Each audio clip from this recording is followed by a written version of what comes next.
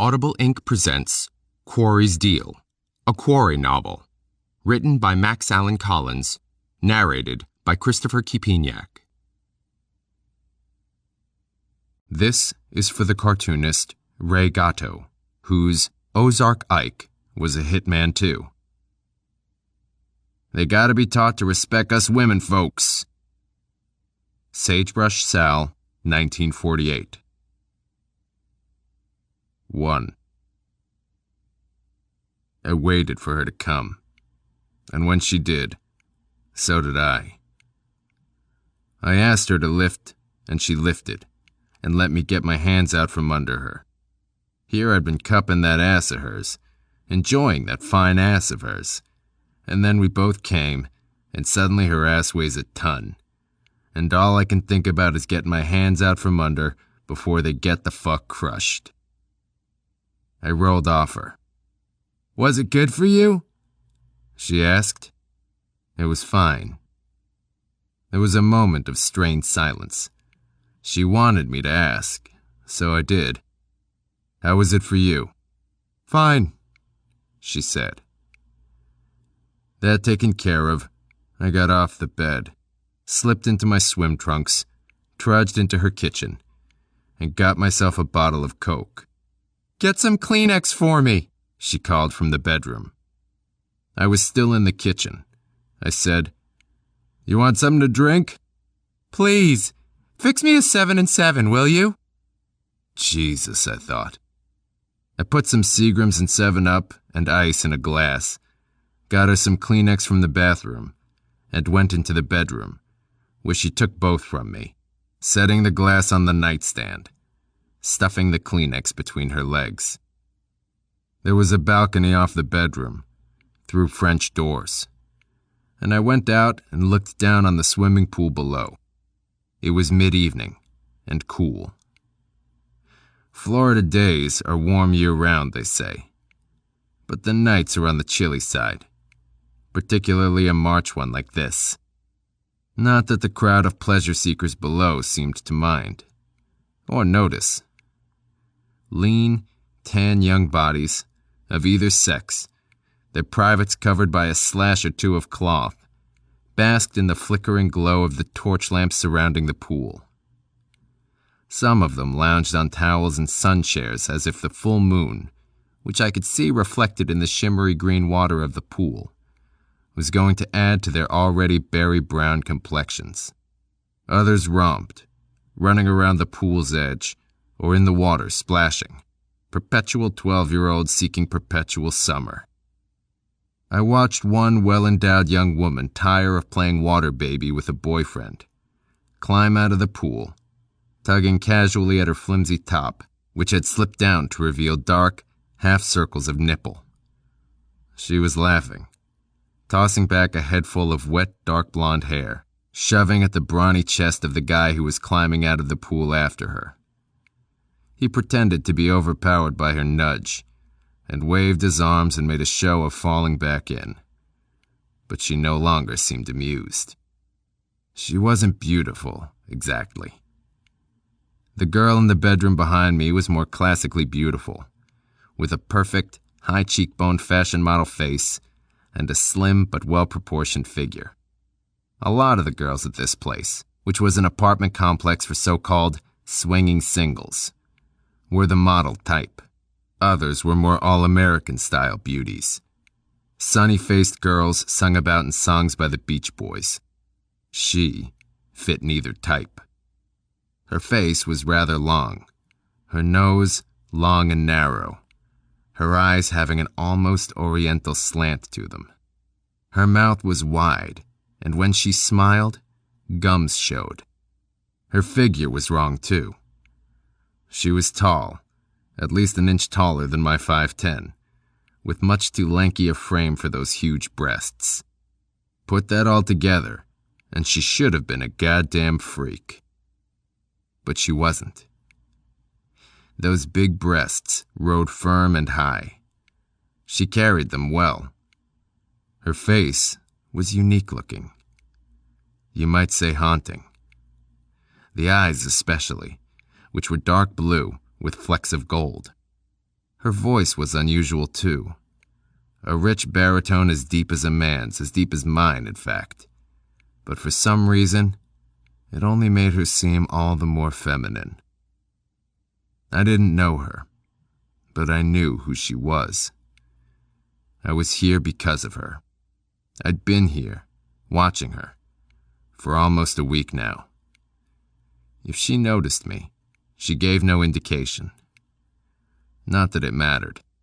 The beard and mustache, once shaved off, would make me someone else. When we met in another context one day soon, she'd have little chance of recognizing me, even if she had managed to pick me out of this crowd, which incidentally included several other beards and plenty of mustaches, despite the unspoken rule that tenants were to be on the clean-cut side in appearance, if not in behavior. I hoped I wouldn't have to kill her. I probably would, but I hoped not. I'd never killed a woman before, though I didn't suppose it would be a problem. Only I hadn't counted on her looking like this. Her picture had made her look almost homely. I'd had no idea she radiated this aura of some goddamn thing or another. Some damn thing that made me want to know her.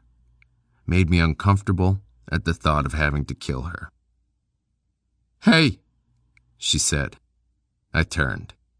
This one's name was Nancy. She was wearing a skimpy black bikini. She had short dark black hair and looked like a fashion model. Or did I mention that already? "You want to go down and swim?" she asked. "Later," I said. "Is that Coke good?" "It's fine." "How come you don't drink anything but Coke in that? Got something against liquor?" "No, I have a mixed drink sometimes." "What do you come out here for?" "It's nice out here." "Is it because you knew I'd smoke?" "I guess." "Don't you have a single fucking vice?" "Not one." "Tell me something." "Okay." "You always this blue after you do it?" "Just sometimes." "Every time. With me, anyway. You always get all, what's a good word for it?" "Quiet." "No. Morose. That's the word I want." "Quiet is what I get. Don't read anything into anything, Nancy." "I knew a guy like you once. He always got quiet after doing it." "Is that right?" You know what he said once? "No." He said, doing it is like Christmas. After all the presents are open, you can't remember what the fuss was all about. And she laughed, but it got caught in her throat. "What are you depressed for?" I'm not depressed. Don't read anything into anything, Bert. Bert is the name I was using here. I thought it sounded like a good swinging singles name. My husband used to get sad sometimes, after we did it. Him again. She talked about him all the time, her ex. About what a son of a bitch he was, mostly. He was an English professor at some Eastern university, with rich parents who underwrote him. He, or rather they, paid for Nancy's apartment here in Florida.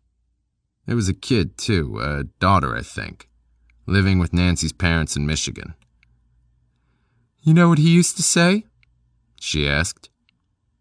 Something about Christmas? No. He used to say that in France, coming is called the little death. That's a little over my head, Nancy.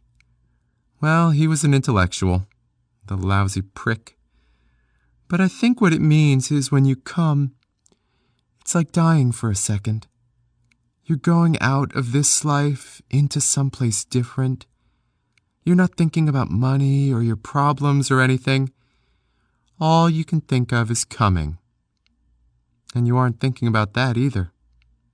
You're just coming. Down by the pool, the girl I'd come here to watch was sitting along the edge, kicking at the water, while her blonde boyfriend tried to kid her out of her mood. Nancy's hand was on my shoulder. I looked at her, and she was lifting her mouth up to me, which meant I was supposed to kiss her. And I did. I put my hand between her legs and nudged her with a finger. Bang, I said. She took my arm and pulled me into the bedroom. 2. We went down for a swim afterwards. I let Nancy do the swimming. I like to swim, but I don't like crowds. You can't swim in a crowd. All you can do is wait around, bumping into people. So Nancy swam, and I watched. I didn't watch Nancy, though. I just pretended to. What my eyes were really on was the young woman with the big breasts and oriental eyes and muscle-bound boyfriend. The boyfriend had the look of a Hollywood glamour boy, gone slightly to seed. Thinning hair, puffy face, on the road to a paunch. She was bored with him. He'd given up trying to talk her out of her indifference to him and was sitting in a beach chair with a drink in his hands, watching a blonde in a yellow bikini who sat across the way looking as bored with her companion as the big-breasted oriental-eyed girl was bored with him. I was bored too. I hadn't been here a week, and I was suffocating. I live in Wisconsin, near the Lake Geneva Vacation Center, and the summer months around those parts are cherished and enjoyed and, in the freezing cold winter months, looked forward to. I'd come here expecting a similar attitude. Instead, I found the year-round summer was not so much taken for granted as squandered, made meaningless. I never imagined yards of beautiful exposed flesh under sunny skies could get dull. I never thought cool evenings full of cool drinks and warm glances could grow monotonous. I never dreamed sex could become so tedious. Nancy wanted it every time I turned around, 3 or 4 times a day, and the first couple days I was glad to accommodate. I'd gone for months without getting laid, and was more than ready, but after close to a week of it, I was just plain tired. The crazy part was what Nancy told me about the breakup of her marriage.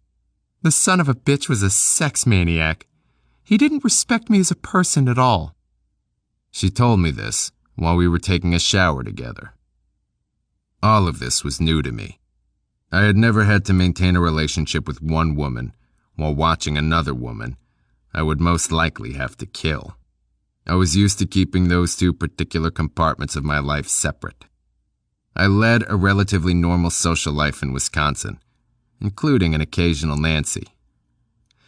But the life away from home was something else again. The business part of my life, I mean. The killing. Of course, I was in a different business now. Slightly different, anyway. A new, self-created business that would require an intermixing now and then of the social me and the other one. And I was finding out now, in my first time out, that playing both roles at once could prove to be a little disturbing. Or anyway irritating. Though considering the boredom of this would-be paradise, a touch of irritation was maybe a good thing. At least I was awake. Aware, always, I was here on business. Perhaps I should have been thankful I hadn't been seduced by the sex and sun, flesh and fun atmosphere of the place. Only I was finding something else irritating. Or disturbing, anyway. I had developed a nagging fascination with the woman I was watching. That oriental-eyed woman with the big breasts.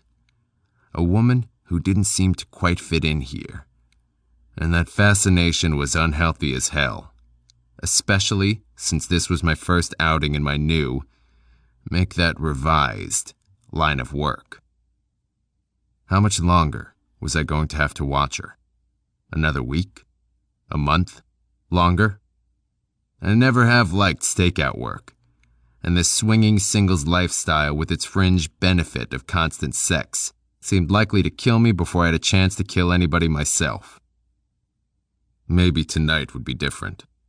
After all, the afternoon had been different. The tall, busty woman I'd been watching these past few days had acted a little strange this afternoon. All week she'd been giddy. Just another bubble-headed fun-seeker playing footsie and everything elsey with her blonde boyfriend. But this afternoon, she'd gotten moody. Her face had taken on an almost grim look. Her efforts at having fun seemed just that. Efforts. Efforts that had failed and lapsed into... what? Depression? No. More like seriousness. A serious mood rather than a black or bitchy one. Something was up, maybe. Not me, certainly. I was wilted. Nancy was going to have to learn to respect me as a person. For the rest of the night, anyway. Meanwhile, the crowd in and around the pool was beginning to thin. Nancy begged off around 2:30, and by that time, there was only half a dozen of us left. My dragon lady was one. Her blonde hunk of manhood was another. Only now, he was in the water with a blonde hunk of womanhood, whose own hunk she had managed to lose, along with the top of her bikini, and two small but perfectly shaped boobs bobbled in the water like apples. Pink apples, if there is such a thing. Or even if there isn't. I didn't much care either way. I was too wrung out to care. Not so the two blondes. They climbed out of the pool giggling, and one chased the other into the shadows. That left me alone with her. Which was not good. A harmless conversation idly struck, and the ball game was over. Of course, there was a whole pool between us. Better, an ocean. I needed to stay just some anonymous bearded guy who she had never really looked at close. Otherwise, the entire deal was blown. But she wasn't looking at me. She was looking at the water. Staring at it, the surface rippling with the slight breeze, the torchlights shimmering eerily in reflection. And then she got up and went up the open stairway to the second level, where her apartment was. I stayed behind. I was, to say the least, relieved. And now that I had the pool to myself, I could have a nice, private swim, which is a daily ritual of mine, whenever possible anyway. I dove in. I just swum my 6th easy lap when she came down, wearing a dark, mannish pantsuit, suitcase in either hand, and headed into the parking lot, from which, moments later, came the sound of squealing tires. 3. I could have followed her. I had my car keys in the pocket of my robe, which was with my towel, under the beach chair where I'd been sitting before I started my swim. But I might have looked just a shade conspicuous, jumping into the Opel GT soaking wet in nothing but a pair of swim trunks, and considering I was already afraid she might have taken some notice of me, following her, at this moment, in my present condition, didn't seem, well, prudent. The next best thing to following her was to find out where she was going. So that's what I decided to do. Try to do, anyway. I hadn't ever gotten in her apartment to look around, despite the number of days I'd been there. She hadn't left the grounds of the place since I'd arrived. She sent her boyfriend out to do the grocery shopping, and with all the drinking and sex available on the premises, who needed to go out for anything except supplies? I maybe could have got in and searched her place while she was down by the pool with her blonde plaything. She did spend a lot of time down there after all. But who was to say when she or the plaything might tire of the pool and come up for a nap or something? And, too, during all but a few of the nocturnal hours, I was playing plaything myself. For Nancy. So when the fuck was I supposed to get in that apartment for a look? Now I could do it. The dragon lady was gone. Packed and left in the middle of the night, as a matter of fact. and her boyfriend was apparently shacked up, at least temporarily, with a new mistress. And I don't mean mistress in the modern sense. Not exactly. I mean mistress in the dictionary sense. Woman in authority. In control. Women ruled at that place. It should have been called the Amazon Arms, and not Beach Shore Apartments, which is redundant as hell, I know. But then the owner-manager's name was Bob Roberts, so you figure it. The Beach Shore rented exclusively to women. Divorced women mostly. Alimony-rich divorced women. All the rooms had double beds, and there were a lot of men around. But the men would come and go, so to speak, and the women stayed on. Which is why it hadn't been hard to infiltrate the place.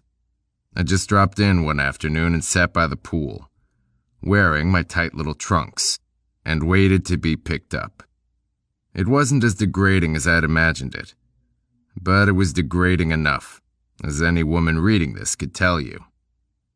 So now that the dragon lady was away, with an apparent rift developed between her and her plaything, I figured I'd find that apartment very empty. And the risk of being interrupted while I had my look around was little or no.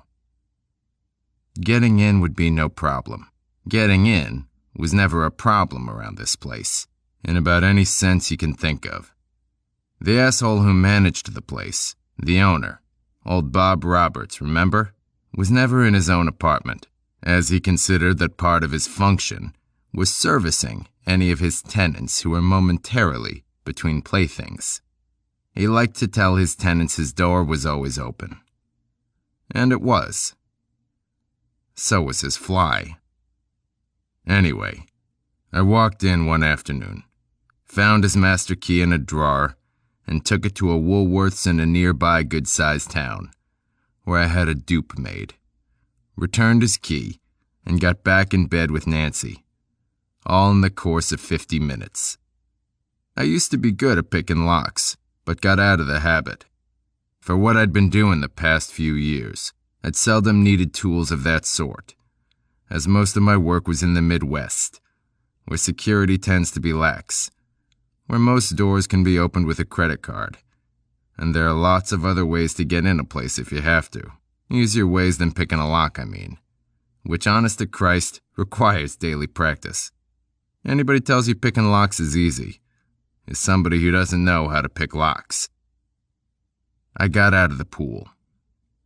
I put on my robe, went up the steps and inside, where I found the corridor empty and felt no apprehension at all as I worked the dupe of the owner-manager's master key in the lock and went in.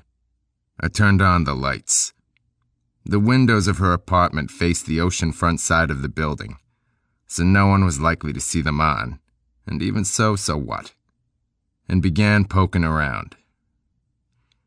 The apartment itself was identical in layout to Nancy's, except backwards, as this was on the opposite side of the hall. The decorating was very different, which surprised me. Apparently each tenant could have her own decorating done, so where a wall in Nancy's had pastel blue wallpaper, light-colored blue like Wisconsin summer sky, the dragon lady had shiny, metallic silver wallpaper. Other walls were standard dark paneling in either apartment, but in this one, for example, a gleaming metal bookcase cum knick-knack rack jutted across the living room, cutting it in half, with few books on it, and a lot of weird African-looking statues, and some abstract sculptures made of glazed black something. And where in Nancy's place there was a lot of wood. Nothing furniture, everything antiques. This place had plastic furniture, metal furniture, glass furniture. All of it looking expensive and cheap at the same time. In the bedroom, above the round waterbed, with its white silk sheets and black furry spread, was a painting. A black square with an immense red dot all but engulfing it. Nancy had a picture above her bed, too. An Art Nouveau print of a beautiful woman in a flowing scarf against a pastel background. Nancy had an antique brass bed, I had the feeling these girls weren't two of a kind. Meanwhile, I was going through things. The name she was using here was Glenna Cole, but I found identification cards of various sorts in several other names. The broker's name for her was Ivy. Knowing broker's so-called sense of humor, that probably came from poison ivy. Broker called me Quarry, because, he said, a quarry is carved out of rock. The broker's dead now. I found a gun, a spare probably. She wouldn't have taken her suitcases with her unless she was going off on a job. That was my guess anyway, and it came from experience. Also, the gun was just a little purse thing. A pearl-handled .22 automatic, and I imagined she used something a little heavier than that in her work, a .38 at least. Speaking of which, I did find a box of .38 shells behind some lacy panties in a drawer, and that substantiated my guesswork, as there was no gun here that went with these shells. What I didn't find was evidence of where she'd gone. I went through the wastebaskets, and I even went through a bag of garbage in her kitchen, and found nothing. No plane or bus reservation notice, no nothing. I even played the rubbing a pencil against the top blank sheet of a notepad trick, and while it seems to work on television, all I got from my trouble was dirty fingers. I sat on an uncomfortable-looking comfortable couch in her living room and wondered what to do next. That was when her boyfriend came in. 4. I said, "Who the hell are you?" His mouth dropped open like a trapdoor. "So who the hell are you?" I demanded again. He cocked his head like a dog trying to comprehend its master, narrowing his eyes, making them seem more close-set than they really were. "Well?" I said. That's the only way I know how to handle a situation like that. Turn the tables, put the shoe on the other foot, or whatever other cliché you want to use to describe what I was doing to him. It was the only way I knew that might avoid immediate violence. I don't care for physical violence myself, and try to duck it whenever possible, especially when faced with a guy both bigger and stronger than me. Facts made obvious by his standing there in swim trunks and towel, the latter flung casually over a classically muscular shoulder. "Well, are you coming in or aren't you?" I asked. He pushed the door shut. His teeth were showing. He wasn't smiling, but he was too confused to be violent. At the moment. "I don't know you," he said. "If I knew you," I said, "would I be asking your goddamn name every couple seconds?" His eyebrows were as light a blonde as the hair on his head. His nose was small, almost feminine. He really was prettier looking than the dragon lady, but nowhere near as interesting.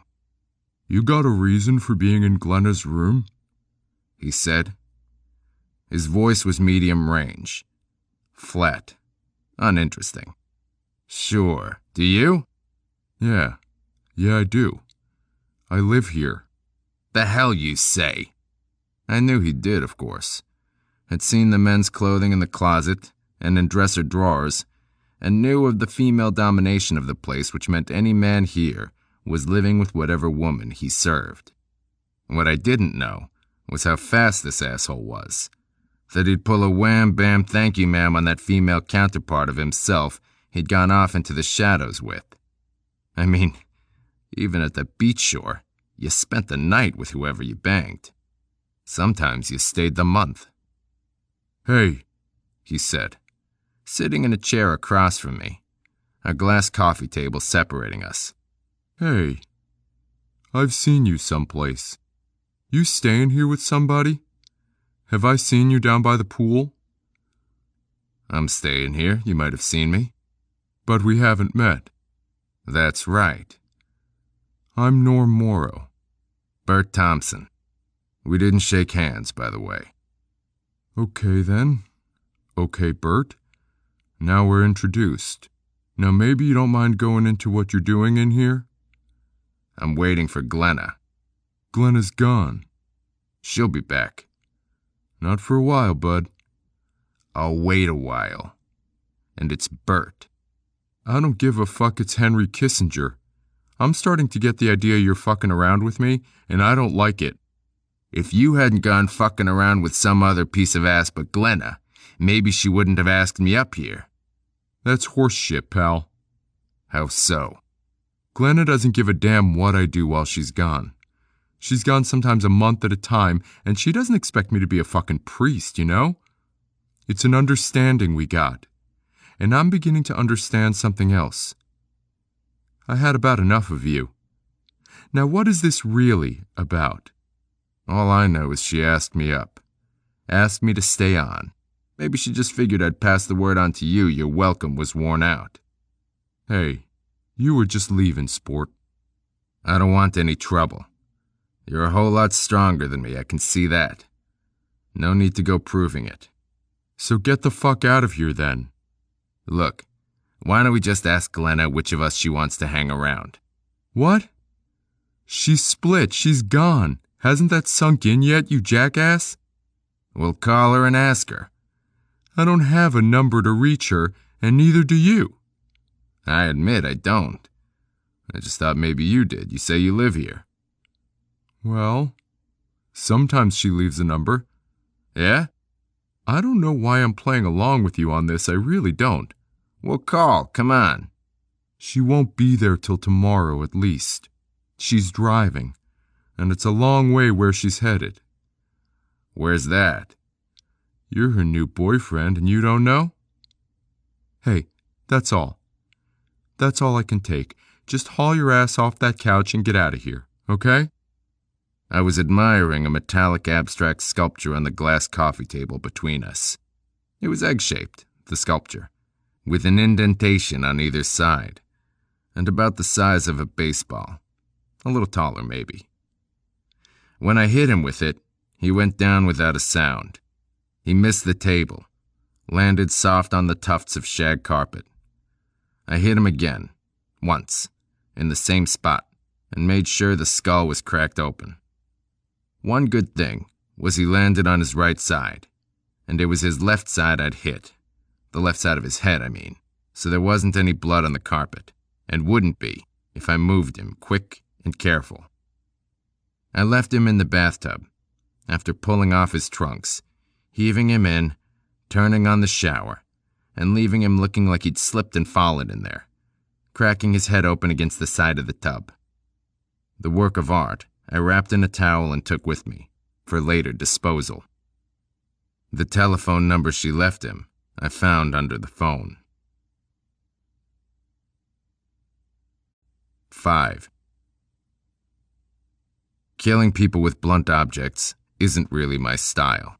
But then, style is a luxury I can't always indulge in. Carrying on a conversation with somebody I know I'm going to have to kill isn't my style either. Under ideal conditions, I just walk in, without a word, use my gun, and go. Hello, goodbye. But conditions aren't always ideal. Sometimes conditions are pure shit. And being able to adapt to an unforeseen shit situation is what separates the men from the boys, the living from the dead. Being able to adapt and survive. That I learned in Vietnam. I learned a lot of things in Vietnam, not the least of which was the meaninglessness of life and death, and the importance of survival. Those may not seem compatible, but they are. Only when you realize how little your life means, and how slender a thread it hangs on, do you begin to know the meaning of the word survival. There's nobody easier to kill than a self-important man. A man who feels the world revolves around him. A man who finds it hard to imagine that maybe things would go on without him. For instance, political assassinations. Everybody knows they happen every day. But there isn't a world leader living who wouldn't be shocked to be dying. Of course, that's an easy example. Everybody knows it's easier for a politician to grasp the possibility of a nuclear war ending the world than to understand that a bullet through his brain, say, could end a brilliant political career. And those of them that live through assassination attempts teach their crippled bodies to walk again, so as to get back on the firing line as soon as possible. I'll tell you who else is an easy mark. Anybody sitting on the board of any corporation. Wouldn't have to be General Motors or U.S. Steel or anything. It could be the lowliest member of the board of the country's least successful condom company. There isn't a one of those assholes whose last words wouldn't be, "There must be some mistake." But it's also the guy who's been smoking for 25 years and has a hacking cough and is short of wind, but keeps on lighting up smoke after smoke, pack after pack. And when the doctor shows the guy the x-ray of what's left of his lungs, well, nobody could be more surprised. Religious people are easy marks too. They all think the fix is in. It isn't. Not in this world, anyway. For 5 years, more or less, I killed people for money. Good money, that is. Before that, I'd done it for lousy money, for Uncle Sugar. And in one case for free, when I got home from Nam and found my wife in bed with a guy named Williams, who I didn't kill on the spot, waiting a day to cool down, and then going over to his house where he was in the driveway, under his sporty little car, and kicked the jack out. Sometimes I wish it had been my wife under there, instead of that poor bastard Williams. Ex-wife, now. Anyway, it got some attention in the papers, which is probably how the broker heard about me. He'd picked a good time to come look me up. I'd spent I don't know how long, months maybe, looking for work. But between the publicity I'd got from murdering my wife's boyfriend, despite my acquittal, and the general bad reputation of returning Vietnam vets, who were considered poor risks for employment, since all of us were crazed, glassy-eyed dope addicts, I'd found nothing. Nothing but a flea-bag hotel room, a dose of clap from some hooker, and a visit from my old man, who dropped by to tell me not to come back to Ohio, because his latest wife was scared of me. At any rate, he looked me up, the broker did, and made me a business proposition, which I accepted without hesitation. The broker was a middleman in the murder business. He provided insulation between client and killer. Sort of an agent, he'd said. I was to be part of a team, a two-man team breaking down to active and passive, hitman and backup. He felt I'd find the active role more to my liking. He was right. He was right about a lot of things in those 5 years, though there had been one thing he was wrong about. But that's a long story, which I've recorded elsewhere, and it would be beyond the purpose of this present account to go into all of that again. Suffice to say, I'm alive, and the broker isn't. And I have the broker's list. It's a list running to approximately 50 names, 50 entries, each including extensive biographical information, current and previous addresses, photographs, and a record of each specific job carried out. I used to be on the list, but I removed and destroyed my entry as soon as the thing landed in my hands. But I'd been there. All of us were. All of the people like me who'd done work for the broker. This is not to suggest any brotherhood, any bond, between myself and the others on the list. I'd only worked with a handful of them. My longtime partner, for instance, was dead. The broker was by no means a unique entity. There were others like him. And by now, most of the people on the list would be working again, carrying out new assignments for their new brokers. Life goes on, after all. Death, too. But for me, there would be no more brokers. No more middlemen. No way. I had the list. and no desire to take over where the broker left off. No intention of playing the middleman role myself and becoming what I'd come to hate. Nor did I have any intention of using the list to try and blackmail anyone on it. A hired killer isn't your ideal blackmail victim. Docile, they aren't. But suppose I were to pick a name off the list. Pick a killer out of the broker's hat. Suppose I were to follow that killer to his latest job. Wait and watch and find out who his potential victim might be. And suppose I were to then go to that potential victim and tell him what's about to happen to him. And offer my help in the matter. Offer a little preventive medicine. For a fee. It was a crazy idea. But suppose it worked. 6. I brought the razor up to my throat and stroked. A final patch of beard disappeared, and the face looking back at me in the mirror was vaguely familiar. And not a little strange. The upper part of my face was Florida tan, but the lower, nearly bare half, was pale as baby powder. I had grown the beard to change my appearance temporarily, assuming once the thing was off that my rather ordinary features would keep me a face in the crowd. Only not many faces in the crowd have two-tone complexions. I shrugged at my familiar, strange reflection, thinking, what the hell? I'll just have to take time out and do something about it. I splashed some water on my face, a little sting of shave lotion, and walked naked out into the bedroom part of the motel room, where the television was going, a morning game show on. A woman dressed as a head of cabbage standing next to a man, presumably her husband, wearing a sort of perforated tin skirt. The host was asking him what he was supposed to be, and the guy was saying, "I grate." I couldn't have agreed more. I turned it off, got into my swim trunks, and went out to the pool. It was 11:30, and the sun was almost to the middle of the sky. A nice, hot sun that would take care of my facial problem no trouble. I found a beach chair near poolside, adjusted it to make sure I would get full benefit of the sun's rays, and leaned back, covering the top of my face with a towel.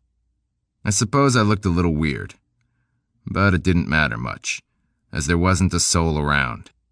It was a terrific place to spend a morning and afternoon. Finally, around 3, a mother and her couple of kids took a quick dip, and then a bit later, another mother and her teenage daughter came out for some sun. The teenage daughter was a sweet little thing, very slim, but very pretty. And she smiled at me. I didn't smile back. I didn't want to encourage her. One thing I didn't need right now was sexual activity. That's what I was recovering from. I also didn't need an indignant mother, which can happen when you screw a teenage daughter, as it irks a middle-aged mother to discover her offspring is the more sexually attractive of the two. I had left the beach shore early this morning, waking Nancy to tell her goodbye, as I didn't want to seem to be sneaking out. I had no idea when the body in the shower would be found. Didn't expect it to be for several days at least. But at any rate, I didn't want to make a suspicious exit. Nancy wasn't surprised to see me go. She was a little sad. She even managed a tear. Ours, apparently, had been one of her longer-lasting recent relationships. I had made no attempt to make good time. In fact, I had stopped mid-morning while still in Florida, barely, at this motel to get some rest, shave off my beard, do some thinking, and swim in a pool that wasn't populated with water bunnies of various sexes. Now that I had found out about the pail beneath my beard, I was especially glad I'd stopped while still in the sunny South. I tan easily, or rather, burn easily, the burn turning to tan literally overnight. So, by tomorrow, I'd be a new man. I knew where she was headed, Glenacole or Ivy or whatever you want to call her. All it had taken was a few minutes on the phone with a helpful operator. I merely said a message had been left for me, a request that I call this certain number, and I wanted to find out the source of the number before returning the call. The operator had said it was against company policy to do that, and I said I didn't need a name or a street address. Just the town would do fine. She gave me the town, and I thanked her, and when I hung up, I had to laugh. The name of the town the operator had given me was Westlake, Iowa. I had picked Glenacole from my list because her permanent address was the beach shore in Florida. I had wanted to escape the Midwest. A Midwest which was still cold as hell, though this was supposed to be spring. And break the rule and mix business with pleasure, get some sun, swim in the ocean, maybe get laid.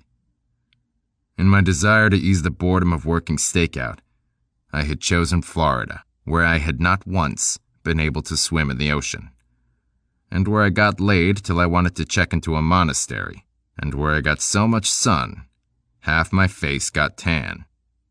And now, I was heading back to the Midwest. Back to Iowa, for Christ's sake, where I'd just a few months ago been involved in a messy business that had put me in hiding until just a week and a half ago. The messy business was this federal guy I shot. I didn't know he was federal at the time. I didn't know he was anything, except the guy searching my hotel room, and he had a gun, which he started using when he saw me come in, so I used mine. I never killed a federal agent before, or any kind of cop for that matter, at least that I know of. Finding out the guy was federal gave me a bad moment. I wondered if maybe it might not be hard to get away with. But I was more worried about mob people, in whose affairs I'd been fiddling when I accidentally shot the federal guy. In fact, that's who I thought I was shooting at the time, a mob guy. So I'd covered my tracks, pretty well considering it was spur of the moment, and retreated, burrowed in, waited to see what happened next. Nothing happened next. I just sat around all winter, in my A-frame cottage on Paradise Lake in Wisconsin, drinking Coke and watching television and listening to music and reading paperback novels, and swimming once a day at the YMCA at nearby Lake Geneva, and growing a beard, and thinking about the new role I was preparing to play, assuming some federal guys didn't come around to kill me, or mob guys, neither of which I intended to let happen. But in either case, a change of plan would be called for. By spring, nobody had come around, so I figured I was okay. I picked a name off the broker's list and got in my Opel GT and went to Florida. And now, I was on my way back to the Midwest. Or would be tomorrow. Today, I had to get half my face sunburned. 7. The Red Barn Club was 5 miles out of Westlake, Iowa, on a blacktop road, or so I'd been told. So far, all I'd seen were farms and farmland, the latter still patched with snow, the fields flat, except for an occasional stubborn cornstalk hanging crookedly against the pale orange sky like a crutch in search of a cripple. This was the end of my second day since leaving Florida. I'd done 600 miles, give or take 100, both days, and had staggered into Des Moines earlier this afternoon, checking into a Holiday Inn which had a breathtaking view of the local freeway. The first thing I'd done after getting in my room was call the number I'd found in Glenacole's apartment at the beach shore. It didn't even take a long-distance call. Westlake was one of a number of smaller towns in the surrounding area, included in the Des Moines phone system. The voice on the other end of the line was female, pleasantly so, and answered this way. Red Barn Club, Lucille. I bluffed. Excuse me, I was calling the Red Barn restaurant. We are a restaurant, sir. Oh, well, I'm from out of town, in Des Moines for the night, and they tell me the Red Barn's a good place to eat, so... Where are you calling from, sir? And I told her, and she gave me directions, which I followed. And now I was driving along a gently rolling blacktop road, looking idly at farms and farmland, wondering where the hell this place was anyway, and saw it, and almost missed it. The Red Barn was, of all things, a barn. A reconverted one to be sure, but driving by you could miss it easily. Take it for just a freshly painted building where cows lived and hay was kept. After the pleasant female voice on the phone, eagerly dispensing directions to the place, I hardly expected such a painstakingly anonymous establishment. The wide side of the barn facing the road had no identifying marks, no sign decorating that expanse of red-painted, white-trimmed wood. No lighting called attention to the structure, and there weren't any cars around. The only tip-off was the white picket fence gate, which was open and did have a small sign saying, Red Barn Club. Why the low profile, I wondered. What, was this a place where rich guys came to pay to fuck sheep? Whatever the case, I was joining the fun. I eased the Opel GT down a wide paved drive beyond the gate, followed around to a large parking lot in back, large enough for several hundred cars, and presently about half full, and on a weeknight no less. I parked as close to the door as I could, pulling in between a Ford LTD and a Cadillac. Mine was one of the few cars in the lot without a vinyl top. This place had something, apparently, that attracted a money crowd. Good-looking sheep, maybe. There was some lighting back here, subdued, but lighting. And over the door, which was in the middle of the barn side, was a small sign, red neon letters on a white-painted wood field. Just the initials, RBC. That was either class or snobbery. I wasn't sure which. I wasn't sure there was a difference. The interior was a surprise.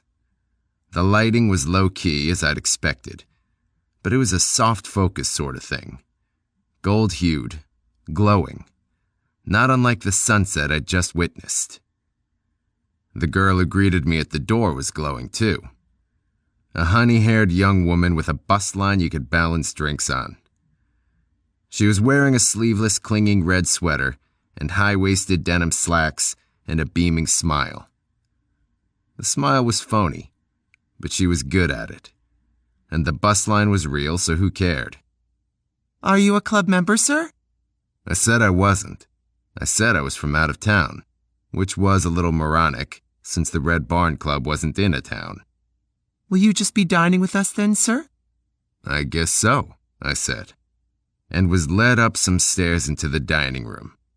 I hadn't had time to absorb the entryway I'd been standing in, having been confronted with all that honey-colored hair and teeth and tits, but I did have time to notice a closed door at the bottom of a short flight of steps off on the right from the entry landing. But I was going upstairs, not down, and I was in a dining room, a surprisingly folksy one at that. The decor was Western and about as authentic as a Roy Rogers movie. Like the exterior, the walls were painted red with white trim. The dining room was separated into 4 rows of booths, a row against each wall, 2 rows side by side down the middle of the room, each booth made out of bare, rough wood, picket fence sides, cross-hatched beams for roofs. The rustic effect was offset by plastic flowers on plastic vines twined around the front roof beam of each booth. I was in one of the side booths, next to a window, which had shutters below and ruffled red and white checked curtains above. The curtains matched the tablecloths. I was wondering if I could see the parking lot from where I sat, but the shutters proved to be permanently closed. I wanted to look out over the cars in the lot and see if I could spot a certain one. Glenna Cole, or Ivy, as my late friend the broker had called her, drove a light blue Stingray. Of course, she might have changed cars en route, but not necessarily. It was worth checking anyway. I was standing up in the booth, peeking out through the ruffled curtains, when the waitress came, a girl less busty, but equally as attractive as the honey-haired greeter at the door. She, too, was wearing the red sweater and denim slacks combination, which proved to be the uniform of all the young women working at the Red Barn Club. I ordered, spent some time trying to look out the window at the lot to no avail, and the food came, and was nothing special. The specialty was nothing special, in fact. Barbecue ribs that were okay, but that's all. Salad, hash browns, bread, all of it okay, nothing more. Outside of whoever hired the waitresses being a good judge of pulchritude, the Red Barn didn't seem to have what it took to attract 100 or so cars on a Thursday night. But that's how many cars were out there. Only how many people were in here? A few couples, some foursomes, everyone dressed casually. I was the only person in the room with a coat and tie on. 24 people maybe. Figure 10 cars at the most. I had the waitress bring me a Coke from the bar, and I sat and drank it. Then I went down to find out what was behind that closed door. 8. It was a room full of tables. The walls were that same barn red with white trim, but there was a noticeable absence of decoration. Only at the far end, which was given over to the bar, was the mock Western motif of the upper floor continued. Horse-collar mirrors, some Western paintings, chairs made from the same rough wood as the picket fence booths upstairs, tables that were glass-covered wagon wheels, but that was just in the bar area. Throughout the rest of the room, the walls were bare. The tables were card tables, round, the chairs metal folding type with padded backs and seats. It was also a room full of people. The cars in the parking lot now seemed justified, and then some. There wasn't an empty seat in the house, though I felt sure one would be found, and room made, at any table I might care to join. There was one small area of the room that was unlit, with several long tables which were covered. This, I learned from a waitress, was where the roulette and craps was played, on the weekends. Weeknights, only the card tables were open. This wasn't Las Vegas, but for a place stuck between a couple of Iowa cornfields, it was close enough. It certainly lacked the trappings of Las Vegas, excluding the showgirl pretty waitresses, who went around keeping the customers well lubricated. But all of it went on the bill, none of your free drink stuff here. And instead of chips, the players used money. Stacks of it littered each table, paper money, and not that multicolor stuff they use in Monopoly either. The real green thing. To be in this room, you had to be a member. I was a member. I had just paid $10 for an out-of-town membership. Des Moines area members paid $10 too. Membership was lifetime. The little brown card which I was required to sign said so. Considering the kind of stakes in question here, $10 was a drop in a bucket so deep you wouldn't hear the drop. I played blackjack for a while, for half an hour.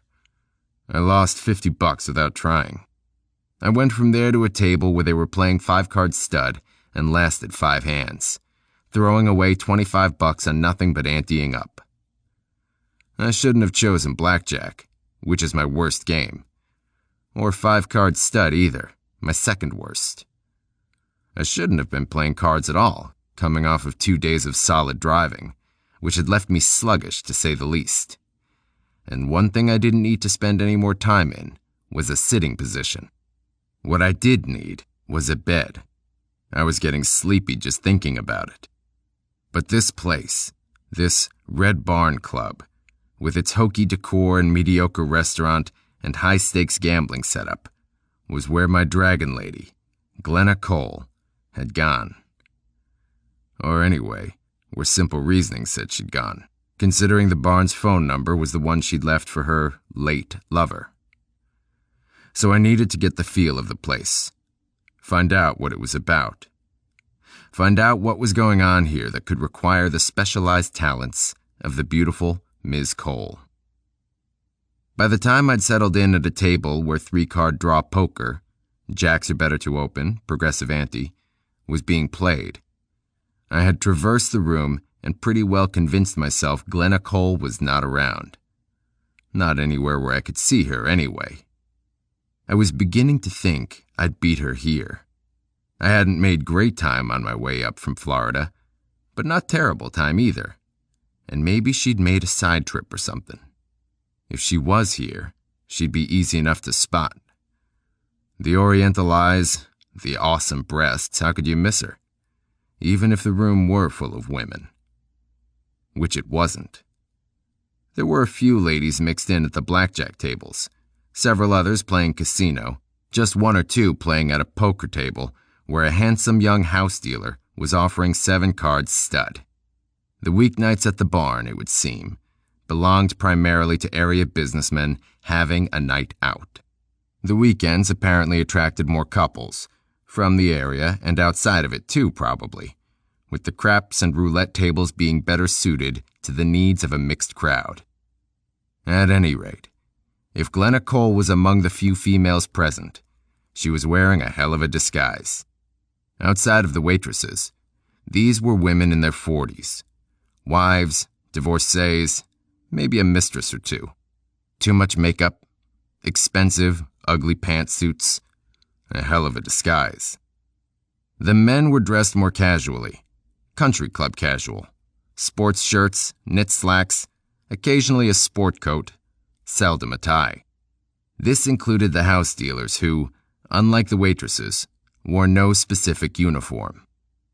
The house dealer at the draw poker table was a guy in his early 20s with short black hair, glasses, and a worried expression. He was the weakest dealer in the room, easy, and I started winning off him right away. Most of the dealers were making cheerful, if terse, conversation with the patrons. But this kid was tight-lipped, bordering on sullen. I was up 150 after less than an hour, and a guy across from me at the table, there were 5 of us in, was up maybe 200. He was a fat guy in a striped shirt with a string tie that had a little calf's head choker. Whether or not he'd dressed to suit the decor, or was just an asshole, I can't say. I'd guess the latter. We were up to aces or better to open, second time around. The ante was $5, so there was $175 in the pot before any betting started. I opened with aces, betting $10. Everybody stayed. I drew 3 cards, picked up another ace. Everybody drew 3 except the fat guy, who drew to either a 4-card flush or 4-card straight. Whichever it was, he didn't make it, and folded before the second round of betting could begin. I threw another 10 in, and everybody dropped but the dealer. He raised me 25, which was the limit. I raised him another 25, and he swallowed and called. "Bullets," I said, and showed him the aces, 2 red ones and a spade. He swallowed again, and his cards tumbled out of his fingers, and I caught a glimpse of a king, and he raked the cards back in. "3 kings, huh?" I said. "A rough one." "I just had 2, the kid said defensively. "Why the hell did you stay in then? I had to have aces to open." I didn't mention that he'd raised me. Why rub it in? "I didn't think you had them," he said, and shuffled. So he was calling me a liar. Big fucking deal. But I found myself wondering, back in the back of my head someplace, why a house dealer would be playing so stupid, and why a guy working for the house would be carrying desperation around in his watery eyes. Then again, my eyes were watery too, and I wasn't desperate. I was just reacting to the layer of smoke created by all the gamblers in the room whose penchant for games of chance extended to lung cancer roulette. I stayed a few more hands, not wanting to leave the table at a point where doing so might cause a scene, and came away with 380-some bucks, and that didn't include what I spent on the 4 or 5 Cokes I drank while at the table. In spite of which, I was still thirsty, and I went over to the bar area, which was the least busy part of the room, except for the trio of waitresses hustling back and forth with trays of booze for the members at the gaming tables. In fact, when I crawled up on a padded stool at the bar, I was alone, except for the bartender, or rather barmaid, whose shapely back was to me at the moment, though I didn't have much doubt the front would be just as nice. Another in the parade of beautiful female employees here at the barn. She was on the tall side, with shoulder-length, dark blonde hair, and she turned and gave me a wide, earthy smile and said, "What's your pleasure?" I laughed. Now, that wasn't the most original line I ever heard, nor the wittiest, but I laughed. It was a nervous laugh, a laugh to cover up any of the surprise that might have shown through when I found out who she was. For one thing, she had a name tag on her red sweater that said Lucille, meaning she was the pleasant voice on the telephone who had directed me here. For another thing, she was Glenna Cole. 9. She didn't recognize me. At least I didn't think she did. Nothing showed in her eyes or anywhere else. Maybe I'd managed to watch her all that while back in Florida without her noticing after all. Maybe my trick of shaving off the beard had worked. Maybe my efforts to complete my half-face tan had been worth the bother. Or maybe she was just better than me. Maybe she could be surprised without registering it one iota. Maybe she could recognize somebody without having to cover with a silly, nervous laugh. Maybe a lot of things. Right now, she was waiting. And it took me a beat to remember what it was she was waiting for, which was the answer to the musical question, "What's your pleasure?" "Coke," I said. "Don't tell me you're the guy," she said. I managed not to do my famous nervous laugh this time. "What guy?" I said. "The guy who's been ordering the straight Cokes all night long. Don't you know that stuff's not good for you?" I said Coke only to be saying something. Simple reflex. Truth was, all that caffeine-loaded cola had helped make me feel jumpy, and left me with a lousy taste in my mouth as a bonus. But it was an opening, a place to start a conversation, so I followed up. "I suppose booze would be better for me?" "Sure. Ever see what a nail looks like when you leave it in Coke overnight?" "Can't say as I have." "Eats the sucker up, like acid." "You convinced me." "You're swearing off Coke?" "No, but I won't go leaving nails in it." She laughed, just a little. Not a nervous one either. Not covering up anything. I didn't think.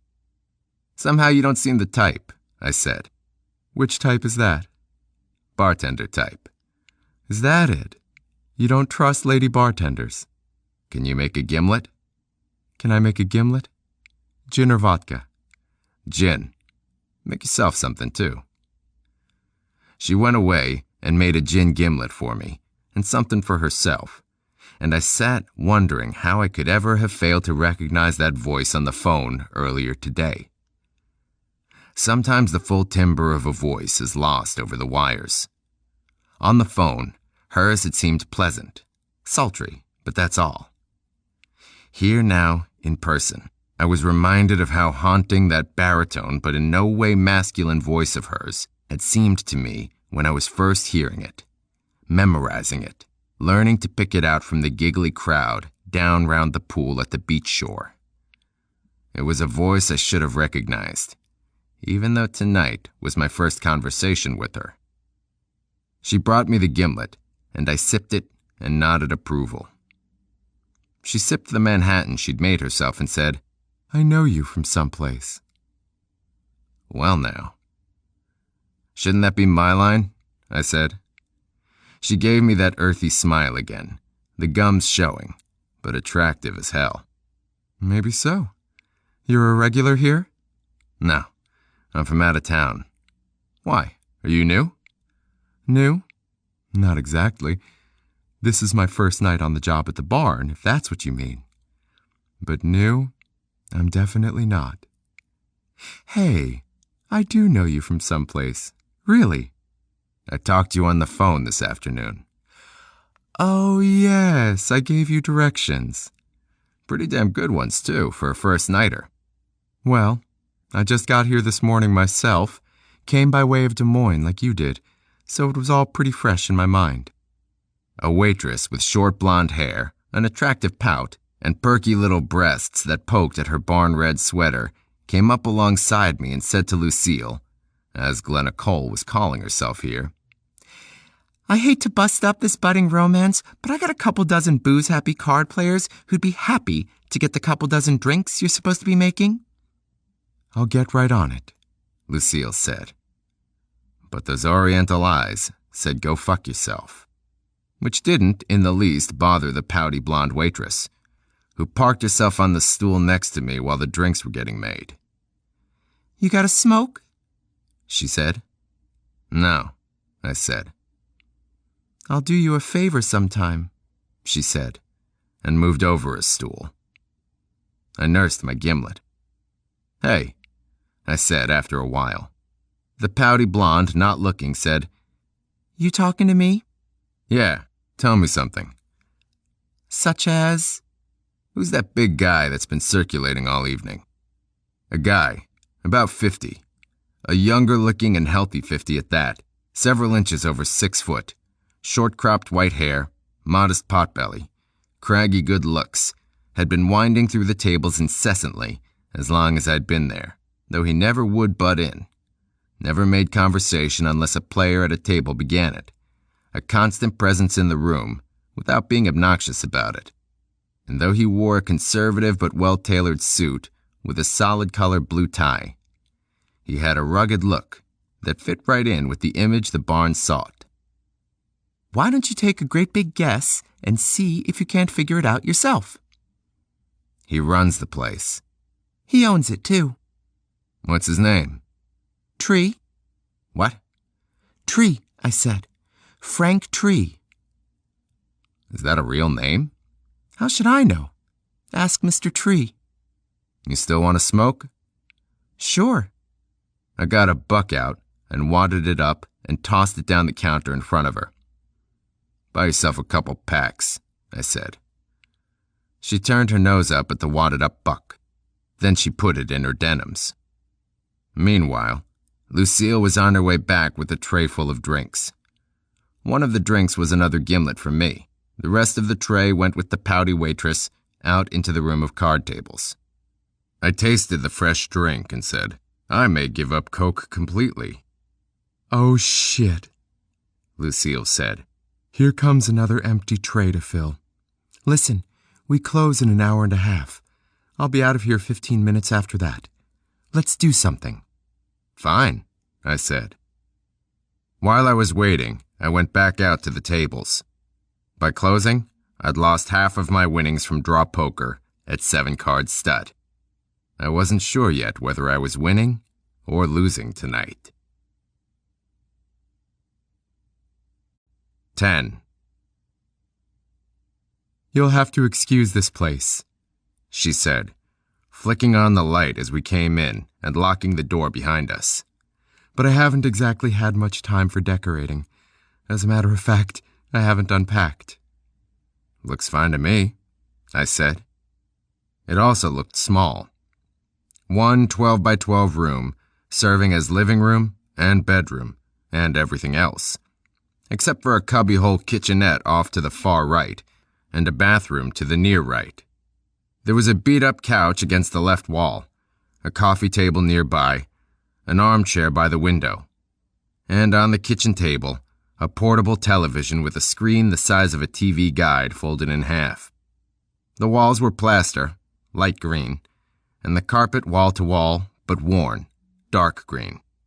Not an elegant layout, but clean and not as depressing as some places I've been in.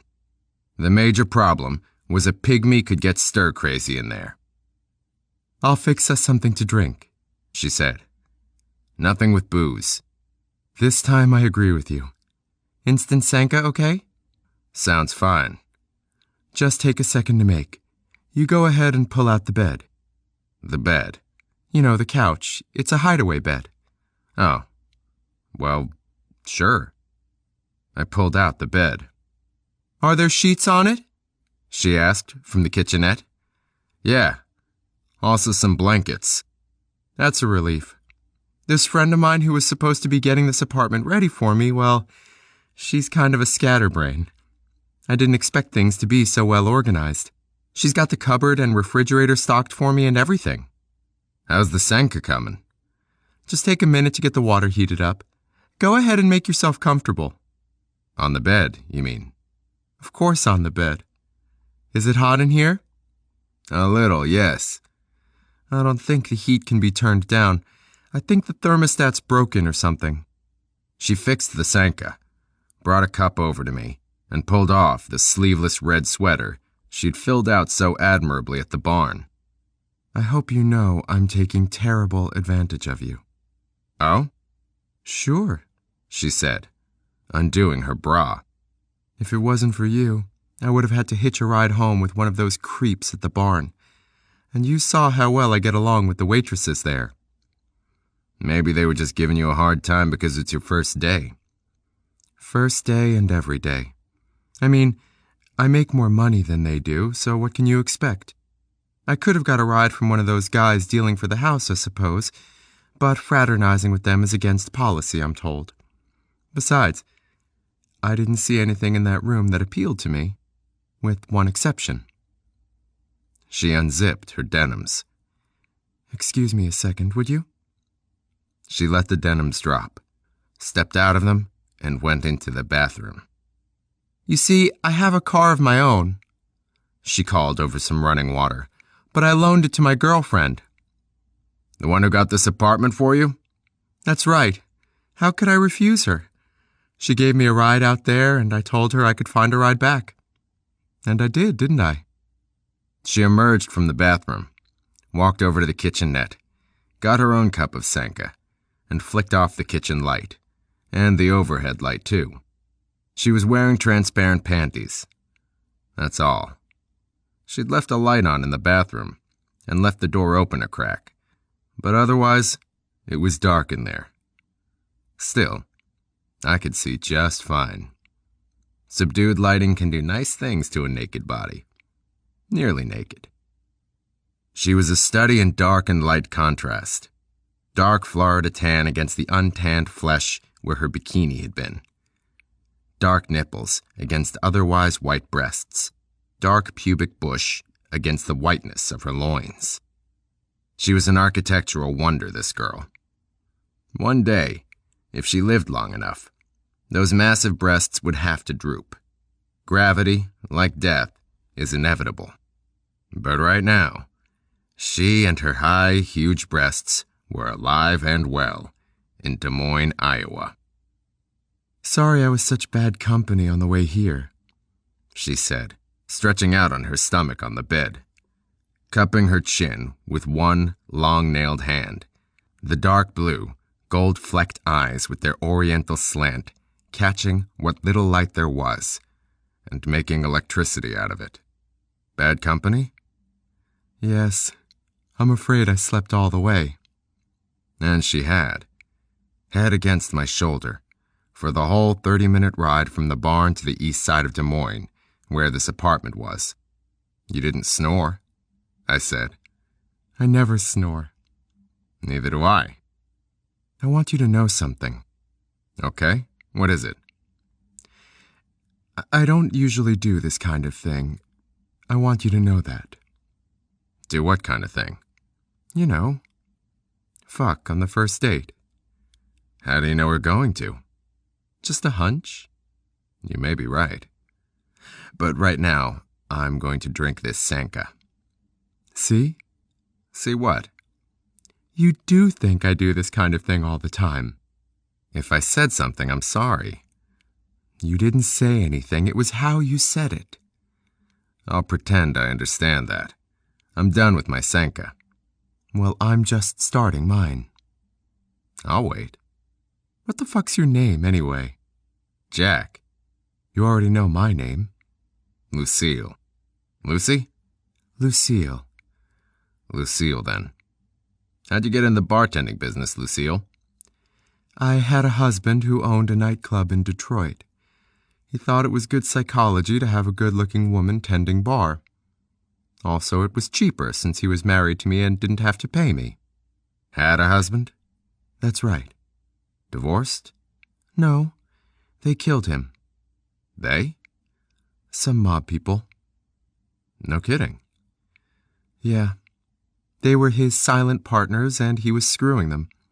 They warned him and he didn't listen. It was his fault, really. You have a pretty cool attitude about it. Not cool. Cold. I loved the little prick in the beginning. He was older than me. I was just a waitress in his place, impressed by the boss making advances. He had a wife at the time, who he dumped for me.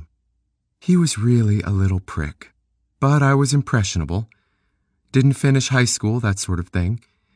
Never had anything going for me but my looks. So much for me. How about you?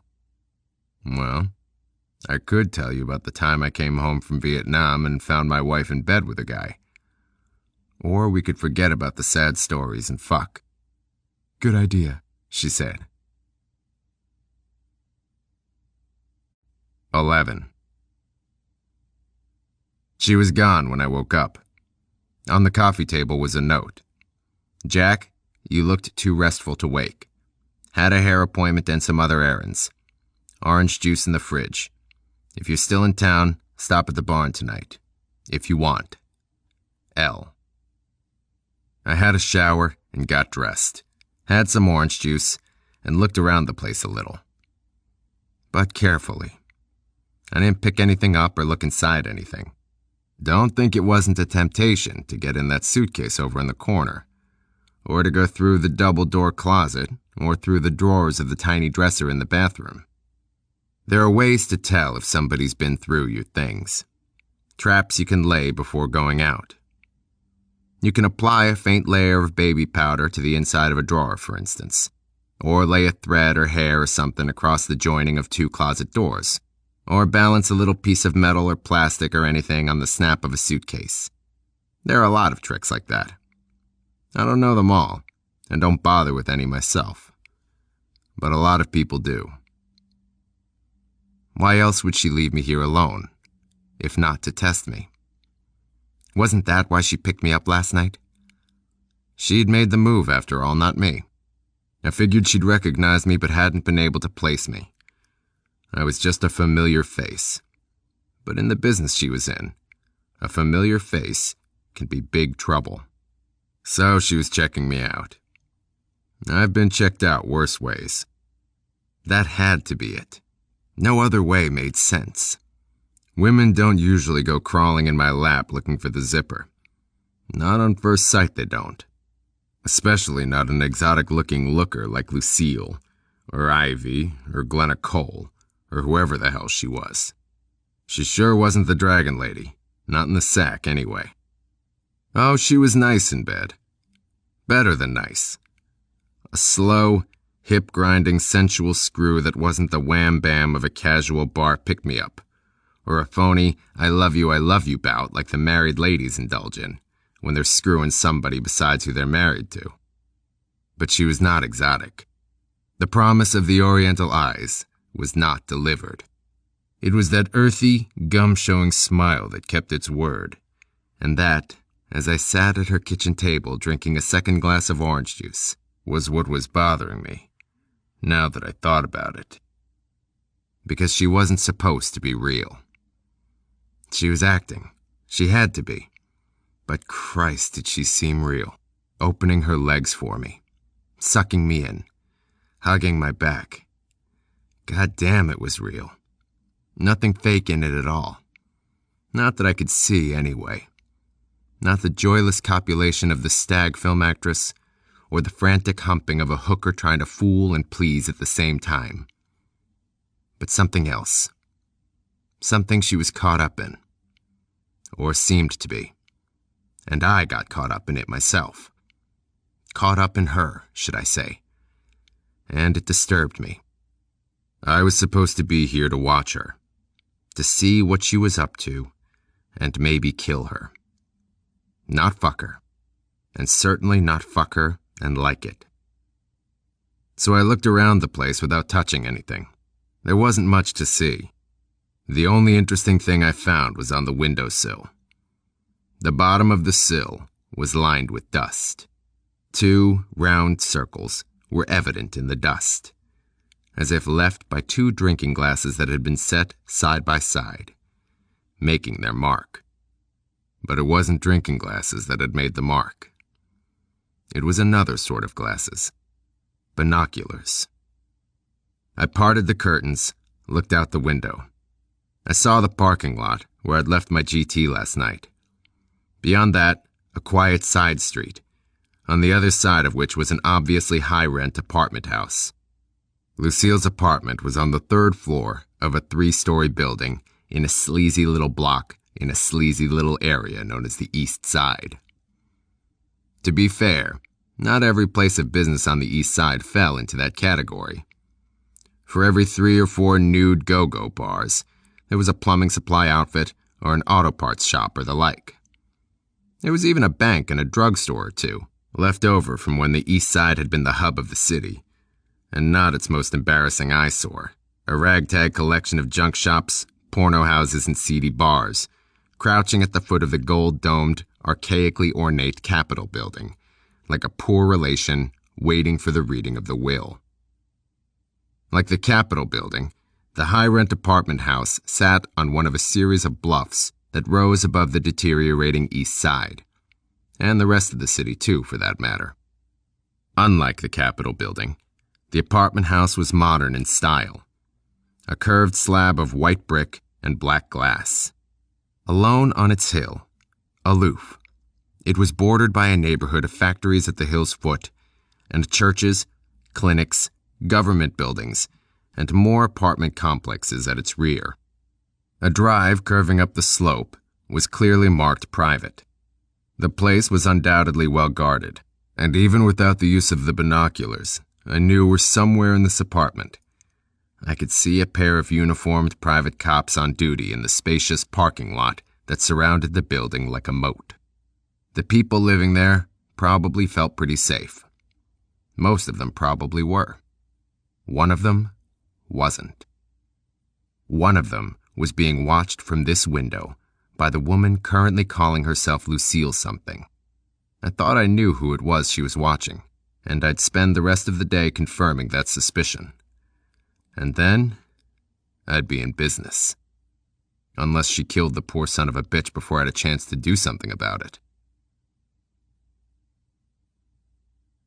12.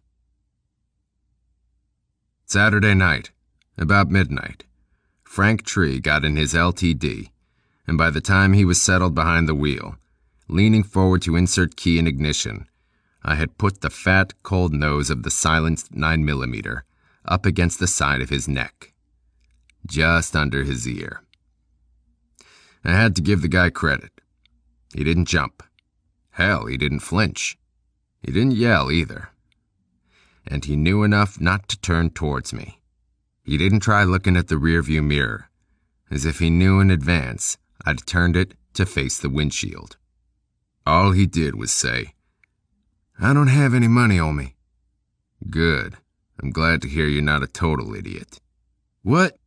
Didn't you ever hear of locking your car? How many $100 tape decks do you lose a week? What is this? I leaned back a little, eased the gun off his neck. Look on the seat next to you, I said. Tell me what you see. A shirt. Tell me about it. It's pale lemon color.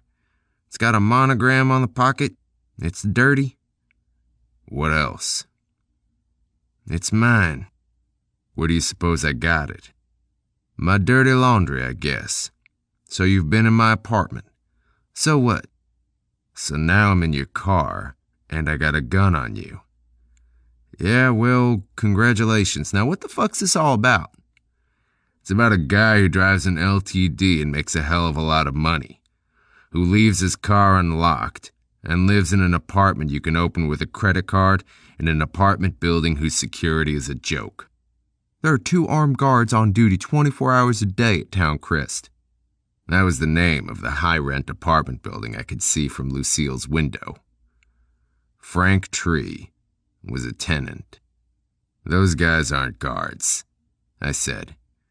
They're parking lot attendants. Anybody in a jacket and tie can walk in the lobby and go up the elevator and nobody says a word. Is there a point to this? The point is, if I'd been hired to kill you, you'd be dead by now. Hired to... The only problem I can see in killing you is trying to pick from the dozens of ways to do it. I heard of sitting ducks, but this is ridiculous. Tree brought a hand up, and I touched the back of his neck with the silenced gun. But he was only scratching his head. A few flakes of dandruff floated onto his shoulders. I can offer you double, Tree said. Double whatever you're being paid. You don't understand.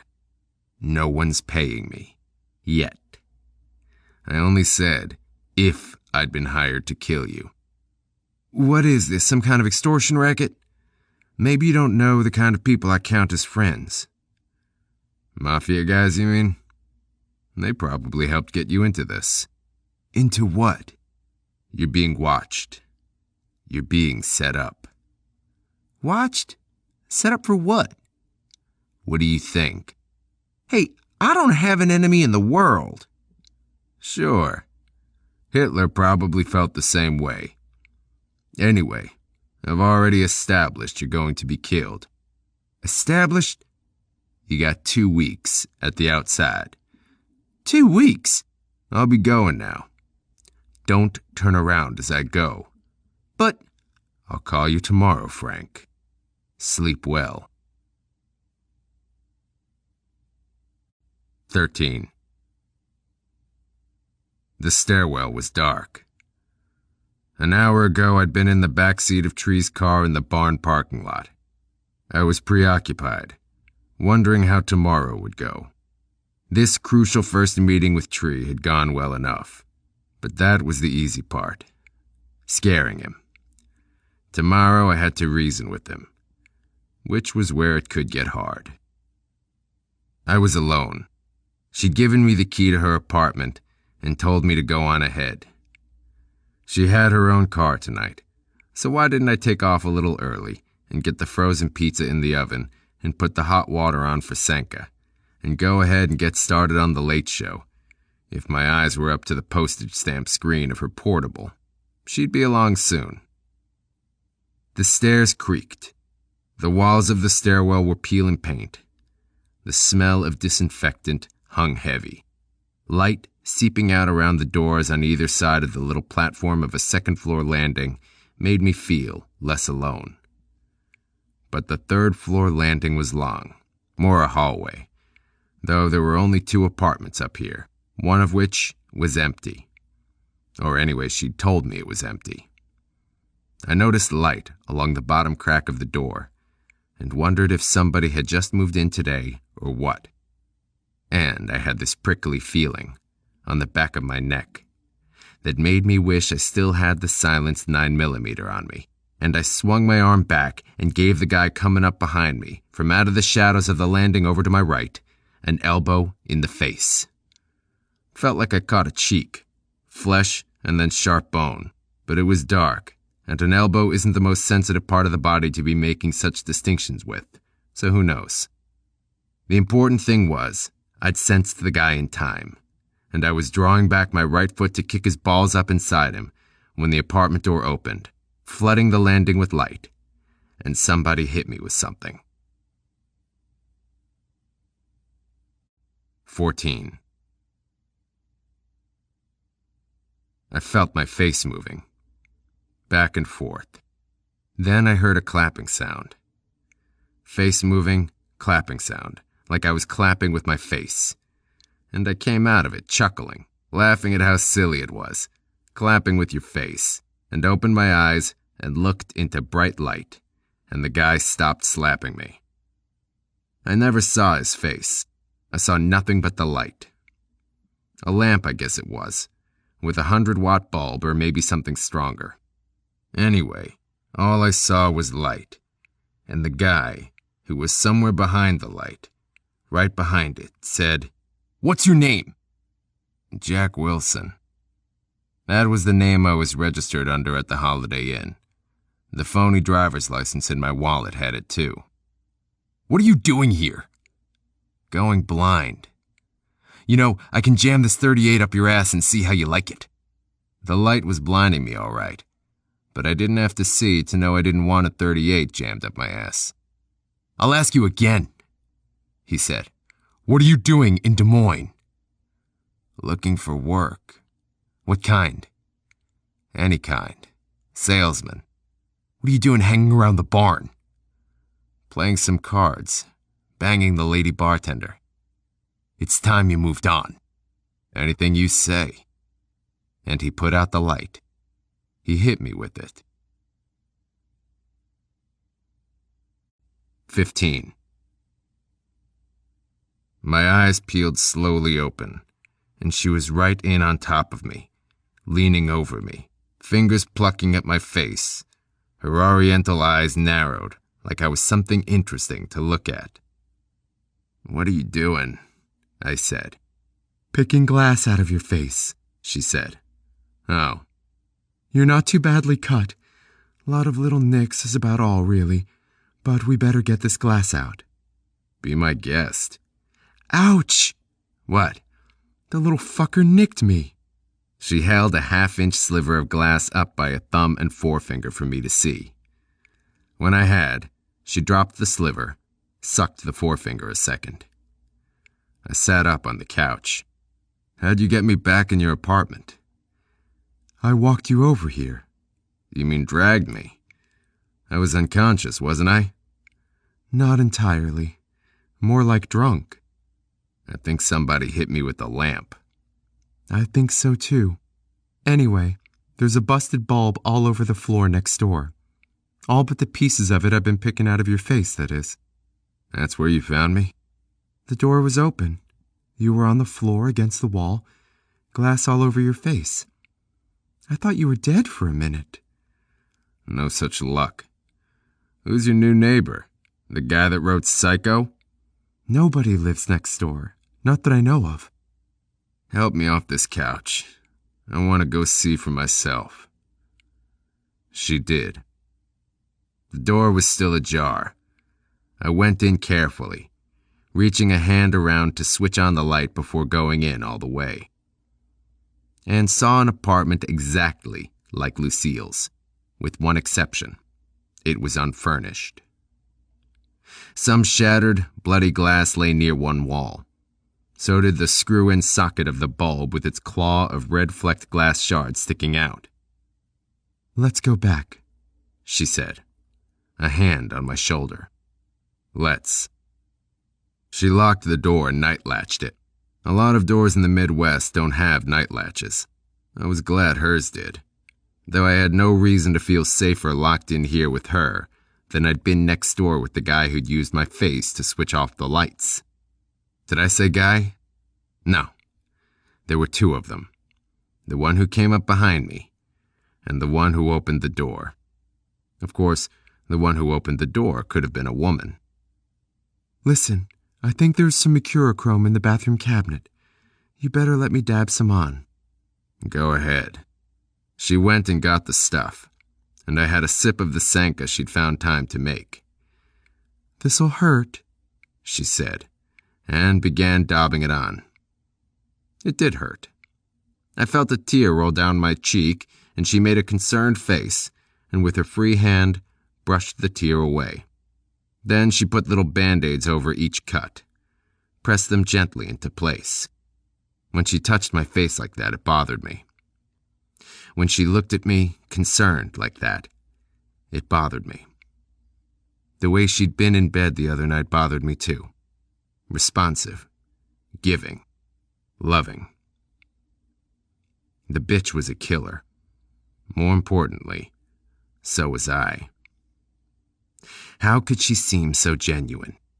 Why did she strike a chord in me even when I knew she had to be faking? This was only the second night I'd been with her. I'd left her apartment Friday morning before she got back, and spent the afternoon watching her window from the parking lot below. I was at an angle she couldn't easily spot, and I was sitting in a car she wouldn't recognize as mine, a Ford I rented for the occasion. I didn't need a particularly good vantage point. A good look wasn't what I was after. I just wanted to see the glimmer of circular glass. I just wanted to see the binoculars at the window. And I saw them all right. And I saw Frank Tree drive down the curved lane of the Town Crest apartment building around 4:30 in the afternoon, and the reflecting binoculars disappeared in the window, and I pulled the Ford around the block to watch her come down from her apartment, out the door by the rundown storefront, get in her Corvette across the street at the curb, and take off. I hadn't been surprised. I'd spotted her watching Tree that first night at the barn, and figured she wasn't watching him because she had the hots for him either, though he was handsome enough. I knew even then he was her target, but I needed more. Friday night, I got it. She was watching him even closer now. Didn't miss a move he made. What she was doing wouldn't begin to show to the casual observer. But I've done that kind of watching myself, and had no trouble picking up on it. In fact, I was watching her that way. I could risk it, since she knew I had the hots for her. She had begged off that night, saying she had promised that girlfriend of hers they'd get together for a drink at one of their apartments, after the barn closed, and I'd be bored silly by all that girl talk anyway, so I complied. It was fine with me. I was planning to beg off myself. I had other things to do, such as keep watching her. I still had that rental Ford, and followed her from the barn to a place on University in Des Moines, not far from the Holiday Inn where I was staying. It was a dinner theater, a big brick 2-story building with a block of parking lot and a billboard of a sign saying Candlelight Playhouse, with the name of the current production, Born Yesterday, beneath. The parking lot was nearly empty. One of the handful of cars was Tree's LTD. Soon, Tree could be seen coming out of the theater in the company of a stacked little blonde in work clothes, who kissed his cheek and scurried back in the building, while Tree reluctantly headed for his LTD and drove to the Town Crest. Today, in the morning, I repeated my parking lot vigil, but only long enough to determine those binoculars were still poised in her window. And then I drove back to the car rental people and let them have their Ford back. You want to tell me about it? She said. About what? About what? About what happened to you. About the fucking glass I picked out of your face. Somebody hit me with a lamp. And before that, they hit me with something else. Feel the top of my head if you don't believe me. That's some goose egg you got there, partner. You're telling me. Got any aspirin? Yeah, but I also got better than that. She sat in my lap and put her tongue in my mouth. I always tell you to take 2, I said. Sometimes 3. And we necked for a while, and she said, So tell me. I came upstairs and it was dark on the landing and a guy jumped me. When I came to, they shined light in my face and hit me with the lamp. They asked me some questions too, I think. They? 2 of them. I only heard one talk, though. Any idea who they were? No. Any idea why they did it? No. Your wallet's empty, maybe that's why. Yeah, could be. I've been winning at the barn. How much? Couple $100 a night on the average. 3 nights, $600. Where'd you have it? In the wallet. All of it? All of it. You're not the smartest guy I ever met. Really? Name somebody smarter. The retarded kid in the plumbing joint downstairs? Name another. You got me. Hey, who are you anyway, Jack? Nobody. I used to be a salesman. I'm unemployed right now. What did you used to sell? Ladies' underwear. The bottom fell out of the bra market. Aren't you good at anything but selling underwear? Good at cards. You aren't trying to land a seat at the barn, are you? I don't know. You think maybe I should hit that guy Tree for one?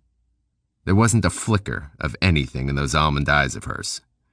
You think maybe I should hit that guy Tree? But not a flicker.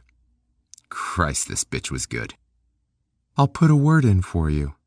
I'm new on the job, but I got some pull just the same. Oh yeah? Couldn't have got that job if I didn't. Gotta have connections in this world to get by. No shit? None. So what do you think? This thing tonight was just a glorified mugging or what? Who knows? You wouldn't happen to have any old boyfriends or anything, would you? Who might be crazy enough to follow you from wherever you came from and beat up your new boyfriends? I hardly think so. It's a long drive from Florida. Damn. She was telling me too much. The other night she told me the story about mob people killing her husband, and I knew, from reading her file, that the story was true. And her name, her goddamn real name, it was Lucille. I'd have felt a lot better if she'd lied to me more. What was she doing anyway? Baiting me? She asks me what happened.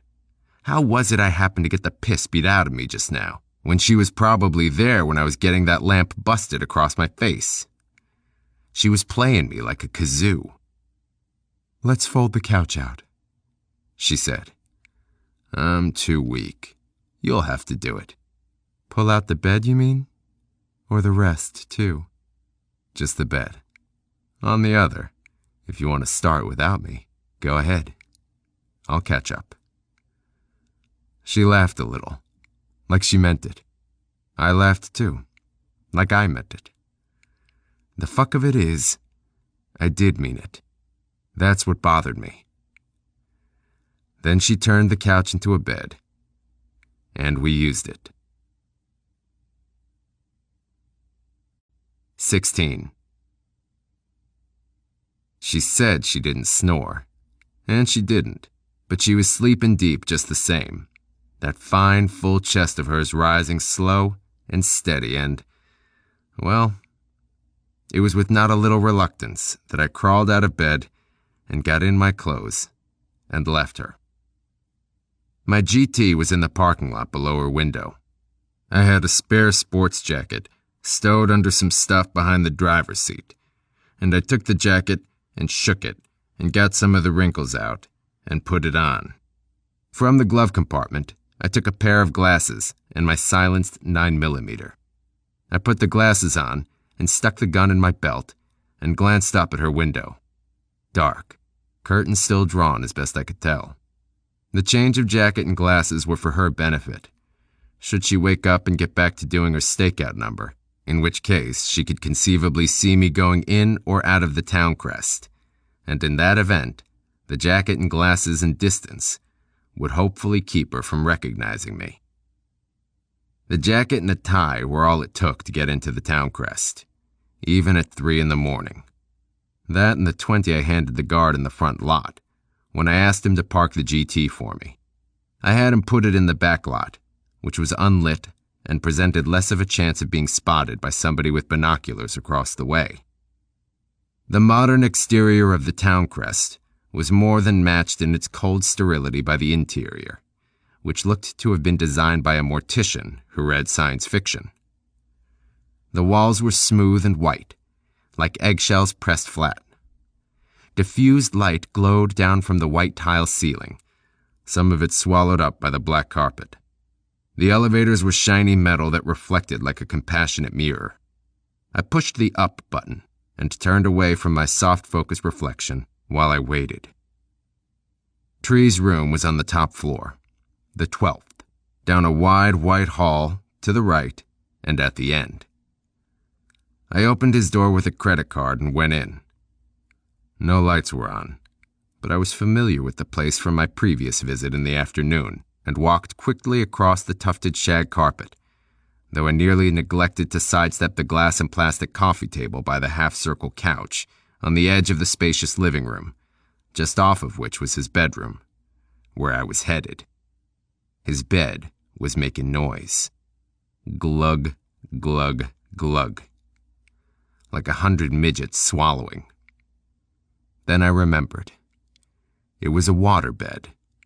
Red satin sheets, brown leather padded frame. There's nothing more pathetic than a middle-aged man who's trying to be 20. He was alone in the thing. Or on it. I don't think you can be in a waterbed. Personally, I like to be in control of what I'm sleeping in. On. He was sound asleep. I put the nose of the silenced gun against his throat. He woke up. Sat up, and the bed rolled and rocked under him. "Don't turn on the lights," I said. "All right," Tree said, calmly. The sea beneath wasn't calming yet, though. "Did you sick some boys on me?" "I don't even know who the hell you are." "You know me. You don't know my name. But you know me." "I didn't sick anybody on you, no." "Somebody did. I got jumped by a couple of guys tonight, and if they are yours, just tell me and I'll leave town right now. I don't believe in hanging around where I'm unpopular." "Whoever jumped you, they weren't mine." "I hope not. It's something you better understand. I'm no danger to you. I'm no threat. I may be your salvation." "You got a funny way of showing it." He was referring to the 9mm, the nose of which was still up against his Adam's apple. "I'm just being cautious," I said, easing the gun off, but only a hair. "It's what keeps me alive. You could profit from my example. See, somebody's got you set up for the hit. Now, if you want my help, fine. I can try and get between you and the people trying to kill you. I may even be able to find out who hired the job done. But on the other hand, if you think I'm insane, or a blackmailer, or some kind of con man, or if you simply prefer to handle the situation yourself, or, God forbid, go to the cops with it, well, that's fine too. You'll get blown away, but that's no skin off my ass. So, say the word, and I'm on my way. It's up to you." "What's in it for you? Helping me, I mean." "Money." "How much?" "What's your life worth to you?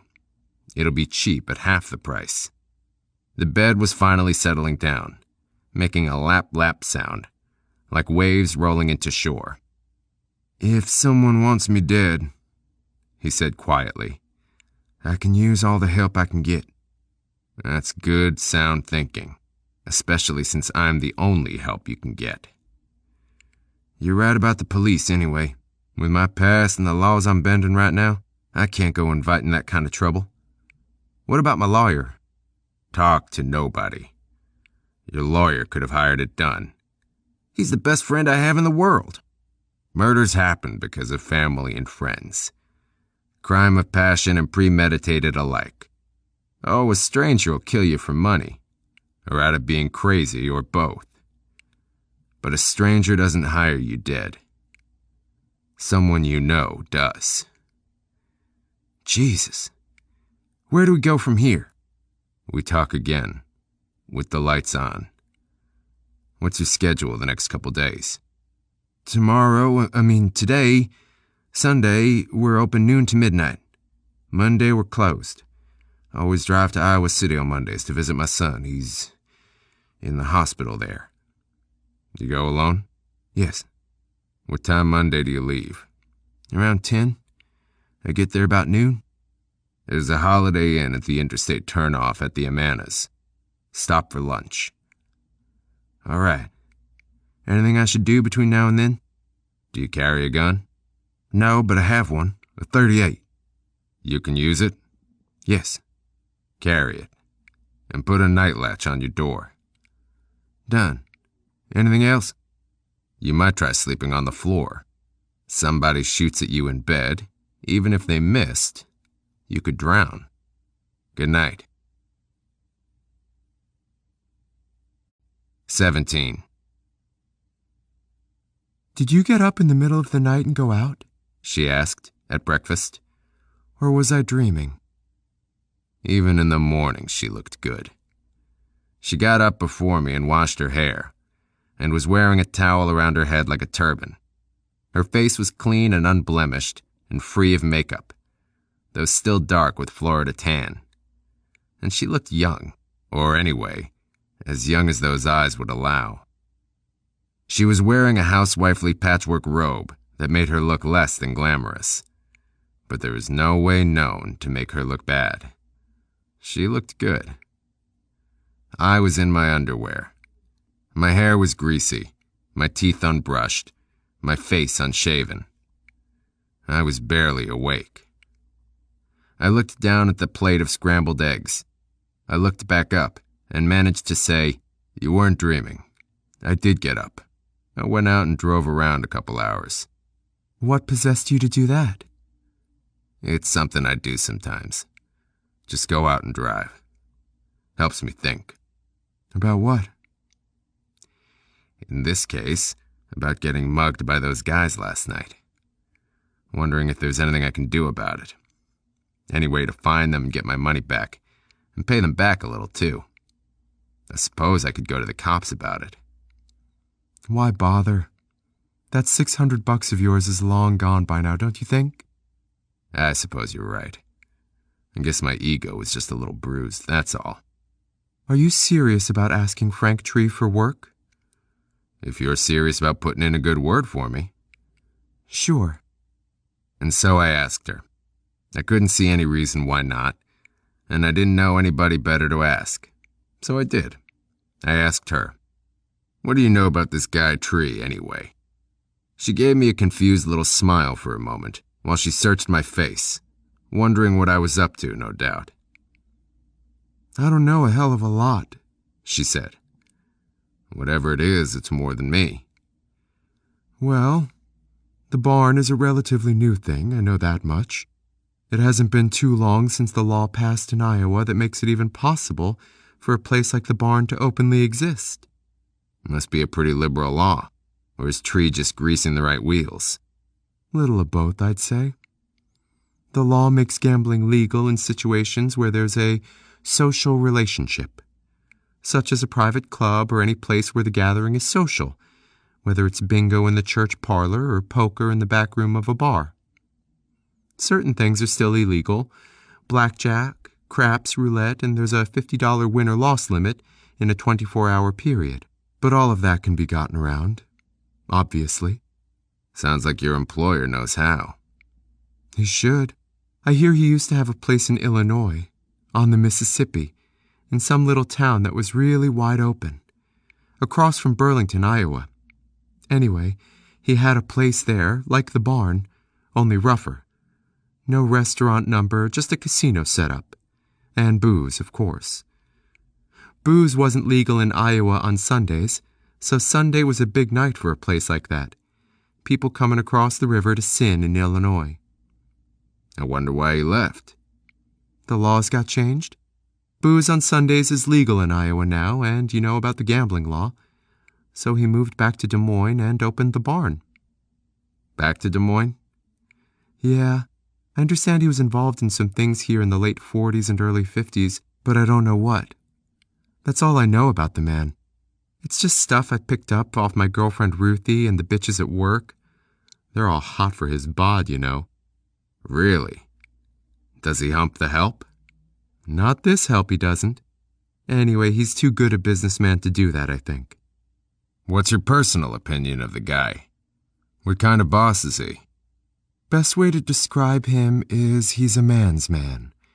He can drink without getting drunk, tell you who won the 1952 World Series, play poker for 6 hours and get up and pee and sit down and play 6 more. That doesn't say what kind of boss he is. Well, he's a pleasant enough boss. Friendly even. but businesslike, like I said. Fuck up and you're fired. I see. Good poker player? Very. Oh, and he hates to see anybody lose, if you buy his act. Truth is, he'd take your last dime. Likes to win all the way at whatever cost. To his opponents, I mean. You sound like a pretty good judge of character. I'm a bartender, aren't I? Besides, how do you know I'm right? Maybe this is just a bunch of bullshit. Because I'm not a bad judge of character myself. Got any more of that Senka? Sure. She filled my cup and I said, "What time do you have to be at work?" Not till 6. What time is it now? 11?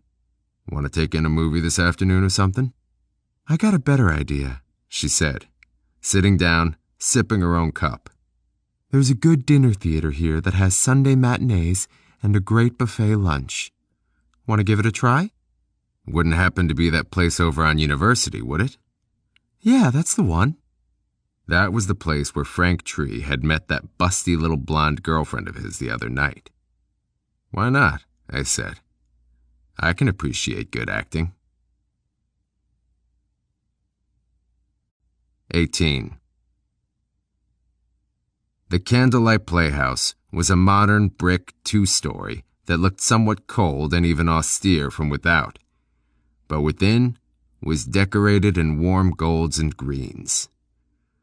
The plush floral carpet, subdued lighting, piped-in music and cozy tables conspired to make the large room seem intimate.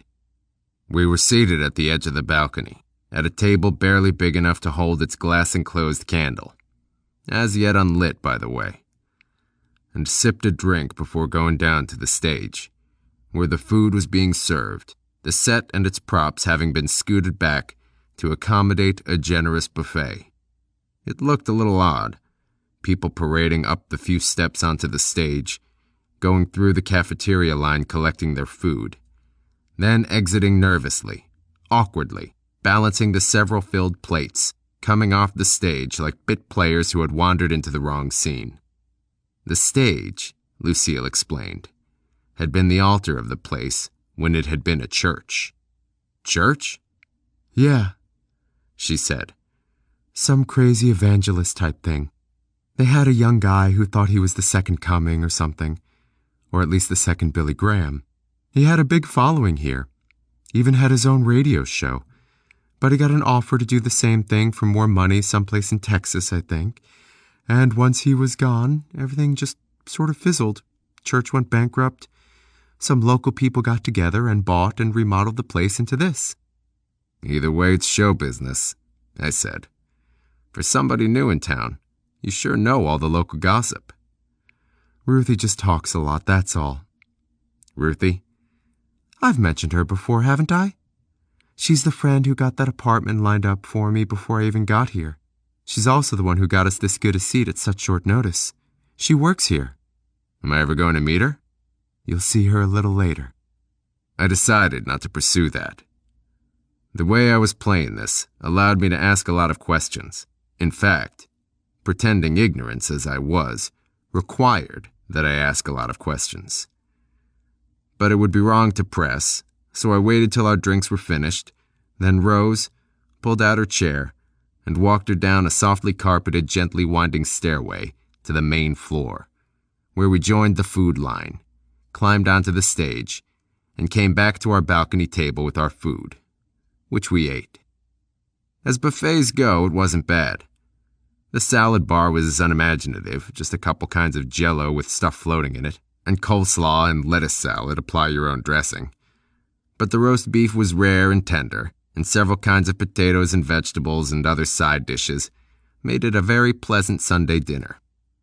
The company was pleasant, too. She was wearing a dark brown pantsuit, perhaps the same one I'd seen her in as she was leaving the beach shore in the middle of the night, not so long ago. If it was, I remember it had seemed mannish to me at the time.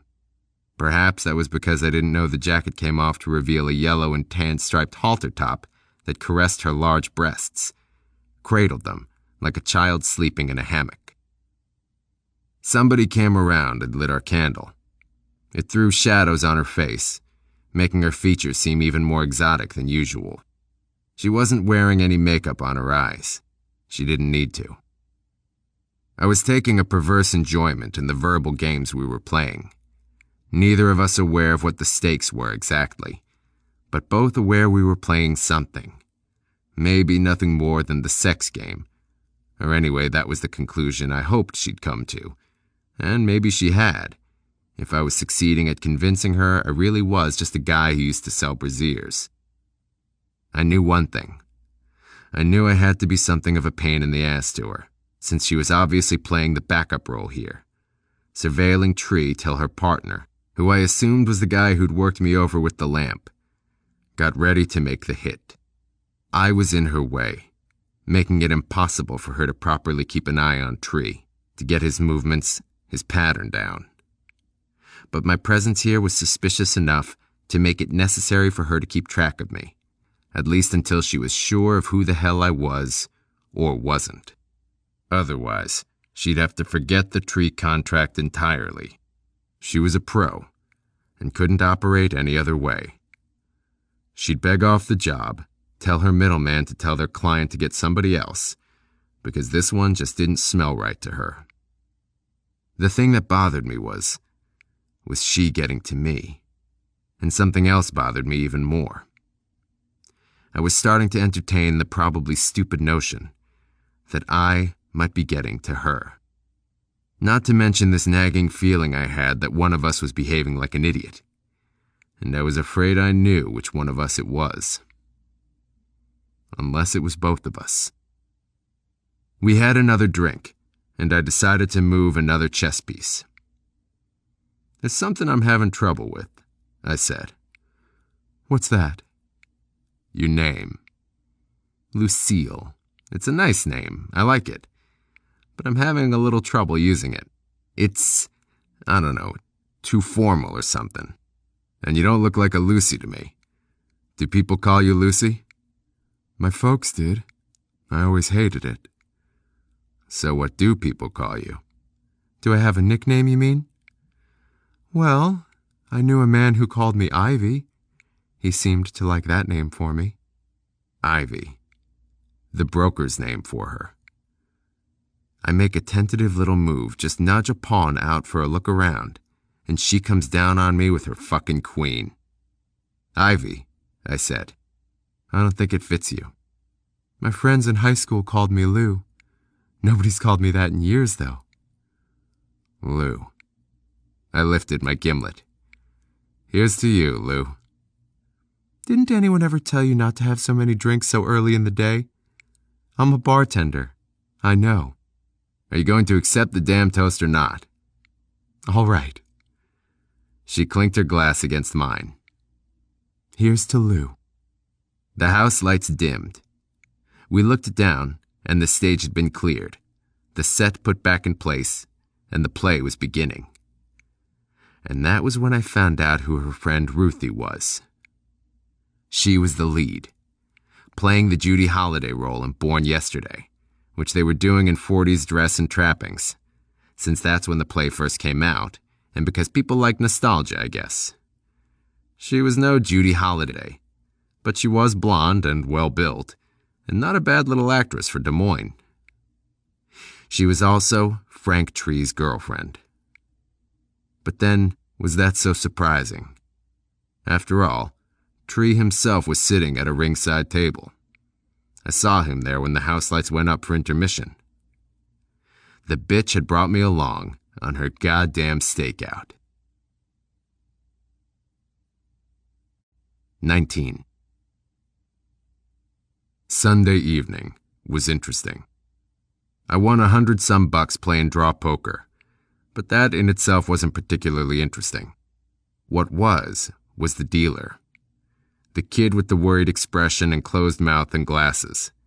The one who played stupid every time I sat down at his table, which was every night I'd been there. So winning a few bucks from him was nothing special. In fact, I usually won a little bigger. But it was unusual to see him wearing makeup. I don't mean to imply he was queer or anything, though you never know. I don't mean he was wearing lipstick or mascara or rouge. It was makeup, flesh-colored stuff, the theatrical-type liquid some women use in place of powder these days. He'd applied it along one cheek, across the cheekbone, and down a ways. That side of his face was a little fucked up, a little puffy. The makeup did a fair job of disguising it, and the somewhat dim lighting in the room helped too. But his face was fucked up, no question. Like maybe he'd been in a fight. Like maybe somebody had given him an elbow in the face. He didn't say much that night. He didn't say much any night. He let his cards speak for him, and they didn't say much either, except that he was lousy. I listened to what little he did say, though. You can't play poker and not let out a few words now and then, especially sitting in the dealer's chair. So I listened and tried to match the voice with the voice behind the light that had shined in my eyes last night. At one point, one of the other players commented casually on the bandages on my face. I still had 5 of them, covering little cuts I'd got from where the lamp caught me. I gave a small speech about how people who use electric razors shouldn't switch all of a sudden to a straight razor, unless they don't mind looking like chopped meat for a couple days. The various players laughed politely at that. Everybody but the dealer. He just shuffled his cards and said to the man at his left, "Cut them." It was the same voice, all right. I made a mental appointment with him and returned to my cards. The other interesting thing that happened Sunday night was Lou, as I was beginning to feel comfortable calling her, had invited me to move in with her. "Why keep paying for that bed at the Holiday Inn?" she said. "You haven't been using it." "Your apartment's pretty small. We're going to be tripping over each other." "That sounds kind of nice." It did at that. So I moved in with her, wondering how she was going to manage to watch Tree with me around, knowing that if anyone could find a way, it was Lou. Glenna. Ivy. 20. When I got there, Tree was almost finished with his lunch. He was sitting alone, in a booth, eating a bratwurst sandwich. It was 11, and the lull between breakfast and lunch was just about over. Soon the coffee shop would be crowded again, and I wanted to talk to him in private. I went over and smiled and said, "The swimming pool, when you're done." Tree looked up, and his mouth was full, but his china blue eyes were empty. He just nodded, looked down again, picked a pickle off his plate, and went right ahead eating. He was a poker player, all right. The place was a Holiday Inn, but not a typical one. It was situated on the turnoff for the Amana colonies, which was where some Amish-type settlers had experimented with a crude communistic lifestyle 100 years ago or so. And the place had affected a rustic look, not unlike Tree's own red barn, though somewhat more authentic. The barnwood walls were decorated with framed photographs of somber, bearded pioneers in heavy, dark clothing, their wives in bonnets and drab, formless dresses, faces full of hard work and well-earned unhappiness. Some of the pictures showed children who hadn't been around long enough to get glum, though the teenagers in the pictures were well on their way. There were also some examples of authentic pioneer clothing, under glass, and some old farm equipment, and, in little, roped-off alcoves, antique furniture was visible, with modern versions of similar furniture displayed here and there, with tags telling where in the Amanas the stuff could be bought. There was a comfortable sofa along the wall, across from the glass wall through which the large indoor pool could be seen. I sat and watched a middle-aged lady doing laps, and wished there were some younger female swimmers to watch. A nice-looking woman of about 25, dark hair, two-piece yellow suit, was down at the far end, making use of the sun lamp. A man about 60 sat directly across from me on the other side of the pool, his bloated belly like a beach ball on his lap. a thick cigar in one hand, martini in the other. Features of his face, lost in a wealth of wrinkles. The middle-aged lady had 2 kids, or grandkids, I don't know which. One was a boy about 10, the other a girl about 11. They were apparently trying to drown each other. In the glass, I could also see my own vague reflection, and that of the wall behind me, with its several framed tintypes of Amana settlers, and various hanging artifacts, ox yoke, pitchfork, wagon wheel, superimposed on the guests enjoying the Holiday Inn pool.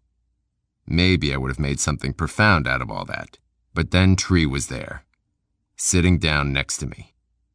He was wearing a stylish sports jacket, about the color of cigarette smoke, with a dark blue open-collar shirt and white slacks. He smelled of musk cologne, and his short white hair was brushed down flat on his head, a butch that had been made to behave. He had the suspiciously sincere smile and hard, cool eyes you find in any self-made man. His business could be used cars or gambling, real estate or women, construction or heroin. Whatever. The look is the same. "I don't believe I caught your name," he said, not looking at me, except maybe in the reflection on the glass wall. "Quarry," I said. "That a last name or a first name?" "It's just something you can call me." "All right, Mr. Quarry. Convince me." "Of what?" "Of all the danger I'm in." "You're here, aren't you? Doesn't that mean you're already convinced?" "Maybe so. Let's say I was convinced when you had a gun on me. What I don't know yet is how convincing you are unarmed." "If that's the way you feel," I said, getting up, "I'll just be running along." He caught my arm, brought me back down with a strong grip. "One moment. You're a poker player, Mr. Quarry. I've seen you indulging at the barn the last week or so. You know, you might have introduced yourself." "I'm shy." "Let me make my point. In playing poker, as you well know, there are bets made, and raises, and more raises. And then finally, one player calls and gets to look at the other man's hand, before showing his own. Well, we've played our little games, Mr. Quarry, in the dark. And me, I'm always sitting under the gun, it seems. Keep having to check your pat hand.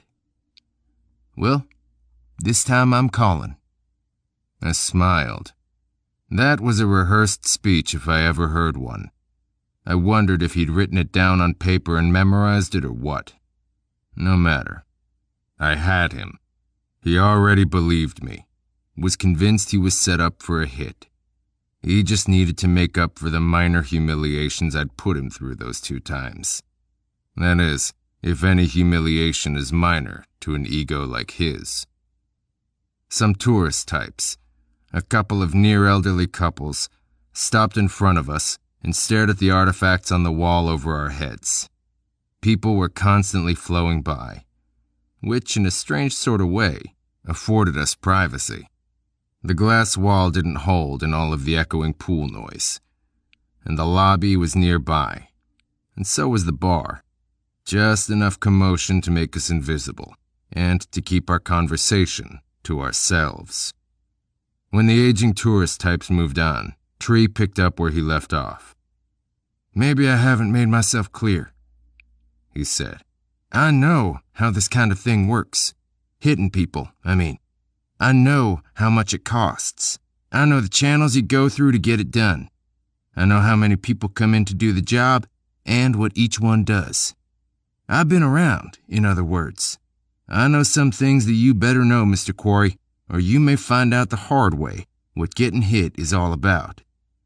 "I know all those things, Frank." "Prove it." "All right, ask." "How much does it cost?" "That depends." "On?" "Whether you hire some asshole in a bar for $100 or something, or you go for real professionals." "Real professionals." 2,000 up. "How do I get in touch with them?" "You don't. There's a middleman, a broker. I go to him then. No, he gets fed his clients from mob people. So these are mob killings we're talking about? Not necessarily. Say some businessman has a problem. A wife, another woman, a competitor, a partner, a problem. Say he has a friend, another businessman, who has links to the mob. He asks his friend to put him in touch with somebody who takes care of problems. That puts the wheels in motion. How do you know all this? Maybe I used to kill people for money. Is that so? Since you already know all this, maybe you hired me once, who knows? But he wasn't out of questions yet. How many people involved? 3. 3? He said, like he'd caught me. There's somebody to do the stakeout work, I said, and somebody to pull the trigger. You said 3. Sure. The victim makes 3, Frank.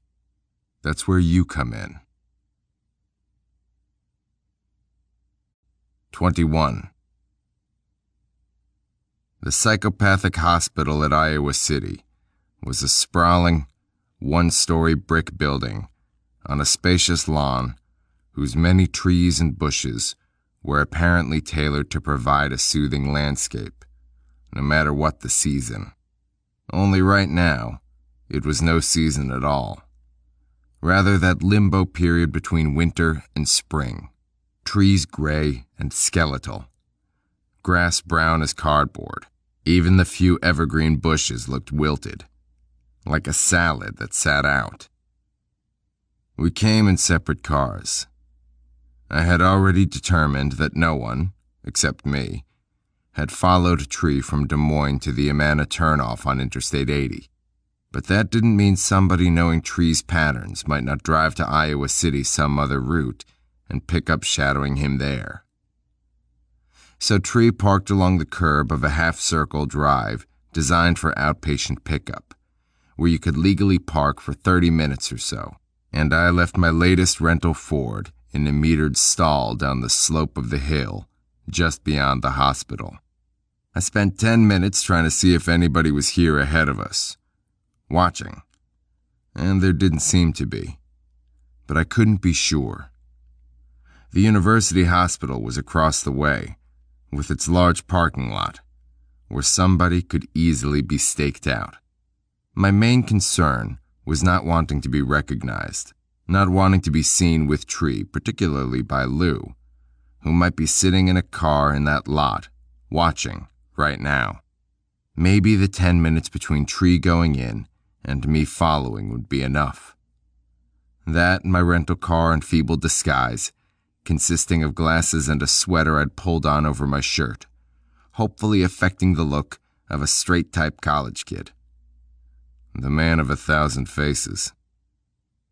Inside was a hallway, with a glassed-in office area off to the left, with a pretty young nurse in it, who Tree was unsuccessfully flirting with when I came in. I was identified as a cousin of the patient. Evidently, only relatives were admitted. Then the nurse told Tree that Dr. Cash wanted a word with him before the visitation, and Tree went down the hall and knocked on a door on the right, and it opened, and he went in. I waited downstairs, in a room full of tables and chairs and vending machines. This room, like the corridor I'd been briefly in upstairs, was as coldly institutional as a tax form. Some lunchroom. I'd sooner have a sandwich in the morgue. Which didn't stop me from feeding some change to a vending machine that sold me a Coke that was all ice and syrup, and I drank it anyway. After that, I wandered in the hall a while. This lower floor was apparently in as much use as the upper one, with rooms labeled various functional things. The ceiling was a maze of exposed electric wiring and pipes, cheerfully painted over in bland pastel, and would have been enough to make your average fire inspector check in as a permanent guest. The only advantage I could see to having the place set up this way like a 2-story building with the first floor underground, was it cut down on people jumping out of windows. I'd never been in a nut house before, and hoped this wouldn't start a trend. But there was somebody here Tree wanted me to see, and I decided to go along with him, since it seemed to mean a lot to him.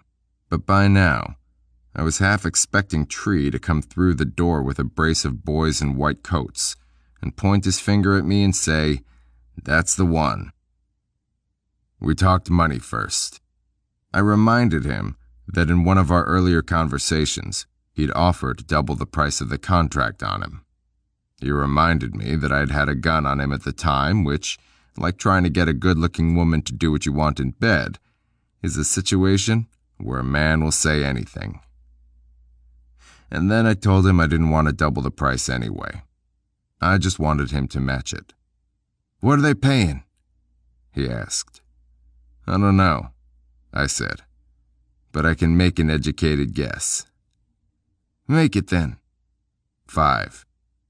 There was a short silence, and then he said, $5,000. Slowly, shaking his head, smiling a little. "A man likes to think his life's worth more than that." "It's not your life we're talking about, Frank. Just the opposite." He wanted to know how I'd be paid, and I told him $1,000 up front, which would do little more than cover expenses. The balance would come only after I'd got some results, and it would be paid half in cash, half in check, so I'd have something to pay taxes on and keep the IRS happy. There were some details about how the check was to be handled that I needn't go into here. And he wanted to know what he'd be getting for his money. I told him he'd already got quite a lot, and explained how I'd followed a woman named Glenna Cole from Florida to Des Moines, where she had been staking him out for 5 days, and figured she'd watch him no longer than 2 weeks total before the other half of the team stepped in to finish the job. I didn't mention that Glenna Cole was his lady bartender at the barn, Lucille, or that I had tentatively tagged that house dealer of his with the glasses in sullen manner as the trigger. I didn't want to lay too much on him all at once, especially when he hadn't come across with any cash yet. "And you'll stop the hit?" he said. "I'll stop this attempt. I'll try to." "Meaning what?" "Meaning I might fuck up and get shot to shit and you along with me." "And if you don't fuck up, Quarry?" "There'll still be somebody out there who wants you dead, who was willing to pay for it once, and'll be willing to pay for it again." He thought about that a while. Then he said, "Are you saying you can find out who bought the contract?" "Maybe. Can't guarantee it." "There'd be a bonus in it for you." "You goddamn right there would." "How much do you want?" "Another 5. "Looks like you get double after all." "You better hope I do, Frank." And I asked him what enemies he had, if he could think of anybody who'd pay not to have him around. "I think I might know," he said, a light going on in the back of his head somewhere. "I think I know." "Who?" "I don't know the name, or names, I mean. But I know who generally. There are some people into dope I caused some trouble for." "That doesn't sound like your bag, Frank." "It's nothing like you're thinking. It's a situation that's hard to explain. I think you'll understand better if you go along with me to Iowa City. There's someone in the hospital there, the psychopathic hospital, that I want you to meet." "Who?" "My son." 22. Tree pushed the button, and pretty soon somebody came to unlock the big iron doors from the inside, and we went in, and the doors were locked behind us. Then we were in a vestibule that was really just a continuation of the corridor we'd been out waiting in. A television blared against the wall on the right, and on the left, people were sitting on a couch and some chairs, and we were in the way. So we moved on quickly, in the company of the lanky, short-haired girl in untucked blouse and blue jeans, who had let us in and was apparently a nurse. She had the expression of a disillusioned social worker. Compassion slowly curdling to boredom, and worse. Everybody wore street clothes, except the doctors, and I only saw one of those, briefly. It was an attempt at creating an atmosphere of normalcy, I guess. The large, high-ceilinged room we were now in was another attempt at a normal, even casual environment. Couches, coffee tables, easy chairs, lamps, all designed to make you feel right at home. The catch was the furniture seemed to have been picked up at a Salvation Army store clearance sale. But what the hell? It was better than a snake pit. Over to one side was a quadrangle of couches where patients lounged, some reading old magazines apparently imported from a doctor's waiting room, one middle-aged lady writing a letter, a kid in his late teens or early 20s with a guitar in his lap that now and again he looked at but did not play, a gray-haired man doing a crossword puzzle, a woman about 30 with dishwater blonde hair and a round face, sitting, watching the rest of them. Over by the windows were some card tables, one of which was in use, 3 people playing Scrabble, a man and 2 women, all in their 40s. The man and one woman playing silently, the other woman rattling on about her children. The expressions on the faces in the room were mostly blank, or full of happiness that was false, or sadness that was real, but mostly blank. Empty. "This way," the short-haired girl said, with the enthusiasm of a tour guide in a dog food factory. She led us down a hallway, past a glassed-in office, past a small cafeteria, and into a dormitory area, doors on either side of the hall open and revealing rooms with 6 or 8 beds each in them. We stopped at the last room on the right. She squeezed out a smile, like that last bit of toothpaste, and said, "Frank's alone today, Mr. Tree. Except for Roger, of course." She left, and we went in. The overhead light in the room wasn't on. It was like an overcast day in there. The beds were covered with dark gray blankets, the word "psycho" in gray stencil letters across the pillowcases. There were desks wedged in between beds, and some other desks huddled together in the middle of the room. Old, scarred wooden desks. But every patient had his own, and in a room that slept this many, that could be important. Sitting at one of them, by a window, was a boy about 18, in a robe. He was a younger version of Tree. The major difference, besides years, was dark, longish hair. And the nose was a little different. Smaller. The mother's nose, probably. It was Frank Tree Jr., and he turned as we came in, and smiled, and turned back to the window. I didn't see the big guy at first, standing over in the far corner like a suit of armor, though looking back I don't know how I could have missed him. 7 feet tall and 2 or 3 feet wide. You could have hung a billboard on him. He had on a gray t-shirt that said Iowa on it, and brown slacks and white tennis shoes a family of 5 could have kept their belongings in. "Is that Roger?" I asked Tree, quietly. "That's Roger," Tree said. And Roger was currently shuffling over toward us, like the Frankenstein monster coming to shake his creator's hand. Which is exactly what he had in mind. Shaking our hands. He shook Tree's first, as he seemed to recognize him, and made a sound that didn't resemble any word I know of. When he shook my hand, he made no sound, not even that of bones breaking. Truth is, while he had a hand like a catcher's mitt, Roger's grip was anything but powerful. Limp is the word. But limp or not, he held on. Longer than any sane handshake should. And I had to pull free, grinning back at him as I did. My grin every bit as mindless and shit-eating as his. Not wanting to make an enemy of anybody 7 feet tall, even if he did shake hands like a dress designer. "Roger," Tree said, very friendly. "I'd like to talk to Frank Jr. alone now, please." Roger thought about that a while.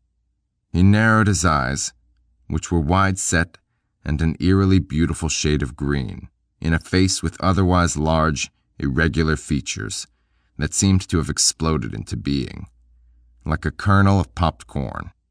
Despite that, it was a young face. Roger couldn't have been older than 20. And right now, he was pointing a thick finger at me, and looking at Tree, puzzled, saying, "Hello?" Alone. "This is a friend of mine," Tree said. "I'd like him to stay and talk to Frank Jr. with me." And Roger nodded his head, his shaggy black hair flapping like a cheap wig, and shambled off. "Retarded, of course," Tree explained. "I didn't think this place was designed for that kind of thing." "He's a special case. He gets violent." "Terrific." "They have him sedated now. He's gentle as a kitten." "Yeah, but does he know that?" "There's one person he'd never hurt in any circumstance, and that's Frank Jr. It's pathetic, really, the way he's taken to Frank." I'd almost forgotten about Frank Jr., who was still sitting silently at the desk, staring out the window. "Roger is Frank Jr.'s protector," Tree said, in a tone that mixed melancholy and irony. "Doesn't let Frank out of his sight.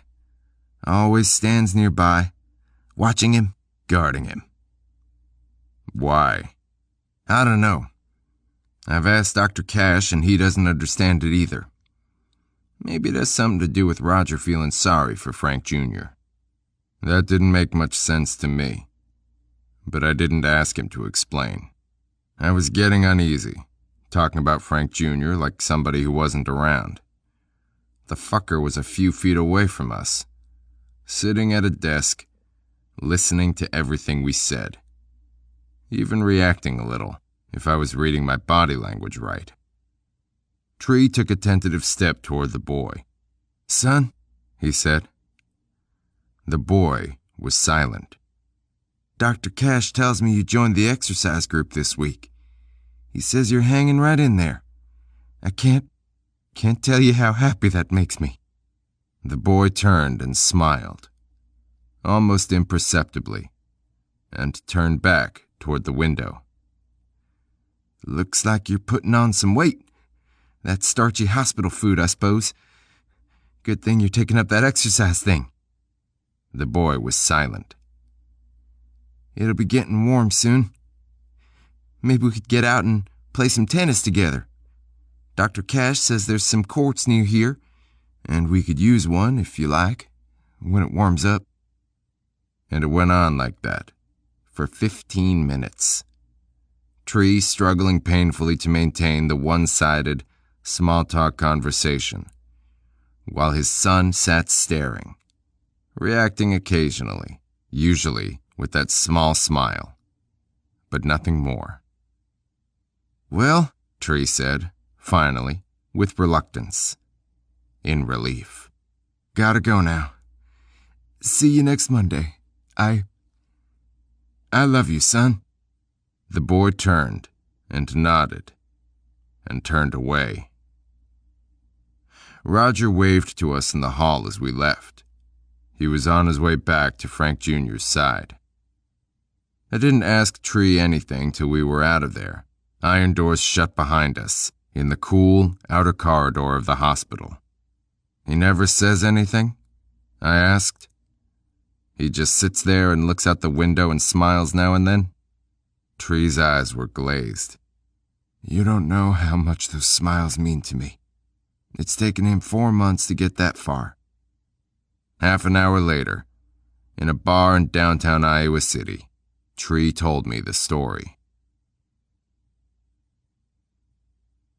23. The only time business is slow in a college town bar like the Airliner is when it's closed. But this was mid-afternoon and a quieter time than most, so it didn't make a bad place to talk. We bought drinks at the bar, a double scotch straight up for Tree, and a Coke on ice for me, and carried them to a booth at the rear. Tree had a lot of lines in his face, which gave him a rough-hewn, Marlboro Man quality, capable of luring at least an occasional younger woman for a bounce on his waterbed. At the moment, however, in the shadowy, flickering reflection of the candle in the glass that lit the booth, those lines seemed simply a sign of age. And his sigh said he felt even older than he looked. "I didn't raise him," he said. "His mother did. I met her in Reno in 56 or 7. I was drifting back and forth between Vegas and Reno, working for casinos sometimes for myself. I already knew what I wanted. My own place. Why settle for less? I ran some joints for the DePreda brothers in Des Moines after the war. Learned everything there is about managing a club, any kind of a club. But there was no place to climb. There were enough DePreda brothers to fill all the top slots in the Des Moines action. So I left. I liked to gamble, and I was good at it. I started hitting poker games in little towns and big ones, and everything between. Ended up on the Reno and Vegas circuit, of course. She was a cocktail waitress at Harold's. 19 and already divorced once, but no kids. I was dealing blackjack. Knocked her up, married her. I don't know why, except I always had it in the back of my head to have a kid, and she was a looker, and I thought I loved her, the cunt. She had blonde hair everywhere, and tits that wouldn't stop, and I'd fuck her today if I could and hate her while I was doing it. He stopped for a moment, embarrassed, scratched his head. Dandruff seemed his only grooming problem. He looked down at his drink. Drank it, got up and got another, and drank half of that before going on. You know, the first couple years weren't so bad. She loved Frank Jr. She was a good mother, no shit. And she was good to me. That was while I was out hustling my ass, making my goddamn fortune. Maybe that's why she put up such a good front those first couple years. She must have known I had it in me to make it, and figured to stick with me till I did. We weren't married 3 years before I had my place on the river, across from Burlington, and it made money from day one. Right away they were calling it Little Las Vegas, that little town we took over. I owned my own place, and a piece of everybody else's on the street. The only help I had was the DePredas. My old bosses backed me at the start, but they stayed out of my way. You want another drink? No. He did. This was hard for him, and the lubrication was a must. Still, he seemed to feel the need to tell me all this, and not just because someone wanted him dead and to stop it I needed background. That was part of it. But important too was his need to tell somebody, to purge himself of memories too personal to tell anyone except a stranger. He came back with a third double, drank it, and went on. She waited, he said. Waited till things were going real good for me. And then she filed the papers. She socked me for a ton of alimony, let me tell you. And child support. Only that I didn't mind so much, the bitch. She took my kid and drained the fuck out of me. And my opinion of marriage ever since went down a little, you know? Never again. Anyway, she raised the kid, or her sister did. She was screwing a lot of guys. Never did get married again.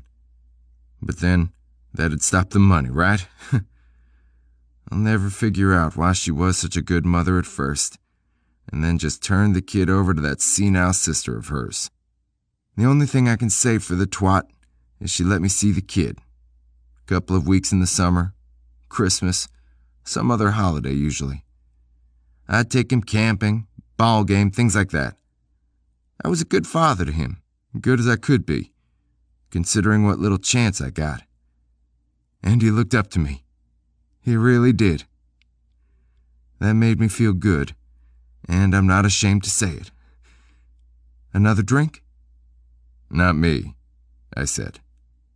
You have to drive back, remember? One more won't hurt. Well, if it did, he sure didn't seem to feel it. He showed it only in the increased speed and ease of his speech, which wasn't slurred in the least. She turned into a sort of lush after a while, he said, his own glass empty now. You get soft living on somebody else's money all the time, never working a day, you know? She never worked a day. Last fucking job she ever had was when she was a cocktail waitress at Harold's, in Reno, which is where I met her, the whore. That's what she turned into, only she gave it away. With all the money of mine she had, you'd think she'd at least go around fucking the country club set or something, but no. Lowlifes. That's what she was and who she liked to be around. Just pick up some goddamn factory worker in a bar and ball him and blow him and Jesus. Anyway, she got hit by a car about 5-6 years ago. Drunk. And Frank Jr. came to live with me. He was torn, though, I think, you know? That sister-in-law of mine was the closest thing to a mother Frank ever had. And how can you blame him for feeling something for the old douchebag? Listen, I gotta have a beer chaser, that's all there is to it. You? Okay. Make it a gimlet, though. He did, and he sipped some beer before starting up again. He was a quiet kid, Frank Jr. He wasn't too active, not in sports or any of those high school things. I think I maybe disappointed him a little, because I was more strict than he thought I'd be. I wanted to know where he was going, what time he'd be in, things like that. I wanted to know what crowd he was running with. We'd check out the kids, their parents. He had some friends I didn't much approve of, but I finally gave up on that. He was his mother's son, after all. What are you going to do? The biggest blow-up we ever had was over money. I didn't give him much. Hell, I didn't give him any. I put a roof over his head, food on his fucking table, and it was a goddamn good roof, and the food wasn't leftovers by a long shot. I had a $60,000 home there in Burlington. Maid who cooked. Kid had it easy. Too easy to suit me. I wanted him to work. He needed to know about that things don't come easy in this life. I didn't want him to be a lousy whore like his mother, if you know what I mean. You gotta learn to earn your money, or at least fucking win it, you know what I mean? I tried to teach him that, and I think he came to learn and maybe even respect me for it. He worked at a gas station, and before you know it, he had his own car, and he dressed good, and I was proud of the kid. Really was. The only thing was, I should have watched him closer. I just couldn't keep him from that crowd he ran with. And about 2 years ago, it all kind of came to a head. He paused, sipped, then gulped at his beer, draining it. I found this bag of grass in his room. Marijuana. Shit is what they call it, and I couldn't agree more. I showed it to him. He admitted he'd tried it. His friends insisted, he said. It was a pretty good-sized bag, and I enjoyed emptying the motherfucker down the toilet and flushing it in front of him. I didn't beat him or anything like that. I'm not that kind of father. But I had to do something. He leaned forward. I looked into it a little and found out the high school Frank was going to was a pusher's paradise. You could buy anything in that fucking place you wanted. Anything you could buy in some fucking Chicago slum. I found out the junior high in town was the same. 13-year-old kids smoking grass and popping pills and I don't know what. There was nothing to do but get Frank the hell away from there. Why not, I figured. What better way? People had been wanting to buy me out since the second week I opened, and business had slacked off a little since the looser drinking law passed in Iowa, so it wasn't a bad business move getting out of there either. So you came to Des Moines again, I said. Well, we moved to Westlake, that little town by the barn, first. I bought a house. Frank Jr. enrolled at the new consolidated high school there for his senior year. I got the barn going and was making a profit before the dust settled. Sounds like a happy ending. I thought it was. Where I fucked up was I didn't spend more time with the boy. I was busy getting the barn off the ground, and he was still a little sullen about me pulling him out of high school his last year, away from all his low-life friends, so I was just sort of leaving him alone. Thought he'd work things out for himself. How did he do? He studied the flame in the glassed candle. This time I didn't find it in his room. He stopped hiding things in his room after the first time. This was in his car. Another bag of stuff. Grass again? I wish it was. Grass isn't white though, is it, Quarry? White fucking powder? Christ, I said. Your kid was shooting smack? Evidently it hadn't got that far, thank God. The way I reconstruct it, he must have got in with some peckerheads from Des Moines who make his friends back home look like goddamn choir boys. I know for a fact he was using marijuana right along. Talked to some kids his age who went to school at Westlake with him, and they all knew what he was into. Everybody knew but me. His peckerhead friends must have convinced him to turn onto the hard stuff about the time I stumbled in. What did you do about it? Same as before? Only this time I shoved his ass in the car and drove him to Iowa City and checked him into the psychopathic hospital and said, Here's my kid. Help him. He's got this drug problem. And later they told me he did. But not heroin. I found the goddamn stuff before he had a chance to use it, even once. And that's about the only break I got out of this fucking game. But he was psychologically addicted, they said, to marijuana. Is that why he doesn't say anything?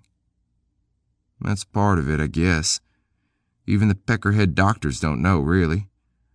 You see, when I found that junk, I flushed it down the john, like the other time, and made him watch, too, like the other time. And while I was doing it, he said, "Don't." And that's the last thing I've heard him say. When he was first checked in, at the hospital, he talked to the doctors, other patients, but he was quiet. And gradually, over a period of a couple weeks, he pulled into a shell. Hasn't said a word.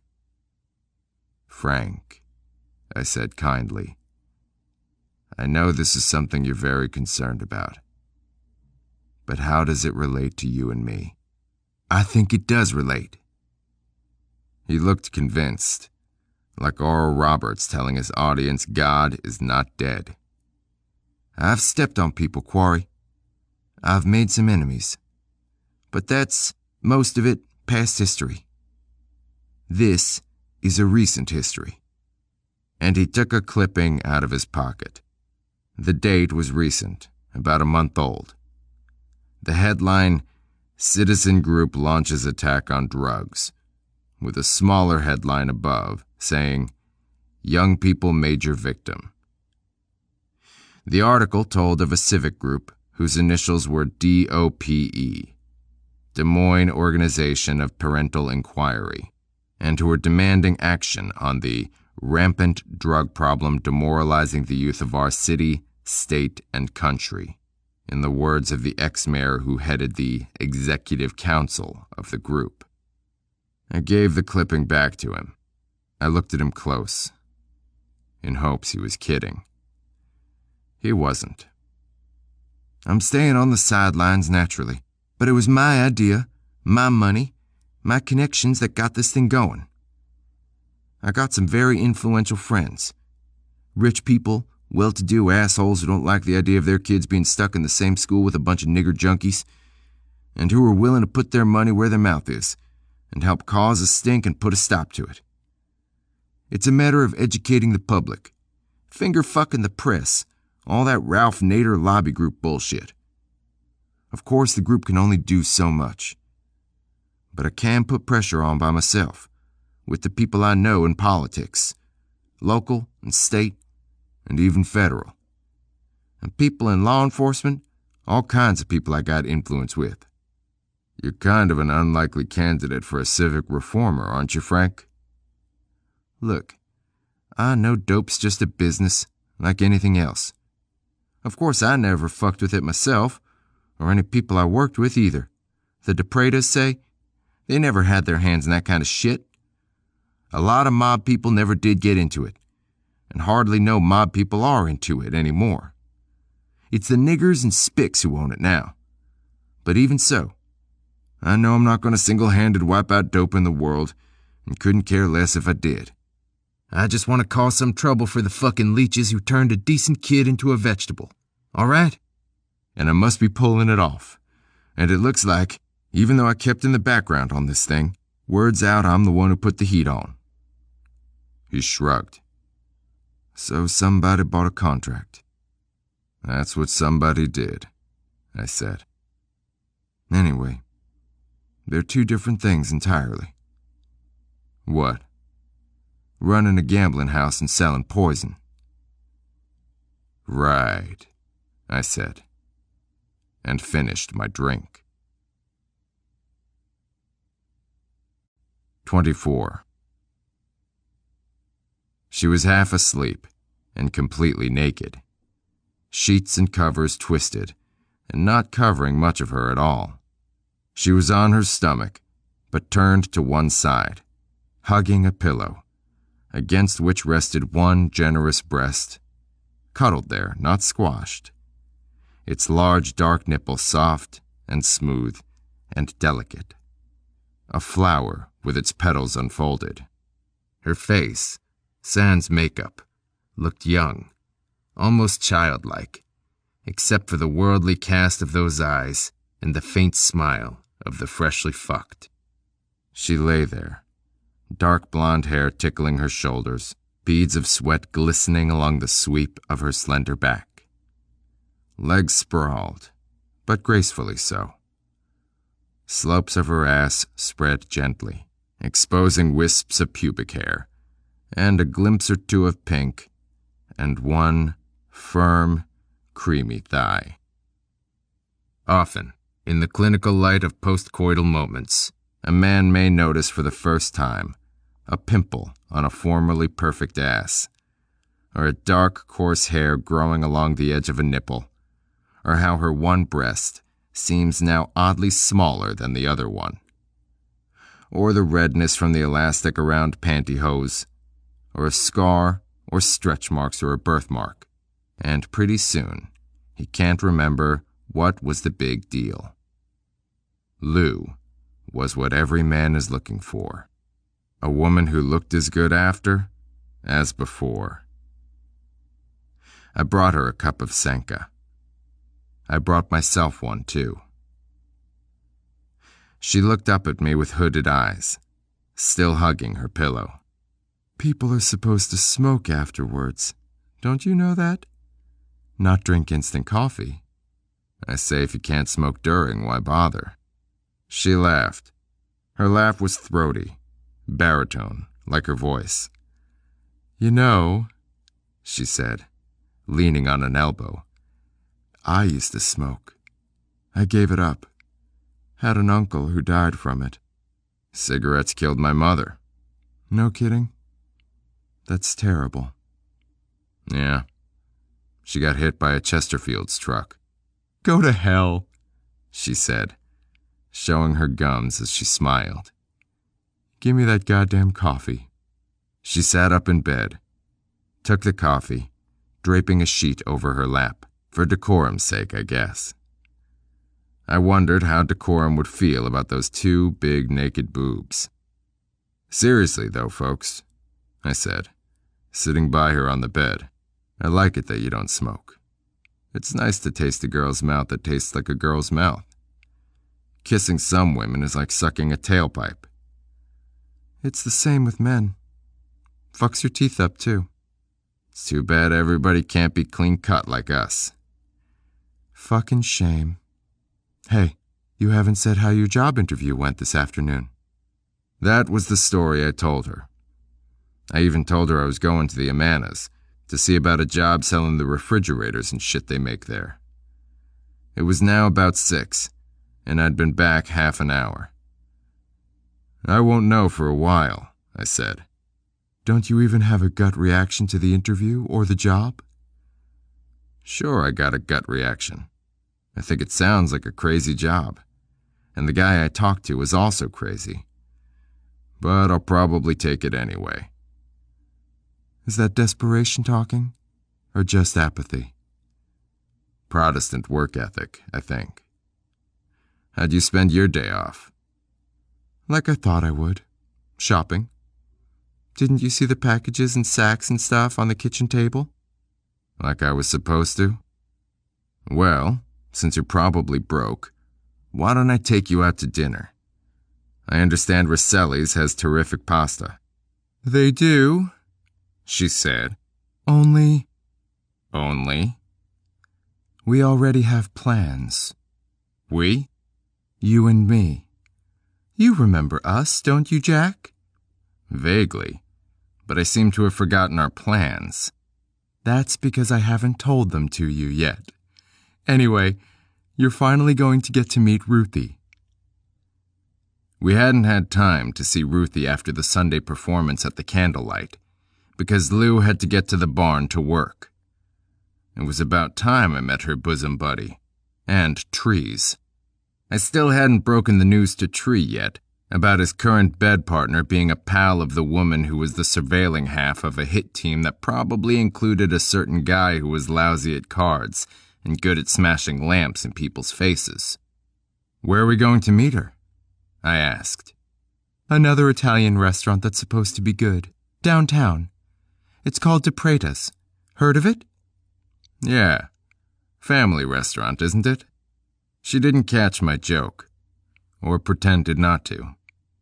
Instead, she just nodded and said, We'll be meeting her there around midnight. Midnight?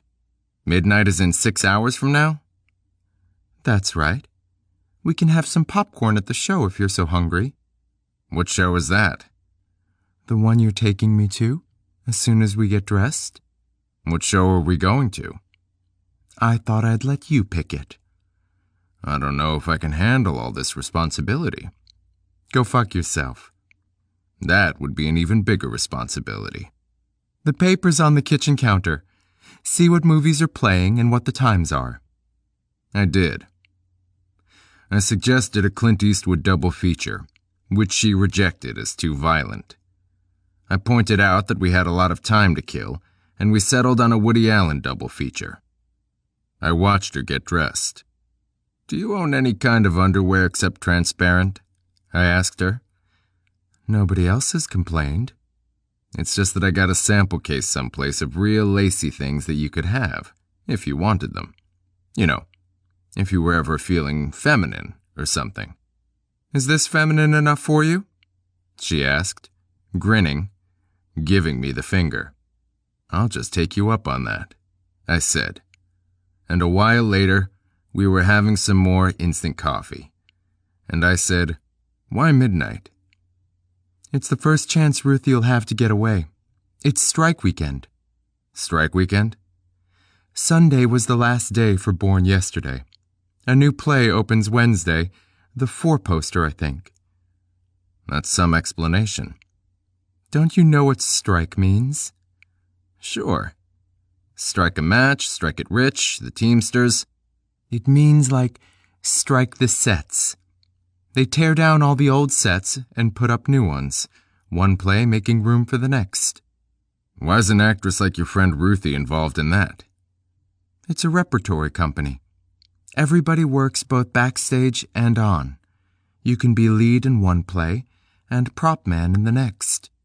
On strike weekend, they work their butts off. Interesting. Well, I guess we better try to get dressed again. Right. Hey, I almost forgot. What? We just might be able to line up that job at the barn for you tonight. Why's that? Ruthie's boyfriend's going to be there too. This'll come as a shock to you, but her boyfriend happens to be Frank Tree himself. You gotta be kidding, I said. 25. I parked around the corner from DePreda's Italian restaurant, which was on a one-way that I couldn't turn onto coming from the direction of Lou's apartment. And as we were getting out of the car, the blue Chevelle I'd noticed following us on the way over slid by innocently and pulled into a place half a block up. The guy was either new at this or a moron. Both, maybe. You go on ahead, I said to her. Why? I'll tell you later. Please, go ahead.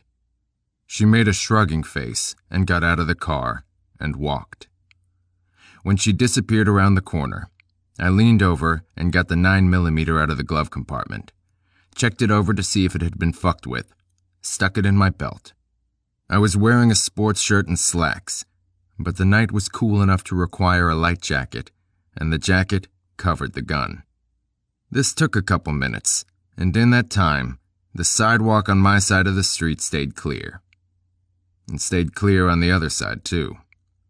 Midnight Monday in Des Moines isn't exactly rush hour. The little moron in the Chevelle was sitting tight, waiting for me to do something. I did something. I got out of the GT and walked, slowly, and before I turned the corner, I heard a car door open and shut, somewhere not far behind me. Christ, what a loser. DePreda's was down at the far end of the block, half of which it encompassed, an alley separating the restaurant from the other half block of commercial buildings. I turned down the alley, making no secret of it, but then picked up speed, and about a third way down, stepped into a recessed doorway that had just enough room for me and 3 garbage cans. I took the lid off one of the cans, and when the guy walked by, hit him in the face with it. He staggered back a step, seemed to momentarily regain his composure, then did a belly flop on the brick alley floor. He hit like a wet sack of sand.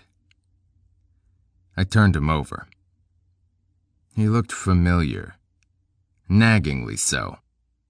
He was average size, average build, wearing a dark-ribbed sweater over a light-pressed shirt, brushed denim slacks almost collegiate-looking. He had short blonde hair, ordinary features, his large ears being the only distinguishing feature he had. That and the broken nose the garbage can lid had given him. I'd seen him before, no question. But where? Wherever, he wasn't anybody I'd pay any attention to. I'd been half expecting that sullen young prick from the barn, that house dealer who I was so sure smashed that lamp in my face. In fact, that was why I'd put so much oomph behind the garbage can lid. I wondered if I'd decked some poor schmuck who just happened to be on his way to the same restaurant, at the same time, as Lou and me. Then it came to me. He was from the barn. Not the guy I'd expected, but someone else I'd seen there. Not a house dealer, but a regular. A clown who'd been there every night, and who liked to play 5-card stud, but didn't have the balls for too high stakes, though he didn't play badly if I recalled right. I checked his billfold. There was a couple $100 in there, and it might have been mine, so I pocketed it. He had a driver's license, too. It said he was from Santa Barbara, California, and that he was 28. And here's the good part. His name was John Smith. Well, I guess somebody has to be named John Smith. And I figured that's who this guy was. Because nobody, not even a little moron, picks a phony name that obvious. He also had no gun. No weapon of any kind. Not even a goddamn penknife. Something was starting to tingle on the back of my neck. It was a bad feeling, and it was spreading. Something was very, very wrong here. My still unconscious friend was clearly not a professional anything. His idea of shadowing you was to tailgate. He was unarmed. And his name was either the worst alias in the world, or maybe just proof he was some poor, dumb, bland-looking son of a bitch named John Smith from Santa Barbara, California. Shit. The numbers here were not adding up.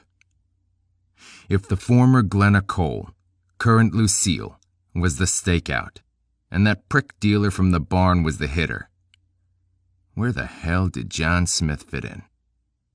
The frustrating thing was I couldn't just shake him awake and have a talk with him and find out. Talking to him meant I might have to kill him when I was done, and I didn't want to do any killing right now. Killing him would perhaps tell certain people something about me I didn't want them to know. Leaving him alive, as the possible victim of a mugging, might make it necessary for the jury on me to stay out a while longer. So I had to be content with stuffing him ass first in a garbage can and leaving him to wake up and wonder, after which I returned to my car, left the 9mm in the glove compartment, and walked back to the restaurant to meet Frank Tree for the first time. 26. The outside of the place was classy-looking charcoal-colored brick with white mortar. There was more brick inside, but whorehouse red brocade wallpaper dominated. And that's the whole story of DePreda's Italian restaurant. It was alternately sleazy and luxurious, as plush as the backseat of a millionaire's limo, as tasteless as a girl whose panties have the day of the week on them. Lou was waiting for me beyond the huge wooden front doors, with their elaborate carved wood handles shaped like rearing, roaring lions. You grabbed a lion around the belly to pull open a door. And she looked genuinely worried. What was that all about? She wanted to know. I thought somebody was following us, I said. We walked past the area in front, where some guys in white outfits and chef hats were making pizzas in front of the street window. The pizza ovens built of that same fancy charcoal color brick, and moved into the subdued lighting of the dining area. Was somebody following us? Yes, I said. A lady in her 40s, wearing a dark red evening gown and a white corsage, with dark black brittle hair piled as high as a small child, and a mole as black as her hair next to a mouth as red as her dress and a face as white as her corsage, said, "Party of two?" And Lou told her we were with the Tree party, and the lady asked us to walk this way. And I resisted the urge to turn that into an even bigger joke than it already was. There were booths on either side of us as we walked, and each booth had its own Tiffany shade hanging lamp and its own original oil painting, which ran to matadors and still lifes and crying clowns and big-eyed children and frozen summer landscapes. We followed the lady in red into a large, open area, where a mammoth, cut-glass chandelier was suspended, which no one seemed anxious to stand under, with an ornate bar off to the left, the prerequisite reclining nude oil painting in the midst of an obscenely well-stocked series of wine and liquor racks, and an open stairway rising before us to reveal the second floor, or anyway a hallway thereof, with more oil paintings and the closed doorways to banquet rooms, apparently, and we went off to the right, to a private nook, or was it a cranny, where Frank Tree and Ruthie sat at a table big enough for 12. Jack Wilson, Frank Tree, Lou said. Tree stood and extended a hand, and I shook it. If he was surprised, he didn't show it. He said, "I've seen you around, Jack. You've been winning some money off me, if I'm not mistaken." I said he wasn't, and sat down. Ruthie raised a hand to boob level and milled her fingers in a sort of wave. "I'm Ruthie," she said. "I guessed," I said. She gave me a schoolgirl grin and said, "I've heard a lot about you, Jack." "If it isn't bad, it isn't true," I said. We were in the middle of the big table.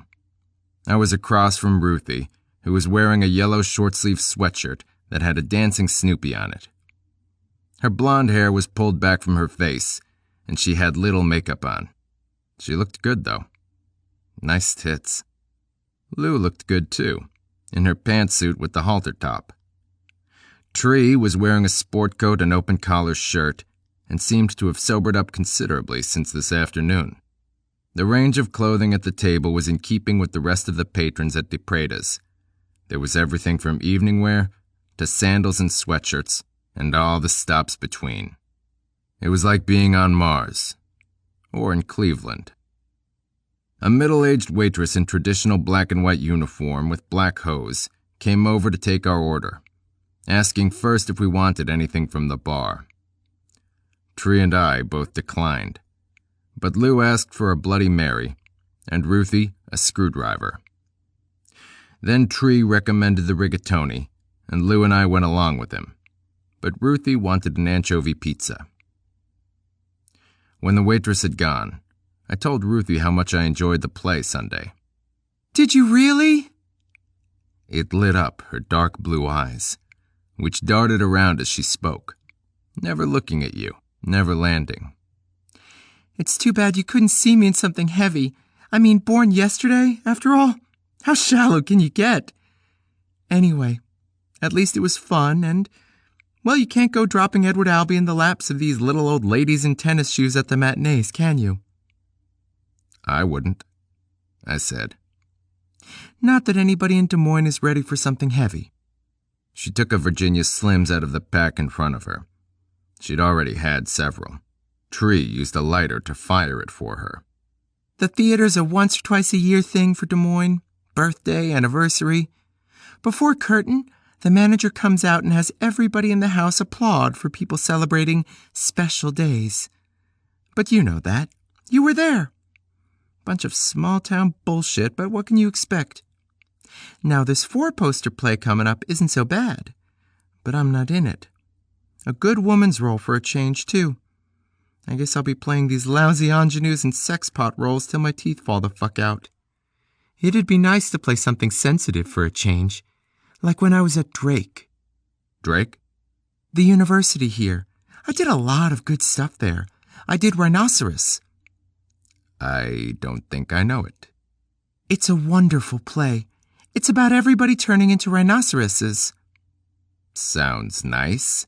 "Oh, it is. It's very symbolic." "What of?" She gestured with her cigarette.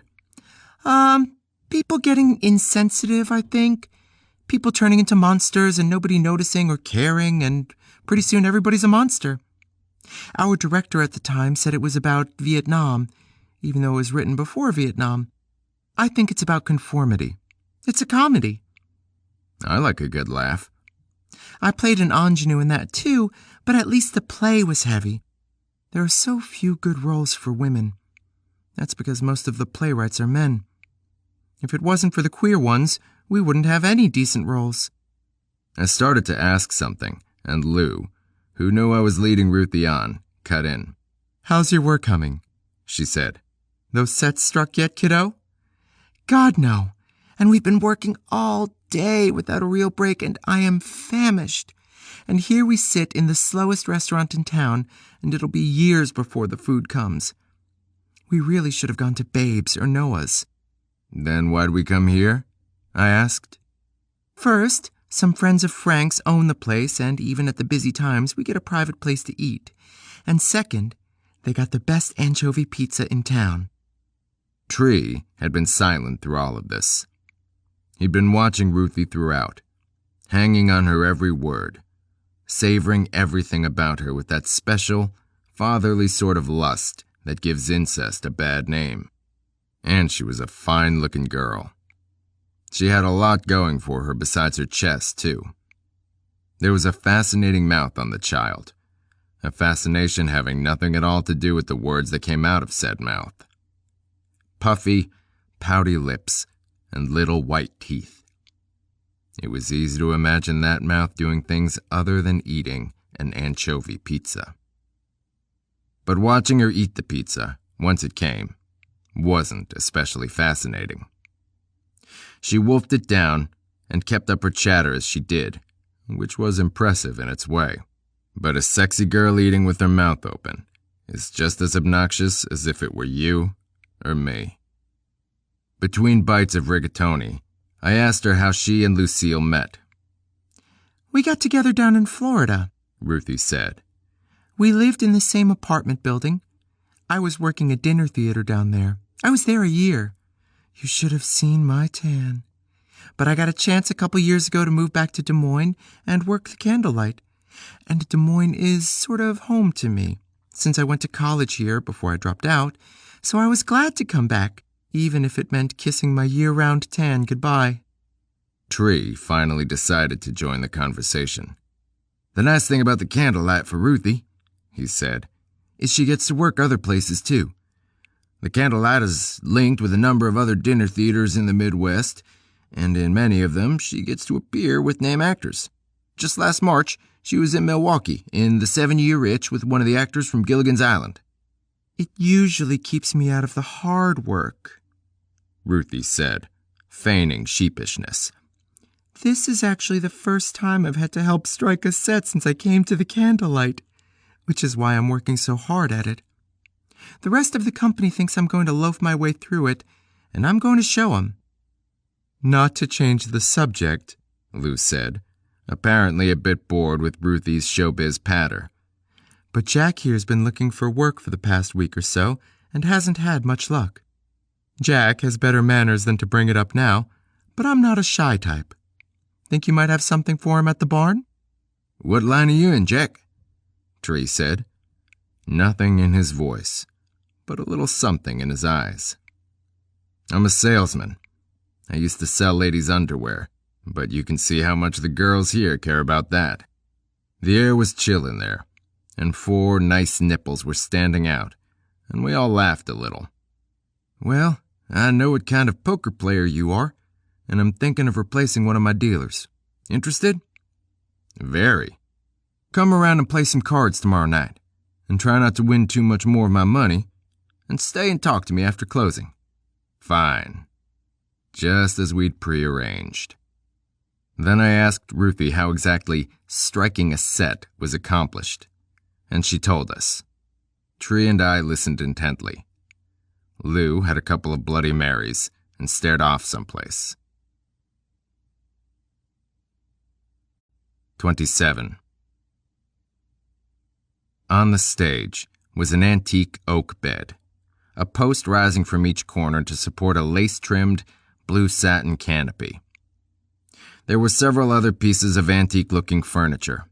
A chair, table, trunk, another chair, and all of them, including the bed, were pushed forward, almost to the edge of the stage, as Ruthie and another member of the repertory company, a lumpish female in curlers and work shirt and rolled-up jeans, painted the light blue walls of the set, which had a doorway off to the left and a window to the right. It was mid-morning, and the front doors of the Candlelight Playhouse had been open. I walked up the short flight of stairs onto the stage, where day before yesterday I had filled a plate with food, and my footsteps clumped hollowly on the floor of the stage. Ruthie, on her hands and knees painting, turned and looked up at me and said, "Hi, where's Lucille?" "The apartment," I said. "She kicked me out. She had a bunch of cleaning to do," which made it convenient for both of us, as I could go do the snooping I needed to, and Lou could continue her surveillance of Tree, without either of us getting in the other's way.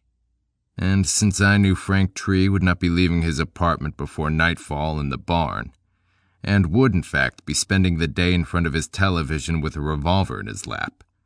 With time out only for bodily functions and perhaps the preparation and consumption of a TV dinner, I had few worries about what might happen while I was out. Ruthie was, like her lumpy companion, wearing jeans and a work shirt.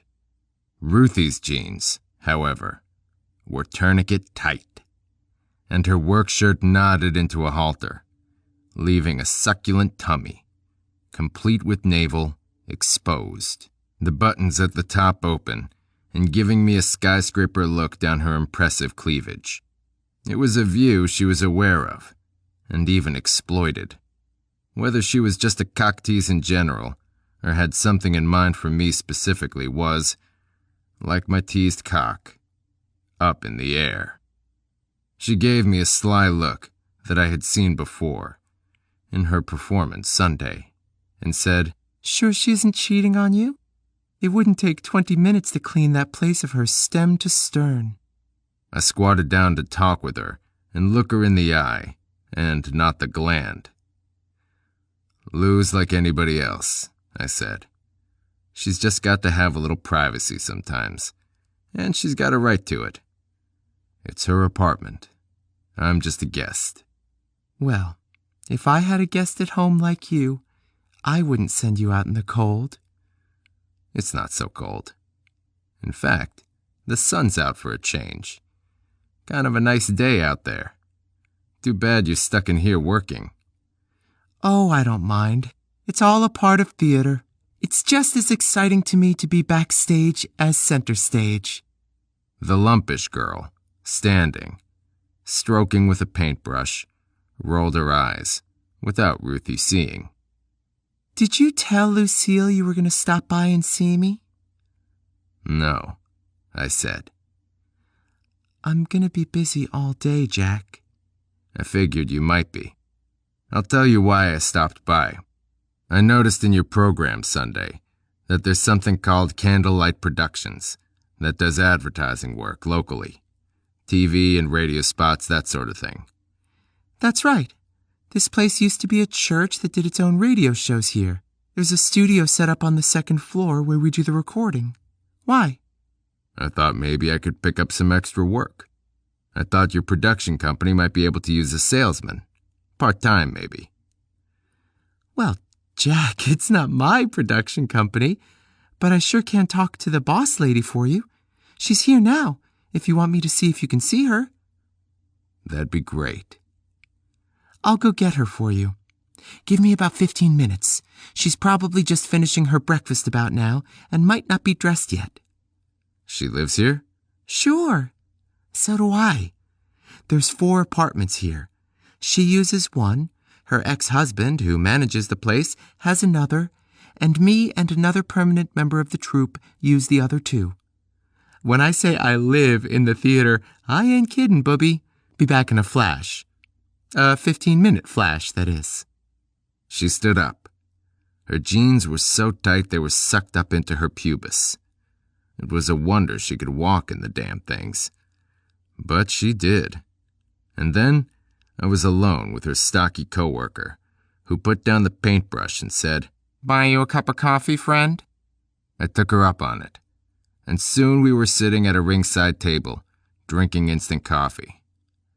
Her name was Martha, and she had pretty features buried in a pale round face, and smoked 2 Camels in rapid succession as we talked.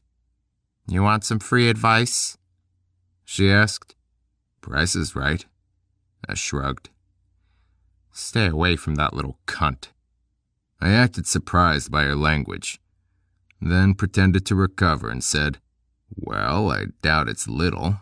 I get the idea she gives it plenty of exercise." "That she does. But you get my drift.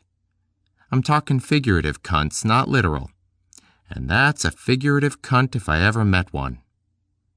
"I've met a few myself. What makes her qualify?" "You know that innocent, dumb, sexy blonde act of hers? Well, it is just an act.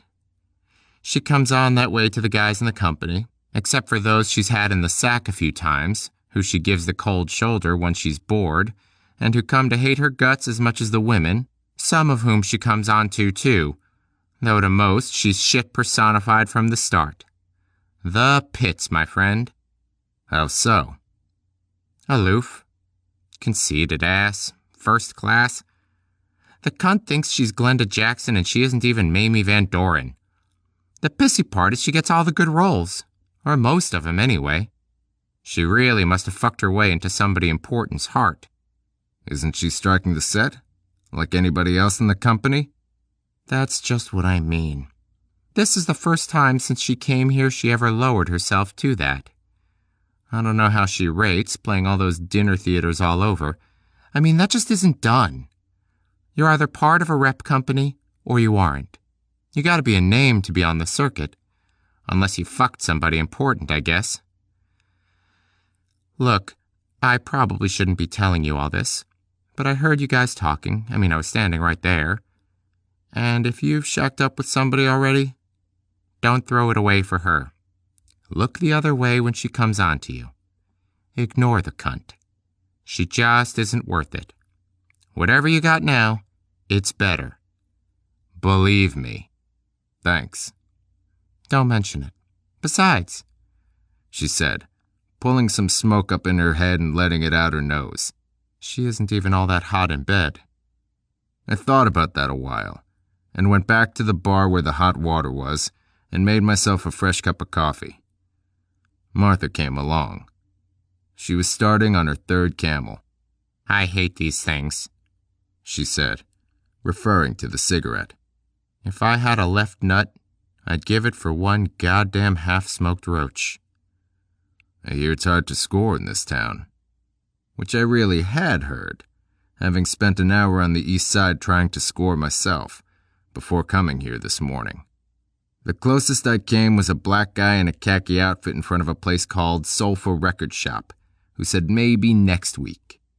Things were as lean as Tree had said. The local anti-drugs campaign seemed pretty effective, from my superficial investigation at least. Hard to score? She said. No harder than shaking oleo out of a dairy farmer. Haven't you seen those hokey posters in the storefront windows? And heard the bullshit on the tube? And on the radio and in the papers? Dope? If ever an organization was aptly named, that's it. You want to know the ironic part? What's that? Des Moines is supposed to be a sort of retirement village for mafia types. Yeah. You can't turn around in Des Moines without bumping into an Italian restaurant, did you notice? Even the food served here at the Candlelight is catered by one of them. I don't see your point. It's just kind of funny. These mafia types move out of Chicago and places like that and come to nice, quiet Des Moines to retire, to watch their grandkids grow up in zero crime rate. Only they can't escape what they put in motion, you know? I wonder how many of these butts shouting law and order, how many of these dopes are mafia types who started the problem themselves. It was a nice irony. But when I questioned her about it further, gently, she said it was just rumors. She wasn't a Des Moines native, and only knew what she'd heard longer-time residents say. Hey, Jack, Ruthie said, moving toward us remarkably quickly, considering the tight jeans. The boss lady says she'll see you now. And Ruthie put an arm around my waist and showed me the way. 28. A stairway off the lobby took us to the second floor, where the living quarters and offices were. That is, all of them except Ruthie's. Her small apartment was downstairs, in the basement of the place. The door she led me to said private on it. She knocked. A tenor voice within said, "Yeah?"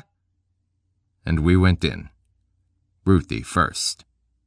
It was a small office, just big enough for a metal desk with wood top, a few files, a few chairs, and several walls of plaques and framed citations, and some signed photographs of moderately well-known actors. The only wall that wasn't that way, besides the one with a door on it, was the bookcase wall, and the shelves of that were top-heavy with trophies. There were a few books, too, paperbacks mostly, and hardcovers on the careers of movie stars. The woman was drinking orange juice, sitting behind the desk which had nothing on it except a little brown box with a face the time appeared on, rolling along like the odometer of a car. She was about 35 and looked about 45, a cadaverously thin woman with an intelligent, unattractive face.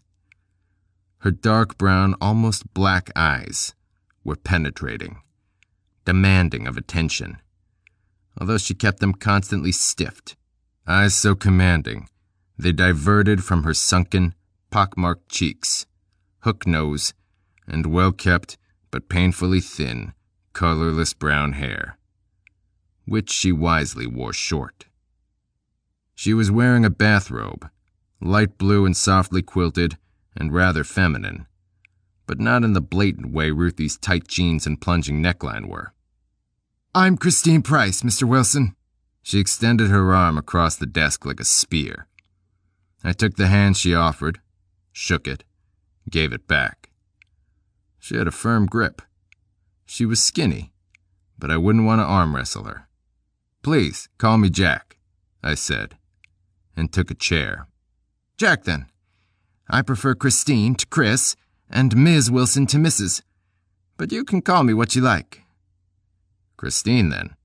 "Good," she smiled. A toothy white smile that was so honest and engaging, I almost didn't notice it was grotesque. "I understand you do advertising work here," I said, and we were off and running. Ruthie sat and listened quietly, palms pressed together and slipped down between her thighs against her box, a posture of innocence that evoked the opposite. I told Christine Price that I imagined their clients had been largely in the Des Moines area itself, advertisers drawn to the Candlelight Production Company because it was an arm of the first professional theater group in Des Moines, whose good reputation and high visibility in the community were all the selling necessary locally. She told me I was right. I told her how a man on the road could extend their market to the entire state, and probably to surrounding states as well. She wanted to know how. "Various ways," I said. "By playing tapes of radio commercials produced by Candlelight to potential clients, and showing films or videotapes of television commercials, by accumulating letters of references from satisfied Des Moines clients, and having photographs to show taken during production of both radio and TV commercials, and perhaps some taken at the theater at a performance, showing off particularly impressive sets and a packed house, neither of which directly related to advertising work, but both of which spoke of professionalism and were just generally impressive, especially in the hands of a good salesman, which I claimed to be." It was a pretty good spiel. Christine Price seemed to think so too. Anyway, she leaned forward across her desk, listening. She also smoked a skinny cigar that didn't smell too terrific, but made her feel like an executive, I guess, so what the hell. I was glad she seemed to believe me, because if she did, chances were Ruthie did too. And all of this was more for Ruthie's benefit than anybody else's, as she would surely report this conversation to Lou, hopefully confirming me as a real person actually out looking for work, maybe making me a little less suspicious. It also gave me an excuse to be here, at the Candlelight, my real reason being to check up on Ruthie. But to do that properly, I needed to get rid of her and talk to the boss lady in private, and I could see no way of doing that. But then Christine Price did me a favor. "Ruthie," she said, "I believe your friend Jack here and I are going to talk some hard business, and I think we'd best be left alone for that, if you don't mind." "I got some sets to paint," Ruthie said cheerfully, leaning over and patting me on the upper thigh, and got up and left. And her boss came around the desk and sat on top of it, crossing her legs, showing a knee and a couple of calves. She didn't have bad legs for an ugly woman. "What kind of experience have you had?" she asked. "I had a nice childhood." She smiled coquettishly. I mean as a salesman. I was a salesman for 5 years. A little longer than that, actually. Before that, I was in Vietnam. You must be about 30. About. What did you sell? How many firms did you work for? Just one firm. Ladies' underwear. She liked that. She said, "You look like somebody who wouldn't have much trouble getting in a woman's pants." So that was her game. She wanted to be a man, wanted to play the employer role, but she wanted it all the way. She wanted to sleep with her secretary, like any good boss. Actually, I don't look that hot in women's pants, I said. I don't have the build for it. She gave me that toothy smile again and said, "Can I offer you some friendly advice? It's free." This was starting to sound familiar. Price is right? I shrugged. "Ruthie." What about her? "Be a little careful of her." Just a little? Maybe a lot. She says you met Frank Tree last night, that you play cards and may do some dealing for him. That's right. I prefer a selling job, though. That's why I'm here. Ruthie's been thick with him lately. How much do you know about him? Frank Tree? Nothing. He's got some connections. Is that why I should be careful of Ruthie? No, not really. She's got some connections herself. Something happened in her face then. Something turned it blank. But only for a moment, after which she uncrossed her legs and lowered them to the floor and leaned her butt against the desk and folded her arms. The intense, businesslike look was back on her face. "I like your idea," she said. "I think I could use you." "I'll bet." "I'm glad to hear that," I said. "Let me sleep on it. Get back to me tomorrow or sometime later this week, and we'll talk it all out. Here's my card, with my personal number." She gave me a business card, and I put it away.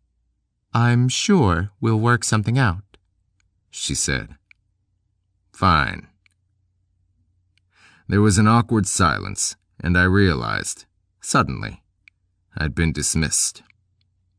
"Well," I said. "Thanks for the advice."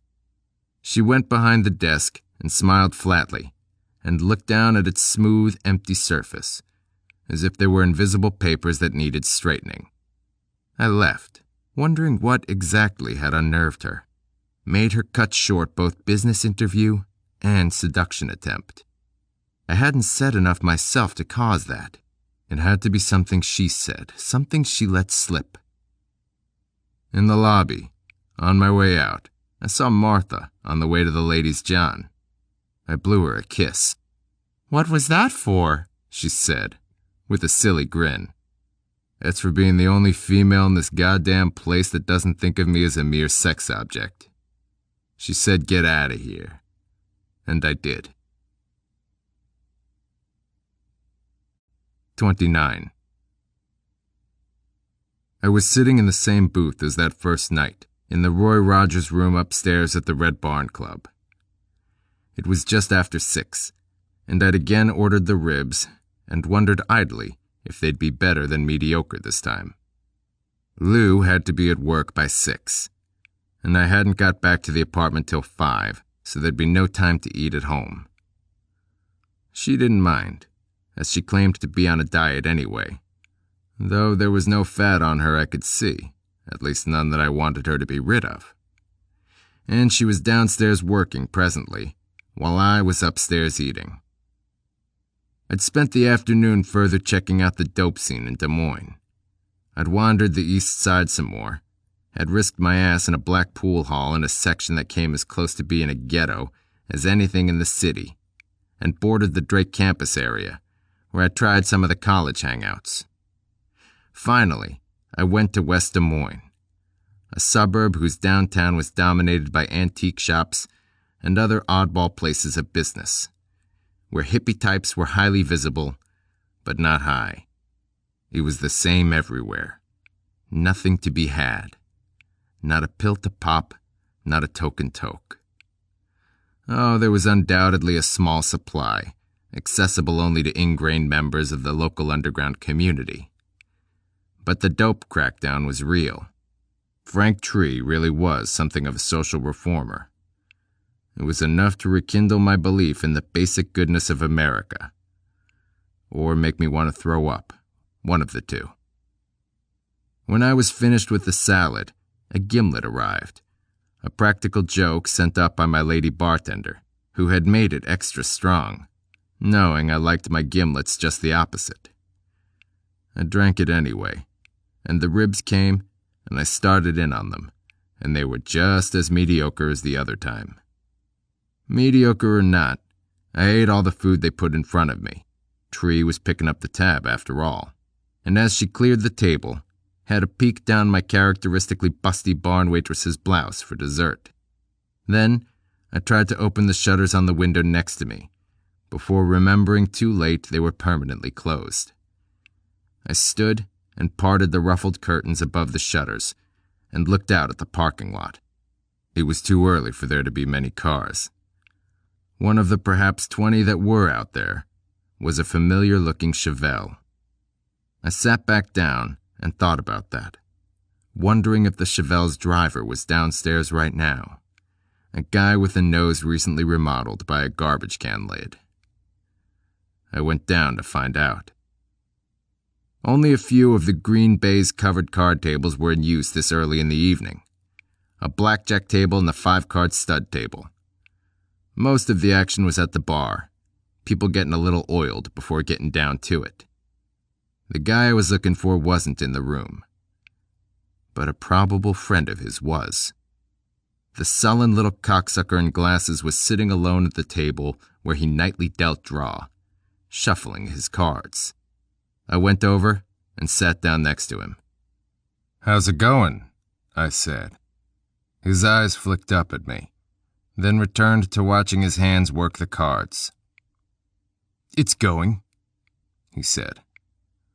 What a sweetheart. "Mind if I take a little money from you tonight?" I asked. "You can try." "Why should it be any harder tonight than any other night?" He shrugged. "You can go blind from that," I said. "From what?" "From playing with yourself." He said nothing, just shuffled. "Practice up good now," I said, and left him. I'd been trying to bait him, but he wasn't biting. In the past, I'd made a point of being at least non-committal to him, sometimes treating him damn near friendly. This should have jolted him a little. That permanent foul mood of his usually flared when people got smart with him, and he normally would have fired a cutting remark back. Why had he remained so passive? Still not the friendliest fucker in the world, but he'd barely reacted. Was it because it was me? Or was it something else? I went over to the bar, and Lou said, "How'd you like your drink?" "Terrific. It tasted like an alcohol rub." "We aim to please." "Is Tree in his office?" "Yes, but weren't you going to wait till after closing to talk to him?" I changed my mind. "Go ahead, then. It's that door over to the right. Just knock." I did, and Tree's voice behind the heavy wood door asked who it was, and I told him. He buzzed me in. I shut the door behind me and sat in the chair in front of his desk, which had a portable color TV on it, some copies of Playboy, Penthouse, and Hustler, and a tall glass of what was apparently scotch, and maybe some water. It was a plain, even drab office, with barnwood paneling, a room the size a doctor examines you in, and with the same sort of warmth. Besides the big metal desk and the chairs we were sitting in, the room was bare, except for a big old iron safe that squatted in the corner to the right of Tree, like the fat lady at the circus. Tree turned down the sound on the Untouchables rerun he was watching. "Change of plans, Quarry?" he asked. "I thought we were going to talk later." How much money do you keep in that thing? I asked him, nodding at the cumbersome safe. A few thousand, Tree said, a smile working at one corner of his mouth. A few thousand. A few thousand like 30,000? I figure that's the minimum you need on hand at a place like this. Or maybe I'm off a little, maybe it's 20, 25. But that kind of money. I do have that kind of money here, but not in that safe. Where then? He didn't answer immediately. Then he evidently decided if he could trust his life to me, he could trust me with other things. There's a small floor vault under the carpet, he said. In that corner over there. I guess you need to take some precautions, with a place stuck out here in the country like this, right? What other kind of security measures do you have, besides the window behind you? The window, high on the wall behind Tree, had a heavy metal grill on the outside, and I assumed the glass to be shatterproof. I'm tied in with a security outfit in Des Moines, he said, and with the police station, such as it is in Westlake, lights go on in both places if anybody tries to break in. We're 5 miles from Westlake, 15 from Des Moines. Takes 4 minutes for the Westlake man to get here. The security outfit, Vigilant Protective Service, can get here in 12 minutes. With the alarm system I got, nobody could get in and out with the money in that short a time. You seem pretty sure. So would you, if you had triple bolted doors, alarms on all of them, on the windows too, and 3 backup devices, including some on the floor of this room under the carpet that I switch on just as I'm leaving. You're usually the last one out of here? Yeah. We close at 2. Takes a while for the dealers to turn their money in, naturally. But by 2:30 most nights, all the help's out of here, and I'm gone by 2:37. A few nights lately, I've been cutting out early to see Ruthie. I got a guy upstairs in the kitchen who closes up for me on nights like that. What's your arrangement with your dealers? How much do you pay them? Tree shrugged. Percentage of winnings? That's the only way to fly. 30%, and that's good and goddamn generous as a place like this goes. You start off each dealer with a set amount of cash each night then, which can be replenished if necessary. Yeah, 2,000 each, and that usually holds up if they're any good. What if they aren't? What? Aren't any good. What if they lose? If a guy has a bad week, I come through for him. It can happen to anybody. I help him out, lay a few hundred on him.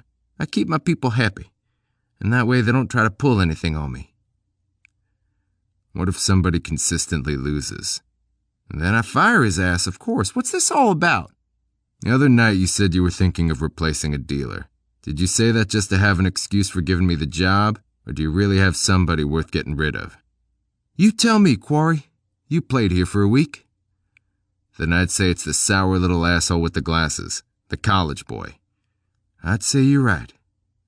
He loses heavily? Not really. But he doesn't win.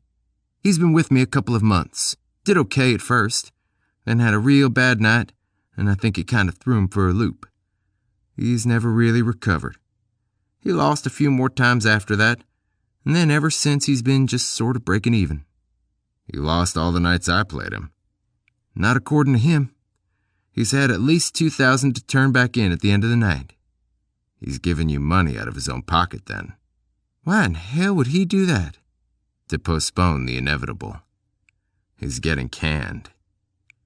It still doesn't make any sense. If he's losing, why would he want to hang on to his chair? He could be a compulsive gambler, and he's hoping to recoup. Or he could be somebody who's here to do something besides play cards. Oh, Jesus, is that what he is? Possibly. I don't know.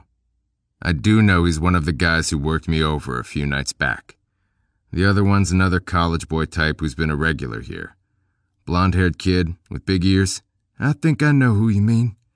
Yeah, well, the other night, before Lou and I joined you at DePreda's, I had a little run-in with that clown. He was following me, and I suckered him into an alley and put him to sleep. Temporarily, that is. He drives a Chevelle. It's out in your lot right now. So is he, probably. I didn't see him upstairs or down, but that's no surprise. I broke his nose the other night and he probably doesn't want to show what's left of his face around here, where he might see me. Then why's he here at all? I can think of a reason. That stopped him for a moment. This is it then, he said. Tonight's the night, you mean? Shit, I don't know. There's too many things that just don't track here. I'm starting to think this is something else entirely. Like what? I'm working on it. I think we better have an understanding. If I get involved in something that is apart from our other business together, but something that turns out to be of benefit to you, can I expect to be rewarded accordingly? You bet your ass. Okay, then. And I got up and went to the door. Went out to gamble. 30. John Smith was sitting in the blue Chevelle, on the rider's side, slouched against the door, smoking a cigarette, 2 fingers resting gingerly on his bandaged nose. Where surveillance was concerned, he'd been an incompetent agent, but you could hardly ask for a better subject. It was like sneaking up on a corpse. The parking lot, dimly lit except directly under the small neon over the door, was empty of anything but cars at the moment. 10 o'clock was too late for many people to be arriving, and too early for many people to be leaving. And a perfect time to go out to my GT on one side of the lot, unlock the glove compartment, and get out the silenced 9mm, and walk over to the other side of the lot and the Chevelle. The door he was leaning against was unlocked, I noticed, and when I opened it, he fell out like an ironing board from its closet. He had a gun, a Smith & Wesson snub-nosed .38, but it, like his cigarette, tumbled out of his fingers while he was tumbling out himself. I scooped up the .38, dropped it into a jacket pocket, and pointed the 9mm at the middle of his face. He was sprawled on his right side and looked like he was trying to swim in the gravel. He looked comical. More so when his eyes crossed to look at the barrel of the 9mm. You motherfucker, he said lamely, like he'd never used the word before in his life. Shh, I said. What's going? I poked his nose with the guns. Shh, I said. He put a hand over his nose. He started to weep. Please, I said. This is embarrassing enough as it is. I patted him down with my free hand. He had no other weapon. Keys, I said. He pointed at the car. I looked over, and the keys were in the dash. Get them, I said. He pushed himself up, hesitantly, and leaned into the car. I leaned in with him, pressing the flat snout of the silenced gun against his back, his ribs, and he got the keys. We leaned back out, and he turned slowly and held out the keys to me. They dangled like a vulgar earring. I didn't take them. I shut the car door and said, "Open the trunk." He cocked his head, like he couldn't quite make out what I was saying. With those ears of his, you'd think he wouldn't have any trouble hearing. "The trunk," I said. He shrugged, but the casualness of that gesture didn't work for him. This was one scared shitless character. Which didn't keep him from opening the trunk. Fumblingly, of course. But he opened it. I had, by this time, stuck the 9mm in my waistband. For a guy like this, I didn't need the gun. In fact, I could have given it to him to hold for me. I glanced around, looking for the beams of light that would indicate someone coming up the drive into the lot, looking to see if anyone was coming out a barn door, or if anyone might be able to see us from a window. The latter was barely possible, but between the lack of windows downstairs and the shuttered ones upstairs, and our being way over to the far side of the lot, I felt it unlikely there were any eyes on us. So we were standing in front of the trunk of the Chevelle, like a couple of guys in front of an altar, or urinal, and my bland-looking college kid companion, with his busted nose and big, apparently non-functional ears, looked at me wondering what to do next. I told him. "Get in," I said. He cocked his head again. "In," I said, and pointed at the trunk. He cocked his head and pointed at the trunk with me. "Oh, Jesus," I said, and pushed him in there and shut the lid. 31. After closing, I sat at the bar and nursed a gimlet while Lou was cleaning glasses and generally tidying up. The dealers were filing into Tree's office to turn in their money, and witness the ritual of seeing the money go in his fat relic of a safe. There was a second ritual, nightly, of the money being shifted to the real safe, the one in the floor under the carpet. But the dealers didn't get to see that. The guy with the glasses was one of the first to go, but the sound of the outer door opening and closing didn't follow him. I hadn't expected it to. I waited till the line of dealers had thinned down to 2, and went to the coat room to get my jacket. The .38 I'd lifted from the party currently residing in the trunk of a Chevelle was still in the pocket I'd dropped it in. I'd returned the bulky 9mm to the GT's glove compartment.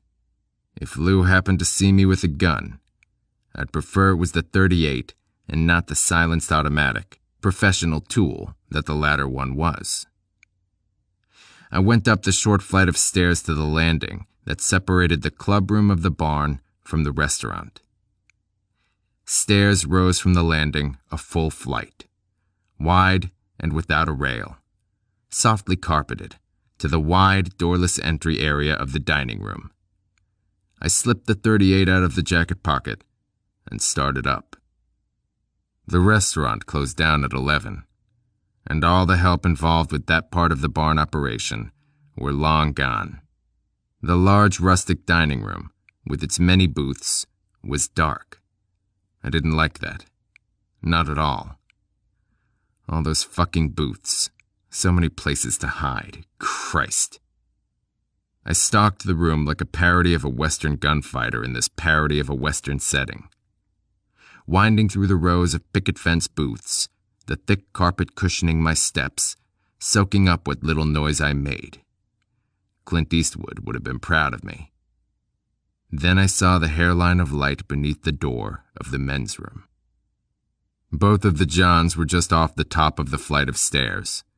An easy, logical place to duck into. But the lack of imagination these guys showed was staggering. Not only was this asshole hiding in the John, an overly enclosed space and an obvious choice, and the men's John at that, but he'd even left the lights on. After all, who wants to wait around in the dark? Pathetic. "Yeah, okay," I said loudly, in a voice that I hoped didn't sound like my own. "Be with you in a second, Frank. Just let me take a leak." And I went in.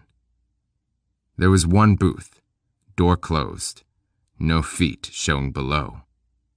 I stood at the urinal a few moments, flushed it, walked over and turned on the hot water in the sink, never turning my back completely to the booth, the door to which I then kicked open, and the guy in there, standing and crouching at the same time on top of the stool, in an inane attempt not to be seen, caught the edge of the metal door on the chin, and threw his head back against the cement wall, and he then slid down and bumped every vertebra on his spine along the toilet's metallic spine, from which extended the flush knob, until his ass thudded against the floor, and his head came to an abrupt rest against the porcelain bowl. Still in his hand, though limply held, was another S&W .38, this one with a longer barrel, which was the first faint sign of professionalism I'd seen from this fucked-up pair. I kicked the gun into the corner, and kicked him in the balls. He said something that wasn't exactly a word, grabbing himself, and his eyes were huge and round behind glasses bent out of shape and hanging on his face like a modernistic sculpture. I picked him up by the front of the shirt and stuffed his head in the toilet a while. Backwards is a hard way to get dunked, and when I brought him back up, he was choking and sputtering and seemed about to die. I waited a second till he was better, and then dunked him again, but frontways this time, to try to avoid killing him. When I let him up, I didn't let loose. "Do you know what happens to guys that get in over their heads?" I said. He was in no shape to say anything, but that was okay. I didn't want an answer. I shoved him back in, and this time worked the flush handle a few times. A dozen, maybe. "They drown," I said, letting him back up. I lifted him off the floor and sat him on the stool. "Get your breath back," I said. He sat there complying, chest heaving, water running off his face like he'd been out in the rain a day or two. His shirt was soaked halfway down. I was barely wet at all. Can you what? Say it. Can I get my glasses?" He pointed between his legs. His glasses had come off and were down in the toilet somewhere. I told him go ahead. He reached down through his legs and fished around and finally came up with them. He bent the heavy frames around a little, and they sat a little better on his face. Not much better, and as water-streaked as they were, I didn't know what good they were doing him. "You can dry them off if you like," I said. He was still breathing hard, heaving his chest, and he was trembling too. But somewhere in there, I could make out he was also nodding. He took some toilet paper and wiped off the glasses. "There's not going to be any cops," I said. He just looked at me, his breath slowing down gradually. "Just like there's not going to be any heist," I said. He looked down. The floor was wet. "You invested some time and some money, but you know how it goes. You can't win 'em all. Though at least you finally filled a flush, huh?" "Very funny," he said. "Hey, coming out alive is winning of a sort." He looked up. "Where's Johnny?" "Johnny Smith, you mean? Big ears, nothing between?" "In the trunk of his Chevelle." "Is he—" "He's alive, if you call that living." What happens now?"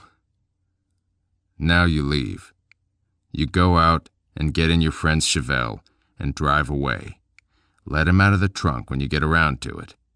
I handed him the keys. "You can have your gun, too," I said, and went over and picked it up. Stuck the other .38 in my waistband and emptied the shells of first one gun, then the other, into the used towel bin. Then I gave him both guns, and he looked at me puzzled. "That box of slugs in your glove compartment isn't there anymore, in case you're wondering. Even if it was, it wouldn't do you much good. Ask your friend about the gun I almost used on him, and see if he'd like to go up against it." "Why are you doing this?" "Stopping the heist. I'm getting paid to." "Why let us go, I mean?" "Because you're just not worth killing.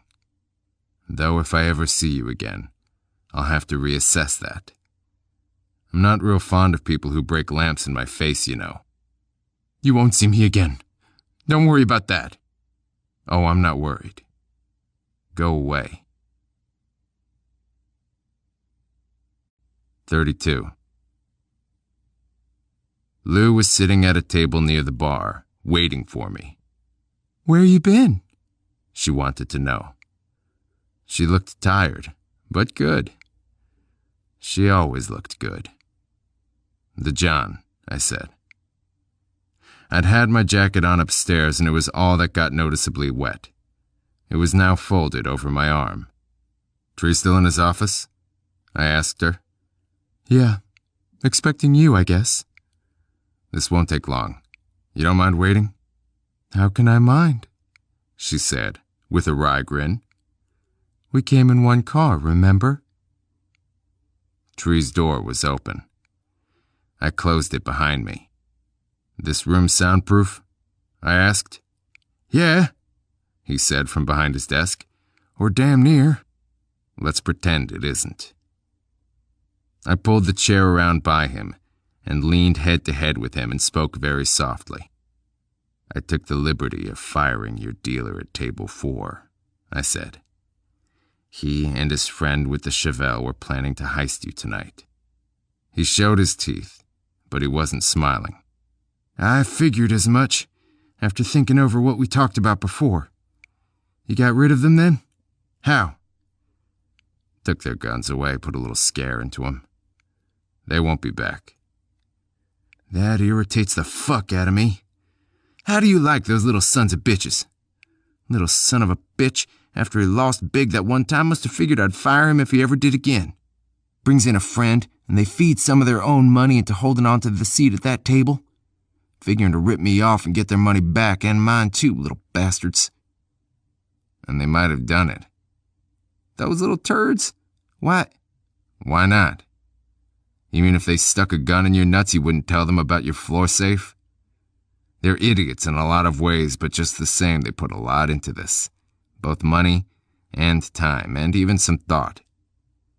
They figured out the weakness of your security setup, which is those few minutes after closing. After all, or anyway most of the dealers are gone. When you're here alone, with none of the alarm systems turned on. Which is something you might want to do something about sometime. Why'd they rough you up that time? Maybe to get back $600 I won off them. Maybe they wondered if you were onto them somehow, and wanted to see if you planted me at the table, to keep an eye on them. It's also possible one of them saw me approach you that first time in the parking lot. You saved me a lot of money tonight, Quarry. Hey, I saved your ass. They could have killed you. At the least, they'd cause some wear and tear. It's hard to put a price on something like that, isn't it? Let's try. He smiled on half his face and leaned over and swung open the door of the big safe. He took out every packet of money in there, 6 packets in all, and stacked them on the desk in front of me. 3,000. Above and beyond our other arrangement. Speaking of which... He opened a desk drawer and took out a check and put it on top of the stacked money packets. The first 1,000 I owe you. Made out as you instructed. Good, I said. Now I want you to do something. What? Don't go home tonight. Don't talk to anyone. That includes that cunt of yours. Ruthie, but... Especially Ruthie. What are you talking about? Ruthie is a good friend of Lou's. So what? You gave Lou the bartender job because Ruthie asked you to, isn't that right? Because they were old friends? Yes, but what's that supposed to mean? Lou is half the hit team, Frank. She's what? You heard me. How long have you known this? All along. I followed her here from Florida. Do you know where she lives, Frank? Yes, I do. Where, Frank? Across the street from me. Who found her the apartment, Frank? I think Ruthie did. That's right, Frank. He kind of flopped back in his chair. His eyes were glazed, empty, like glass eyes. Then he sat forward and said, But Christ, man, you're living with her, sleeping with her. Which just goes to show you can't trust everybody you sleep with. How can you? Hey, what better way to keep track of the situation, huh? She could kill you. I could kill her. You're pretty goddamn fucking sure of yourself. She wouldn't kill me unless she was sure she needed to. People in this line of work aren't frivolous about killing. She was hired to do you in, not me. and unless she's sure I'm in her way, she wouldn't consider it. Especially in an apartment she rented herself. This is crazy. Right. Anyway, drive someplace. 50 miles away from here or more. Check into a motel. You can come back to work tomorrow, and I'll see you here, tell you where we stand. Till then, don't be anywhere. I don't understand. Listen, I thought I had a handle on this. I thought I knew who the two people were that had your number, and that one of them was that little dealer of yours with the glasses. Only he isn't. He's just some little jerk planning some little heist, so all bets are off. And I got to rethink this whole fucking deal, because I only know now for sure one of the two people who are here to cancel your subscription to those girly magazines there. Now that makes me nervous. It ought to make you more than that. Go home tonight, and maybe you don't wake up in the morning. Well, I'll do what you say. Fine. Got a gun to take along? Yes. Good. See you tomorrow night. The pockets of the jacket were dry, and I stuffed half the packets of money into each pocket, tucked them down deep, and put the check in my billfold. Then I carefully folded the jacket over my arm and went out and smiled at Lou, who rose from the table, hooked her arm in mine, and we drove back to Des Moines, to the apartment, and made love and fell asleep in each other's arms. 33. The new play opened tonight at the Candlelight Playhouse, and the marquee had been changed accordingly. It was early afternoon, and the block's worth of parking lot adjacent to the big, brick, two-story was empty. I parked along the side of the building, with a few other cars.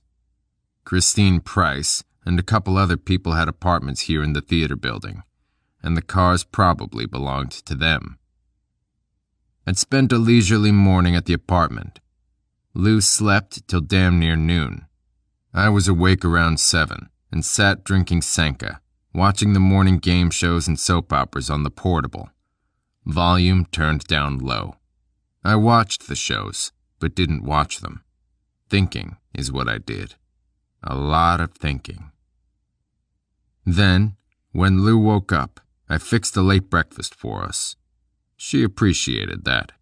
She said it took a liberated man to work in the kitchen. I said it took a bachelor. As we ate, I told her I had another job interview this afternoon, and she said fine, and didn't ask for particulars, which was nice of her, as it saved me the trouble of making some up. There was no problem getting inside at the Candlelight. The front doors were unlocked, just like the other day. Beyond the front doors, to the left, off an entry landing, some stairs led down. Some other stairs, a shorter flight, went up to the lobby. I climbed them, wondering if strike weekend was over. It seemed to be. The stage set was finished, 4-poster bed and other antique furniture assembled into a bedroom, the walls of which were painted and made very realistic-looking scenery. No one was on stage. No one was in the big theater room, with its gentle tiers, with the small covered tables with chairs. I walked back out into the lobby and down to the entryway. Only I turned left this time, headed on down the stairs to the lower level, where Ruthie's apartment was. The big room still looked like the basement it was.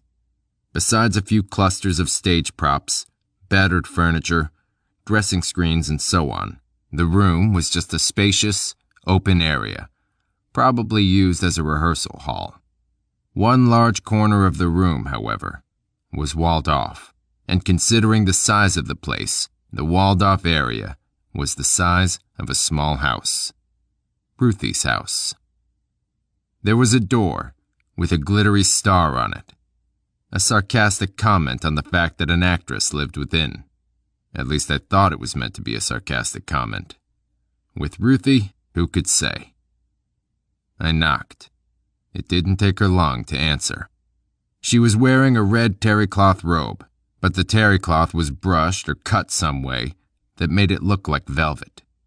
It was long and flowing, but it clung to her, was belted around her middle, and the neckline plunged, of course. She touched her hair, which was piled up on top of her head recklessly, and she said, "You really don't believe in giving a girl much notice, do you? Come on in." She led me through a small living room that looked like a prop room, odd pieces of second-hand furnishings scattered around with no apparent plan, and ranging from a possibly antique love seat to a cigar store Indian with his cigars broken off. From the living room, we passed through a small kitchenette area, just large enough for a table and chairs, refrigerator, stove and sink, and a lot of dirty dishes. Then we were in a tiny hall, about the size of a broom closet, off of which was a surprisingly large bathroom on the one side, and her bedroom on the other, the latter being where we finally ended up. There were only 3 things in the room: a round bed, with pink sheets and a fuzzy white something spread, unmade, a huge wardrobe trunk, standing open, like a mouth going sideways, with various clothes hanging and drawers that her other things were apparently stored in, and an imposing dressing room-style dresser, with big square mirror surrounded by glowing dwarf light bulbs. The top of the dresser was cluttered with various sorts of makeup, and on the walls around the mirror, and elsewhere in the room, but not as concentrated as here, were pictures of her, both glossy posed photos with the crest of a studio photographer, and large color blow-ups of snapshots taken during various performances of plays she'd been in. She sat in front of the mirror and started taking some pins out of her hair. "Make yourself comfortable," she said. "You want something to eat? I can fix us something. You rather wait till afterwards for that?" "Is that why you think I'm here?" I said, sitting on the round bed. "To fuck you?" She shook her head, not in any response to me, but to make her blonde hair tumble to her shoulders, which it did, as if in slow motion. Her smile in the mirror was as smug as it was sexual. "Why else?" she said.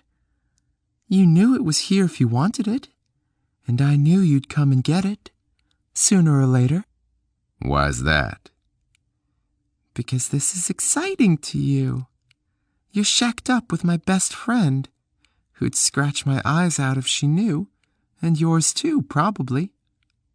And I'm seeing your new boss, who happens to be the type who frowns on somebody messing with his property.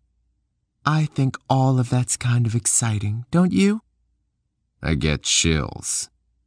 She dropped her robe to her waist, cupped her big, small-pointed breasts, and looked at them appraisingly in the mirror.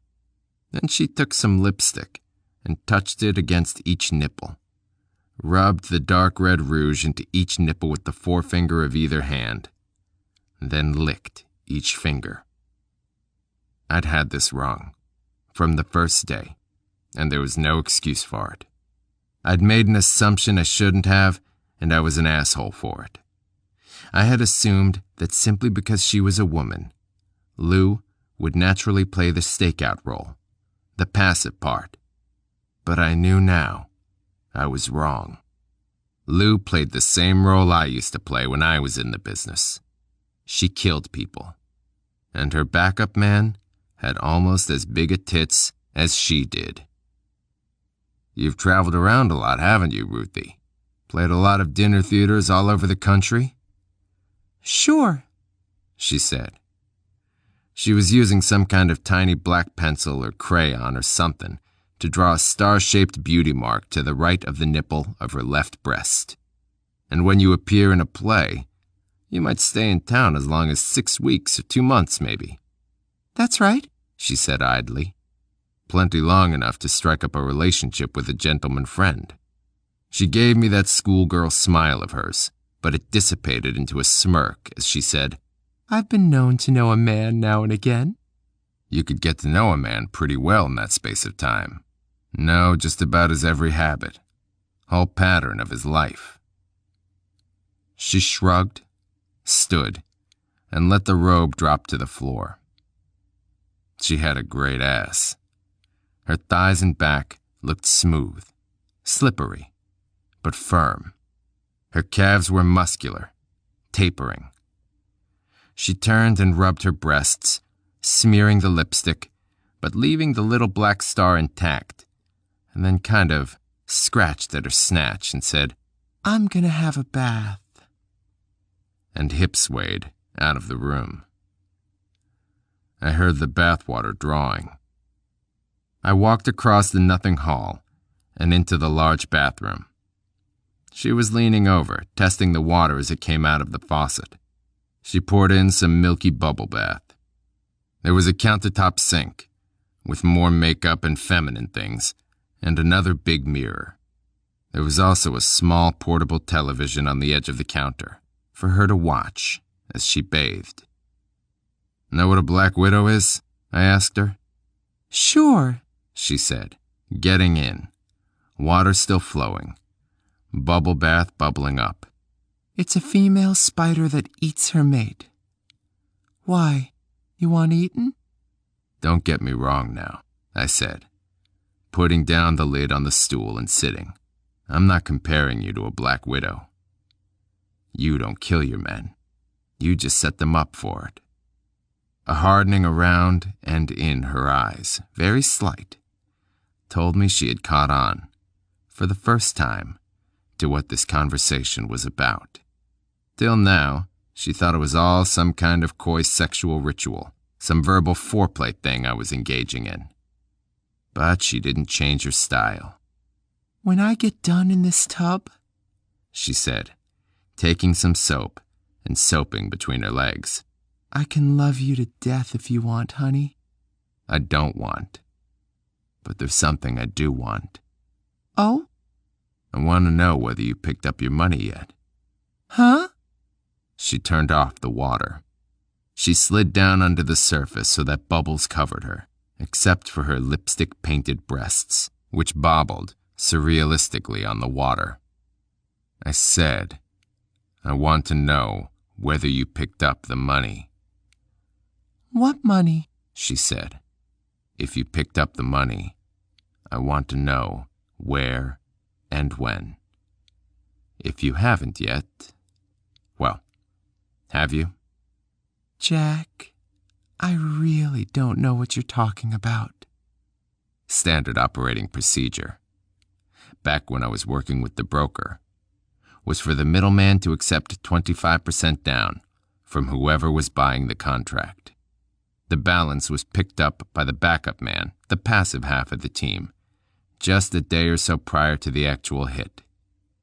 And that was the only contact, and an indirect contact at that, since it amounted to going to a drop point and picking up the cash, the hitman had with whoever hired them. Ruthie knew this, and I knew she did. I turned on the portable TV. "What are you doing?" She said. Turning on the TV, I said. What does it look like I'm doing? Say, Ruthie, tell me, you're in showbiz. Which soap opera is it that's on? I can't tell them apart. Is it One Life to Live, or Another World, or what? "Jack." You know it's dangerous having something electrical like this in the bathroom. It could fall off into the tub. Oh, but I see you have the cord knotted up, so that if that happens, the set would unplug itself. That's smart thinking, Ruthie. Here. I'll just unplug it for a minute and unwind this cord. And hey, it's nice and long, isn't it? Just plug it in again, and there's your soap opera back. You don't mind if I keep the volume down while we talk? "Jack, I'm getting out." No, I said. You just stay put. "Jack." Stay put, I said. I was standing over her, holding the set by the handle on top, holding the plug in the wall socket with my free hand, while silent images of a man and a woman arguing, their faces in close-up, flickered across the screen.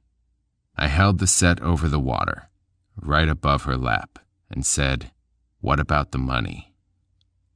"Jack, let me get out. We'll go in the bedroom and I'll make you real happy, Jack. God, I'm good, Jack. Look at these, Jack. Jack, look at me. You'd like it in me." The money. Where? When? I made the pickup yesterday. Shit. I'd hoped she hadn't made it yet, so I could make her lead me to the pickup when it was made and I could find out who had hired Tree Dead. Where? I said. Iowa City, she said. Iowa City? Yes, in an alley, in a trash can downtown. Jack, can I get out now? You just sit there a minute. If you let me out of here, Jack, I won't say a word about this. I won't mention this to Lucille if you want. I'd even help you get rid of her, Jack. Anything you want. Ruthie? Jack? For once, I don't think you're acting, I said, and tossed in the TV. 34. Along one side of the psychopathic hospital was a sun porch. Despite the massive iron doors that Tree and I had been buzzed through the other day, security here was non-existent. Most of the patients at the hospital had signed themselves in and were free to go when they chose to, theoretically anyway.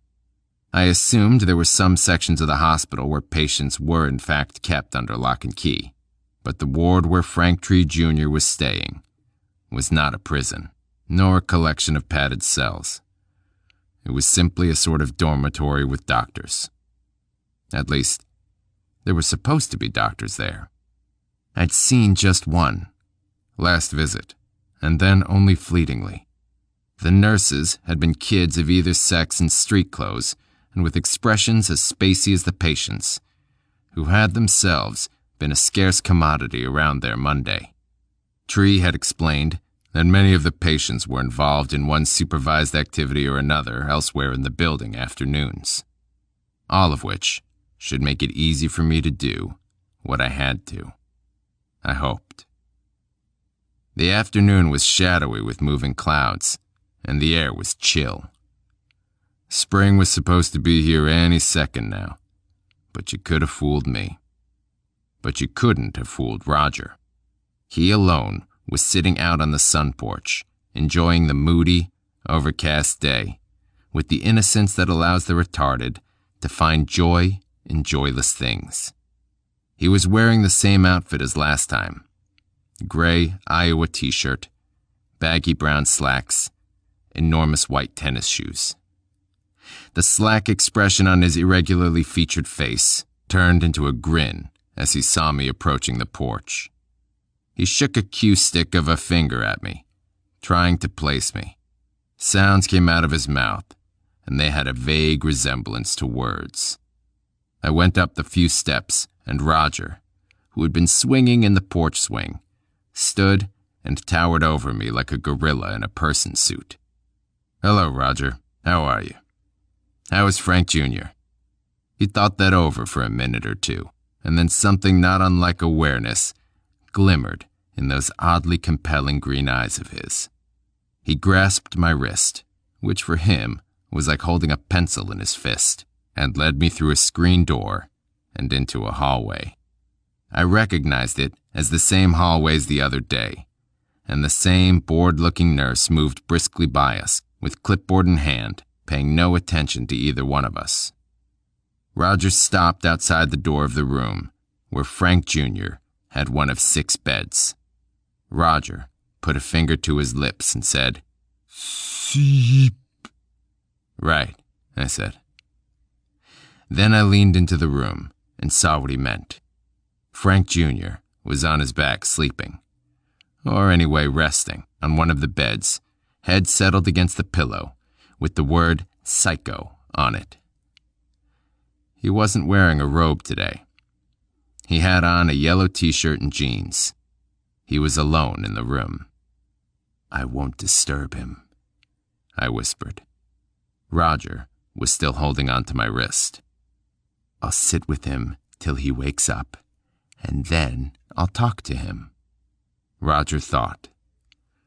"Go back out on the porch now, Roger." And he nodded, dropped my wrist like a stone, and shuffled away. And I made damn sure he was out the door before going in and taking Frank Jr. by the shoulder and shaking him. "Wake up," I said several times. He finally did. He looked so much like his father it was spooky. The smaller, slightly feminine nose and the long, dark black hair remained the only differences. Tree must have looked much the same at 18 or 19. "You don't know who I am," I said, "and you don't need to. Other than I'm somebody trying to find out why you paid to have your father killed."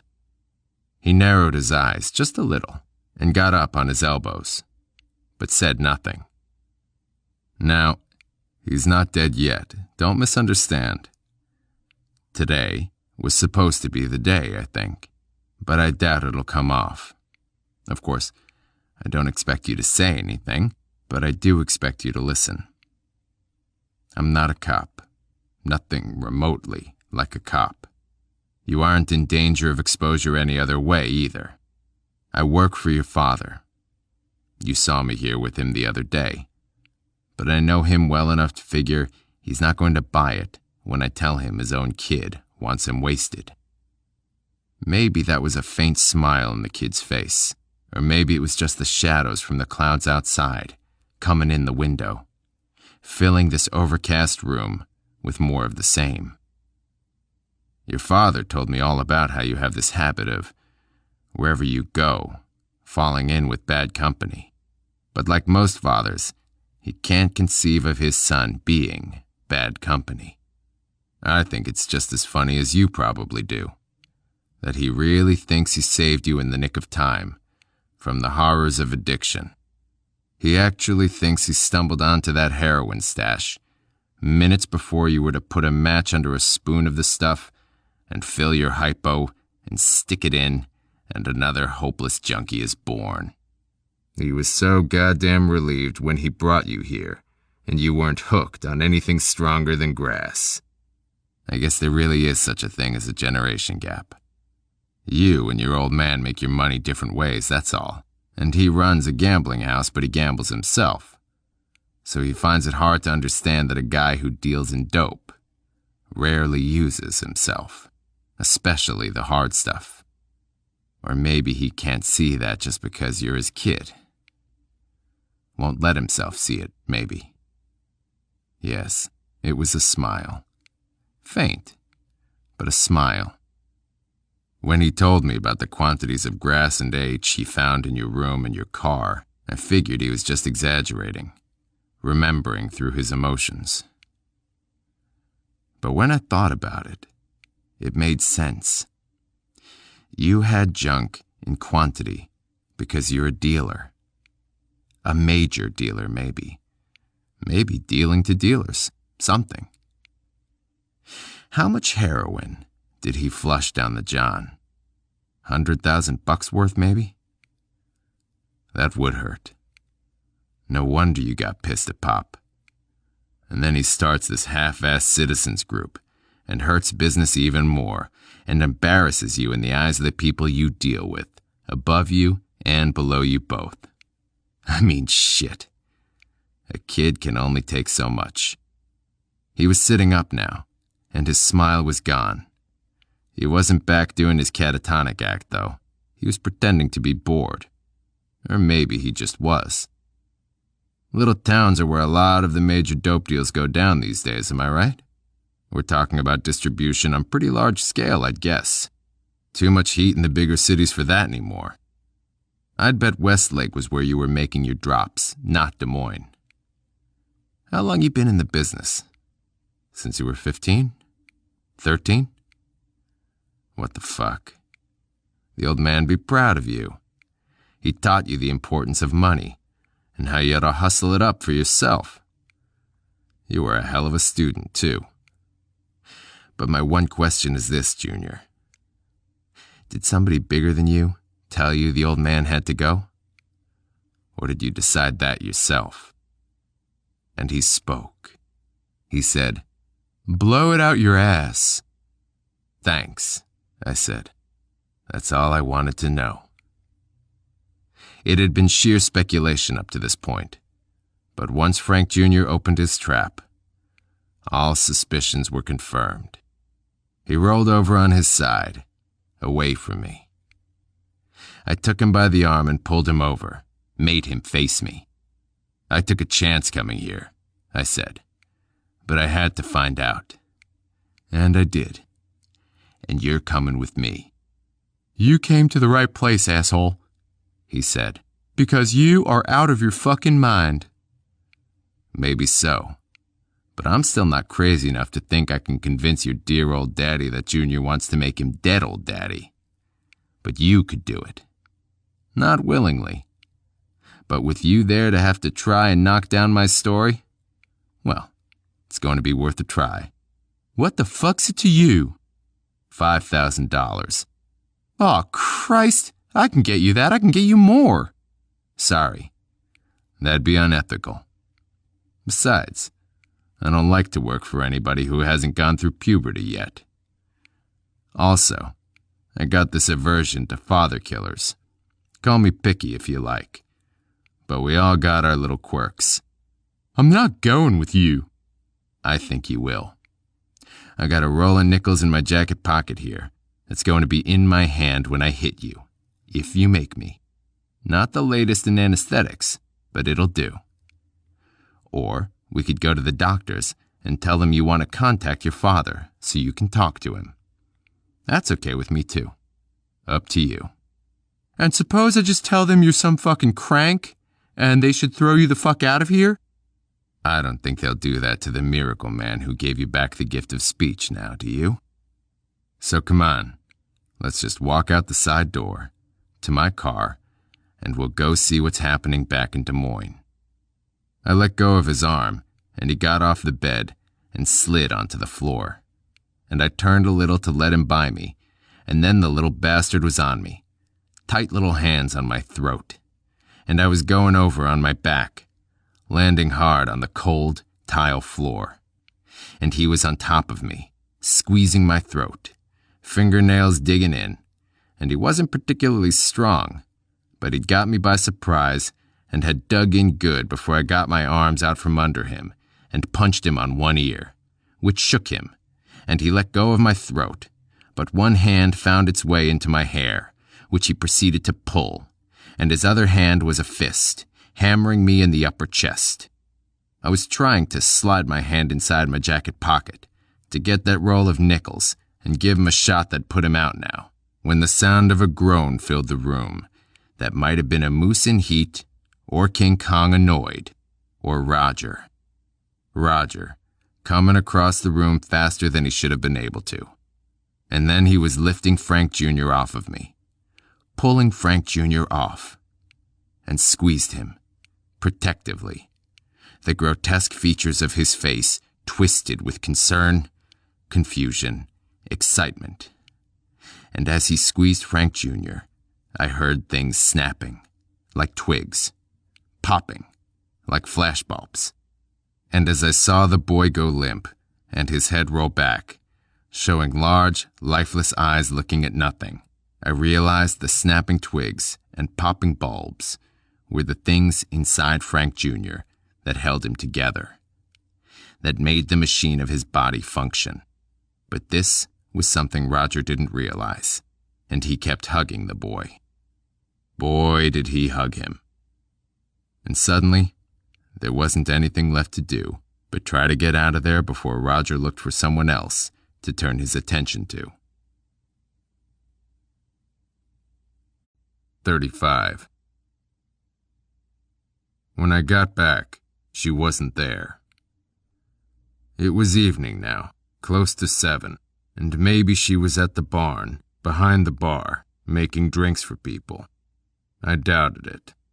With Ruthie dead, Lou would be leaving town, maybe already had. Hitting Tree now would be out of the question. Her backup man gone, possibly murdered. Lou had no choice but get the hell out. You just don't hang around when a job goes sour, and it can't go much more sour than your partner getting electrocuted in a bathtub. But when I looked in the closet, her things were still there. It was a relief and a disappointment. A relief because the notion of maybe seeing her again was something I hadn't been able to let go of yet. A disappointment because I'd tried to work this thing around so that she'd be forced out of it. She was supposed to be gone. The phone was on the wall in the kitchenette. The dirty dishes from the late breakfast I'd fixed were still in the sink. I called the barn and asked for her. She wasn't there. I wondered whether that was good or bad, then asked to be put through to Tree. I wondered if he'd heard about his kid yet.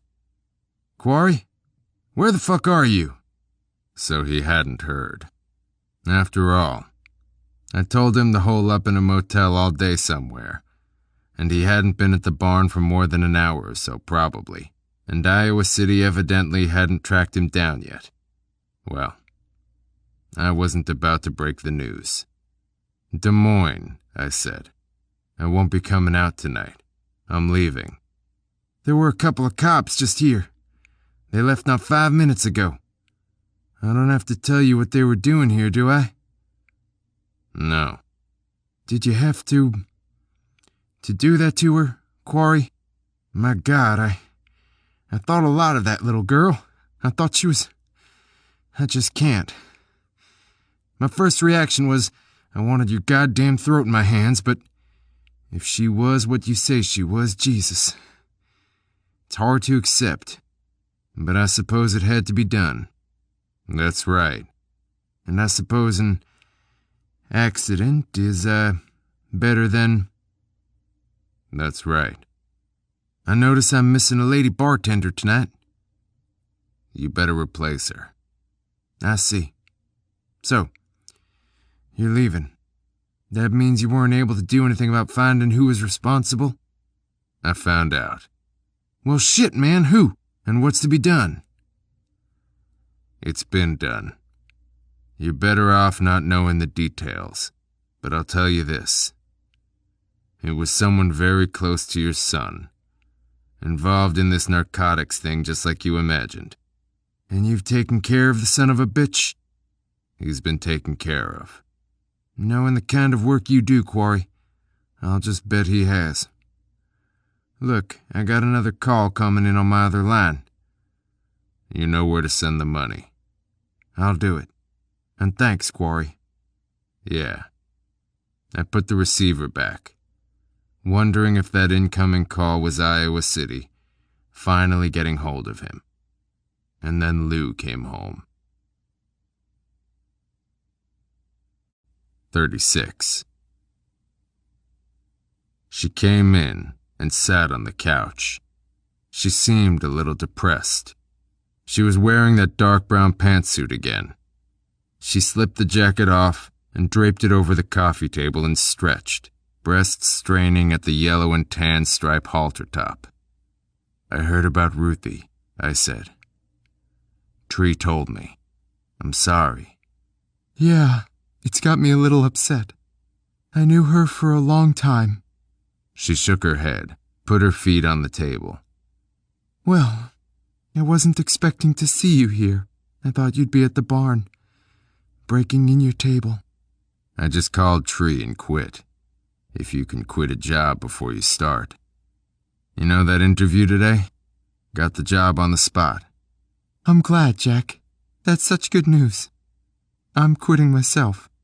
After what happened to Ruthie, I just don't feel like staying around this town anymore." "Yeah, well, I can't blame you." "When are you leaving?" "Tonight. Right away. Gotta be in Wisconsin tomorrow morning." "I think I'll take off tonight myself. Back to Florida." "I guess we both better start packing then." I guess I ought to change into something I can drive in, huh?" She stood and undressed and let her clothes fall to the floor in a heap, and I took a long, memorizing look at that body. Then she went over and turned off the lights and went back to the couch and lay down and held out her arms to me.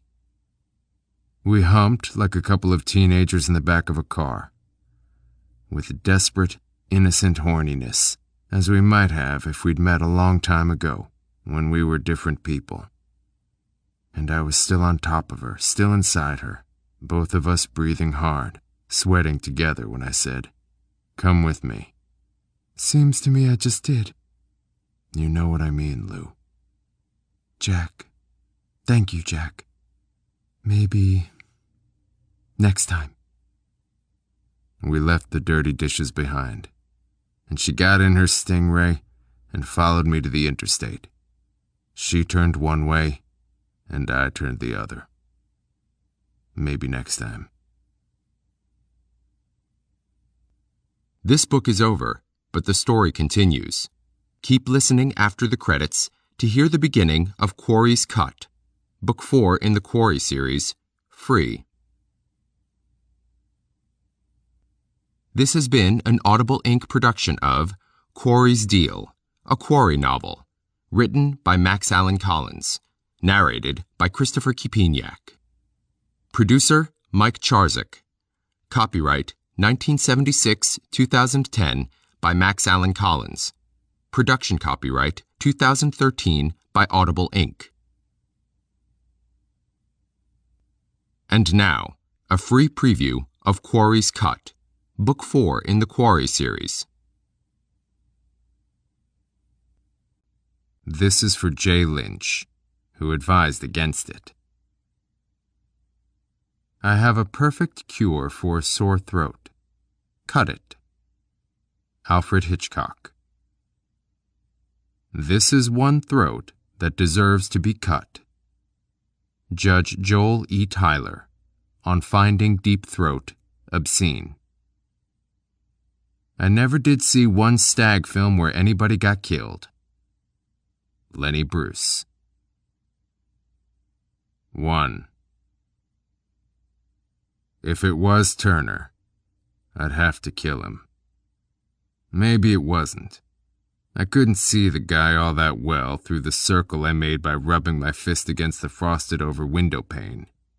He was having gas put in his car, or rather was putting it in himself, at the self-service pump.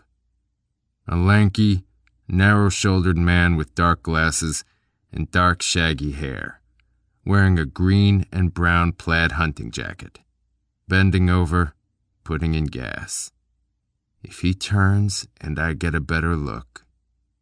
Only now the window was frosting up again.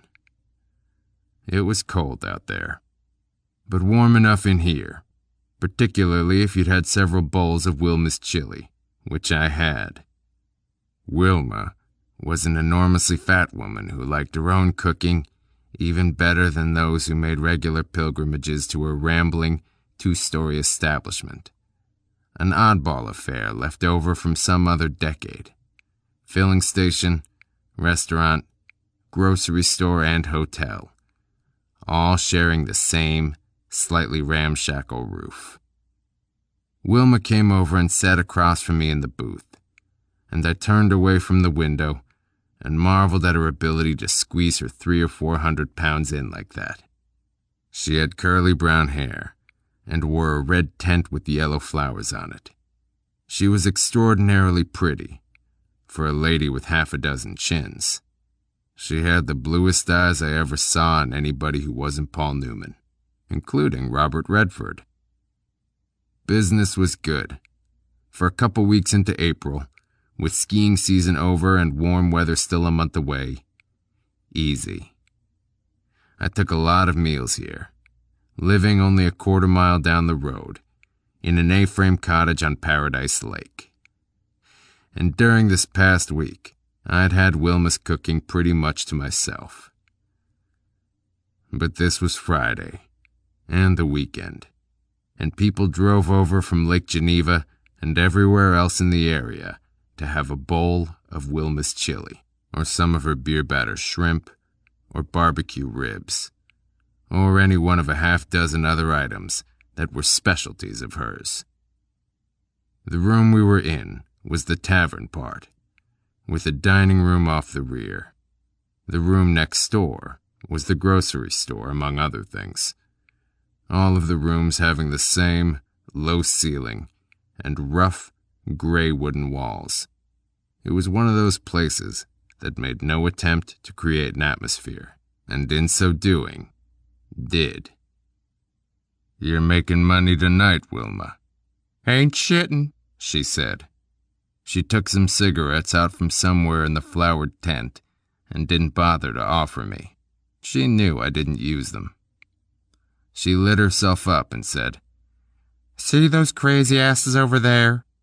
She was pointing to a young couple in their early 20s, sitting in a booth across the room. I said I saw them. "They drove down from Chicago for my chili. Can you beat it?" I admitted I couldn't. "Who's helping you in the kitchen?" "My niece. You saw her in here yesterday, didn't you? Little dark-haired girl with the titties?" That does sound familiar. I rubbed the window again. Looked out. He wasn't there. Car was, though. A recent model Chevy, medium price range, blue-gray. He was probably paying for his gas. "My father owned this place," she said, out of nowhere. She was like that, but this was something new in subject matter. We'd become friends over the several years I'd been living nearby, and spoke of many things, but never this. "I never met your father," I said. "I should hope to shout. He died in 1948. "How old were you then?" "None of your goddamn business. 20-something. I did the cooking since I was 13. "Who ran the place after your father died?" "I did. Who do you think? Took his name down and put mine up." The painted sign outside said Wilma's Welcome In. "What about your mother?" "She ran away with a vacuum cleaner man during the war." "Which war?" "I forget. You know, it's slow season, and I got lots of empty rooms upstairs. Want to go up?" "Not tonight. One of these days." "Shit. I don't think you're ever gonna come across." "It'll happen, Wilma. You can't rush love." She liked that. She laughed about it. Her chins especially. "Who's that guy out there, Wilma?" "Who?" I rubbed the frost off the window. "The guy getting in his car," I said. "The guy getting in the Chevy. Ever seen him before? Or is he just a tourist?" "I seen him. Funny you should ask." "Why's that?" "He's got a room with me. Had it a week now." "So?" "I think he banged my niece last night. I don't like that. She might have, but I don't. She's just 16 and that fucker's 40.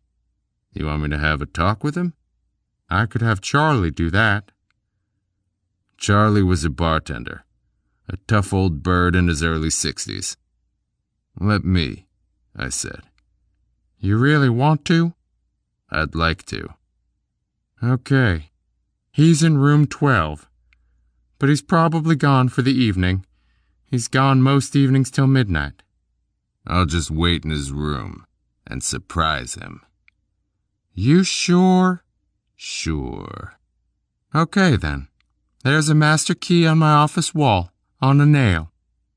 I rubbed the window glass once again. Turner and his Chevy were gone. I got up. 2. The last time I saw Turner was 5 years ago, and he was on the floor, where I put him, and he was telling me he'd fix me someday. Childish, the way he put it, really. "I'll fix you, fucker. I'll fix you." And an hour or so earlier, we'd murdered a man. Or rather, I had, with Turner giving me support, supposedly. But it's necessary to go back before I first met Turner. Before the broker, even, if you're to understand any of this. It's necessary to go back as far as Vietnam, or at least to when I came home from Vietnam. I found my wife in bed with a guy. It happens. It happens to a lot of people. Some of them maybe even take it well. I didn't. Not that I did anything rash. I just backed out of the room, apologizing, and returned the next day to the cozy clapboard-in La Mirada, where the guy, whose name was Williams, was in the driveway, under his sporty little car, the rear wheels jacked up, and he was so busy fixing the car he didn't have time for me, except to call me a bunghole. So I kicked the jack out. It killed him, not immediately, but soon. And my wife divorced me, and I couldn't have cared less. And lots of people were sympathetic. I wasn't even brought to trial over it. But a fuck of a lot of good it did me. My life was at a standstill. No wife, nobody else to speak of. No home, no work either. I was qualified to work as a garage mechanic, a skill I picked up as a kid, and also had a 2-year degree from a junior college that should have paved the way for some kind of office work. But the story had got some play in the papers, and adding that to the bad publicity Vietnam veterans were getting at the time anyway, we were all wild-eyed dopers, in case you forgot. Prospective employers weren't exactly lining up to hire me. Except for the broker. He had work for me. He looked me up, a month or more after my marital difficulty hit the papers. Found me in a hotel in L.A., a flea bag with hot and cold running whores, one of whom gave me a dose of something worse than anything you could catch in Nam, excluding a bullet, of course. Earlier, my old man had looked me up, came from Ohio to tell me not to come home. Said my stepmother had been uncomfortable around me, even before I started killing people. I never did ask the old man which killing he meant, the one for revenge or the dozen for democracy. Which was part of what the broker said to me that made so much sense. That night, in my dreary, paint-peeling hotel room, the glow of neon from outside providing the only light and giving everything a surreal look, including the broker and his unlined face that could have belonged to a man of 30, and his white hair, white mustache that could have belonged to a man of 60. But even in the surreal glow, he looked like the successful businessman he was, in his conservative yet stylish suit, and he talked like a politician, slick and eloquent and even seductive. And when he suggested I do in civilian life what I had done not so long ago as a soldier, that is, kill people, it seemed reasonable. After all, I had killed people overseas for little money, and killed somebody since coming home for no money. Why not do it for real money for a change? And broker was talking very real money. 2,000 and up for a simple hit. All of which stands as a gross simplification of what the broker said to me. I have tried on several occasions to record the scene, but have always failed. I have good, almost uncanny recall. I've proven that, I think, in the 3 accounts I wrote previous to this one. But that first meeting with the broker stays a blur in my mind. The sensations of it, the gist of what was said. That much I can tell you. And I can tell you also, I was an easy sale. Not that I was bloodthirsty or anything. I wasn't. I'm still not. But he approached me at a time in my life when I could have gone in about any direction. I had nothing left but the contradictory notion that while life and death are meaningless, survival remains essential. It doesn't seem to make sense, I know, but it seemed to make sense in Vietnam, which is where I learned it. And it has stayed with me till this day. The broker was the middleman between client and killer.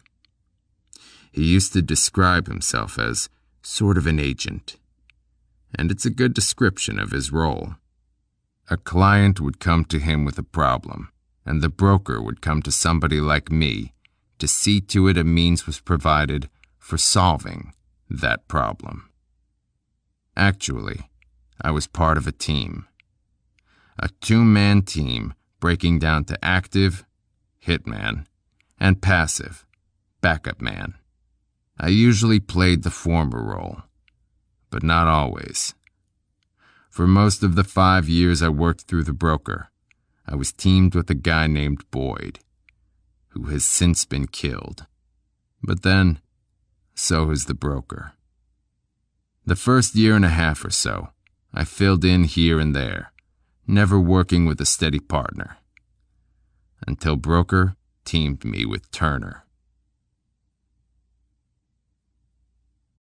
3. We did 5 jobs in 6 months, Turner and I, which is probably at least one too many. And maybe that had something to do with why Turner fucked up on number 5. You can get sloppy, working too many jobs too close together. You can get careless. You can also get dead. Which is why I resented what happened in Twin Cities, at the carnival. It was the second week in June, cool, overcast, getting toward dusk. The carnival was on the fairgrounds, which lay somewhat uneasily between Minneapolis and St. Paul, in the midst of residential and business areas. A big show with a score of crazy rides, their bizarre, oversized metallic shapes, the yo-yo, the loop, zipper, octopus, tilt-a-whirl, double-decker Ferris, Death Wish roller coaster, rose out of the city of tents like lunatic skyscrapers.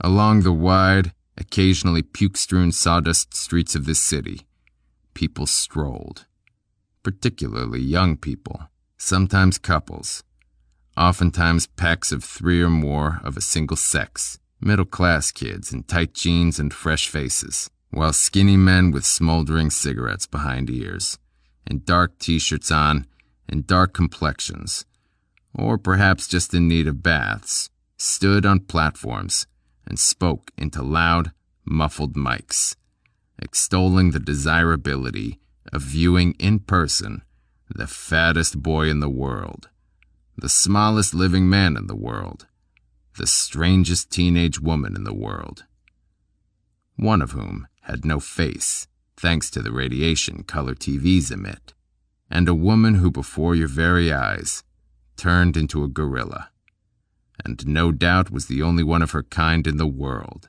and other men, not all of them skinny in black t-shirts, but many of them needing baths, coaxed passers-by into throwing balls and throwing money away, sometimes literally in the dime-quarter dollar toss, in pursuit of prizes of no discernible worth, including stuffed animals of indeterminate species and cigarette lighters with the American flag on them. The mark was a guy running a game tent, a red canvas cubbyhole where you threw baseballs at milk bottles. You could win anything from a tiny stuffed skunk to a pink stuffed dog the size of a Volkswagen. Odds are you'd win the skunk. The guy was short, fat, and dark. Jewish, maybe, or Italian. Could be either one, if he was a mob guy hiding out, which I figured him to be. Understand, I was never told why this or any mark was getting hit, other than somebody wanted them hit bad enough to pay good money.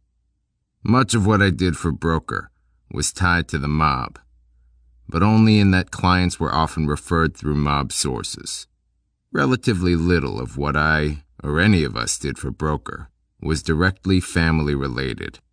They had their own people to do that kind of thing, and only in special instances would it prove useful to them to bring in somebody outside, like me. However, sometimes it was pretty obvious a hit was a family contract, and this was one of them. The way the guy looked, not just his ethnic look, but his vaguely urban speech and his almost polished manner, none of it fit the carny image. Not that everybody connected with the carnival was some kind of lowlife or deadbeat. Not at all. But the professional carny men have a look to them, as does the summer help. The kids, including pretty college girls, some of whom work the game tents, others of whom work as strippers, who do the carny number as a money-making lark. A guy like our short, fat, dark, somewhat well-bred Mark sticks out like a nun at a nightclub. I went over to his tent and threw some balls. "Cool day," I said. Cool, He agreed. His voice was high-pitched, like it hadn't changed yet. I seemed to be his first customer in some time, but he wasn't particularly excited about the prospect. "How much?" I said, pointing to the pile of baseballs on the counter. He pointed to the sign that said, 3 balls, 35 cents, everybody wins. His features were bulges in his puffy face. His thinning, gray-brown hair was cut short and neatly combed to the side. He was in his early 50s. He wore a Hawaiian print shirt and white pressed slacks. He looked like the host at a country club luau. I threw 3 balls and won a skunk. I threw 3 more and won another. "What do I win?" I asked. "If I play again and keep missing?" a skunk, he said. I figured. "Well, thanks." don't mention it. I walked away, passing several other game tents where the pitchmen did everything but reach out and grab me to pull me in for a game. Shriners were standing around in their fezzes like foreign cops. Some of them were ticket takers. Others just stood, and in so doing, reminded anyone who cared that the shrine was sponsoring all this family entertainment. One of the Shriners was Turner. He was standing in a small open area between the House of Mirrors and the tent where the Bonnie and Clyde death car was being exhibited, and he was watching the pretty young girls in tight jeans go by.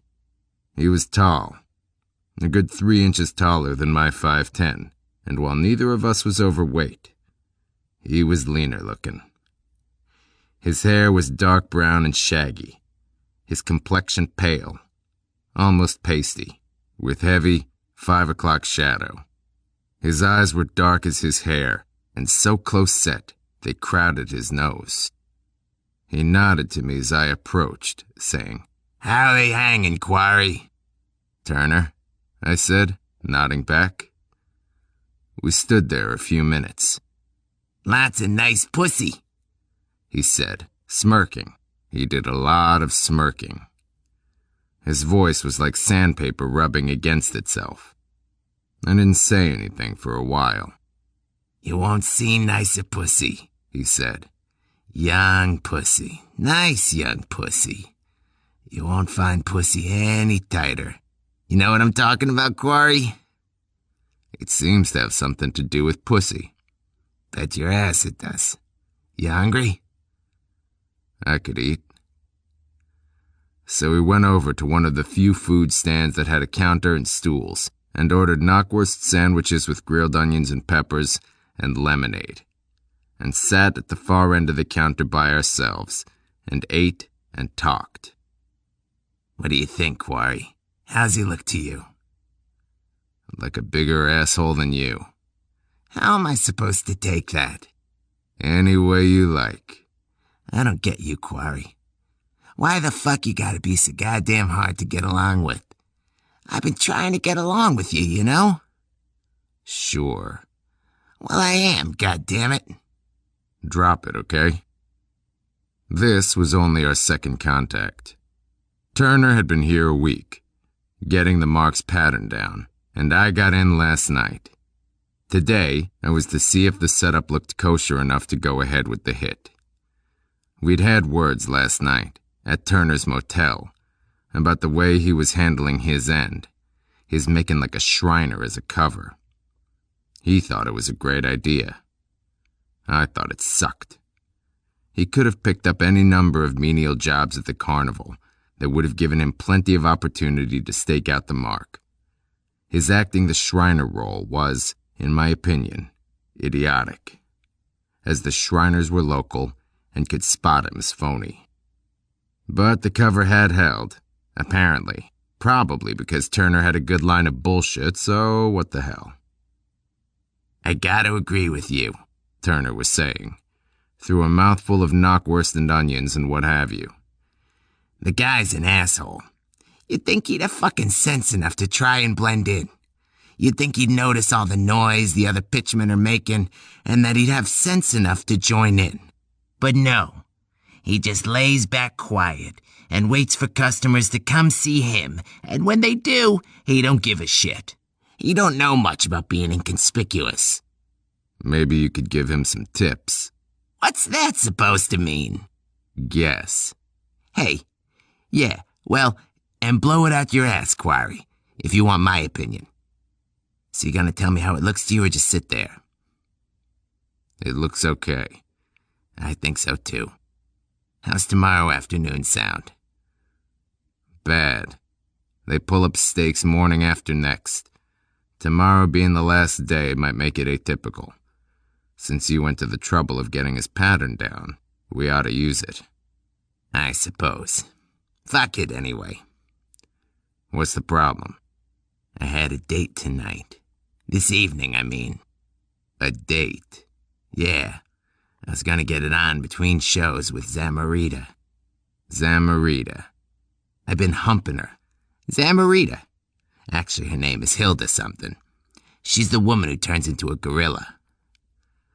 You have that effect on all the girls? Funny. I mean, she's the one with the stage act. She gets in this cage, and they dim the lights and do some electrical stuff, and she turns into a gorilla. Anyway, that's what it looks like. Actually, it's just a big hoax. Oh, Turner. Do you have to spoil everything? You're a funny guy, Quarry. Funnier than my old man when he takes out his teeth. Anyway, I guess I'll just have to take a rain check on the bitch. Damn, is she going to be disappointed. I can imagine. 10 o'clock then? 10 o'clock. I'll be there. Where exactly? He pointed over to a spot near the Mark's tent, between the exhibit with the giant rats and the House of Mirrors. The Winnebago camper was parked behind there just 50 feet away, among many other such vehicles belonging to the Carney people. In the background loomed the truck trailers the rides, when disassembled, were transported in. Okay, I said. See you later. See you later. I went on some rides, had my weight and age guessed, and threw a few balls at a game tent. But not the Marks. I ended up in Fun World, a king-size arcade in a long, narrow tent. The pinballs and shooting machines held my attention for several hours, and when I finally came out, at 9:30, night had replaced the dusk. The rides, with their bright neon of every imaginable color, were tracing garish designs against the darkness, like ungodly jewelry or a hand-painted tie. And at 9:40, after going to the rental Ford for my silenced 9mm and a light jacket, I had wandered over by the Mark's stall, where he was closing down. The rest of the carnival stayed open till 1. But not this clown. He always closed up early, sometimes as early as 10 o'clock. Tonight was a new record, which was a little disturbing.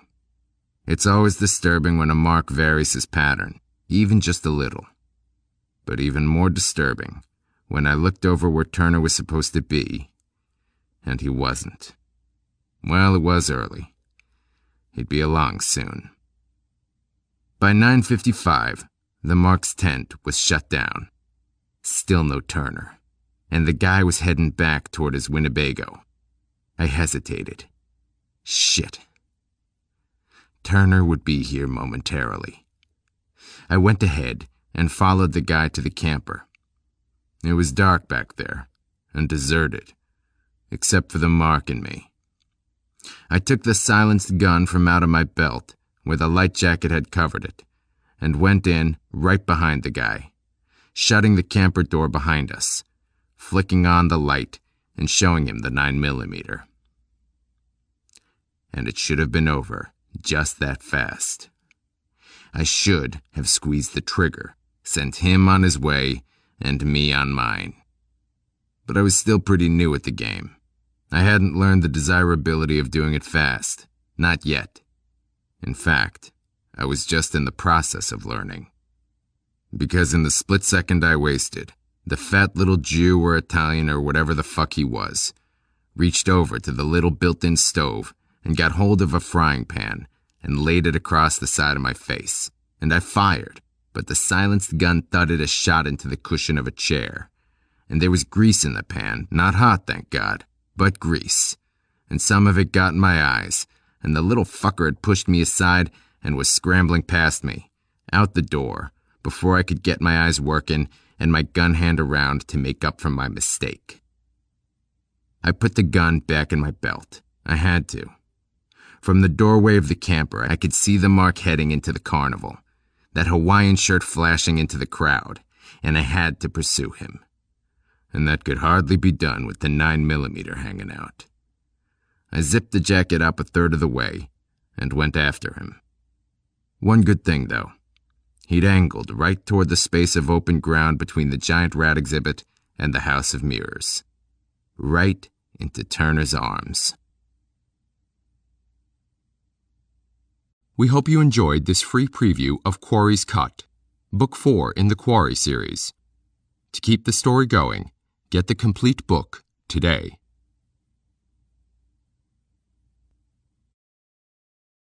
Audible hopes you have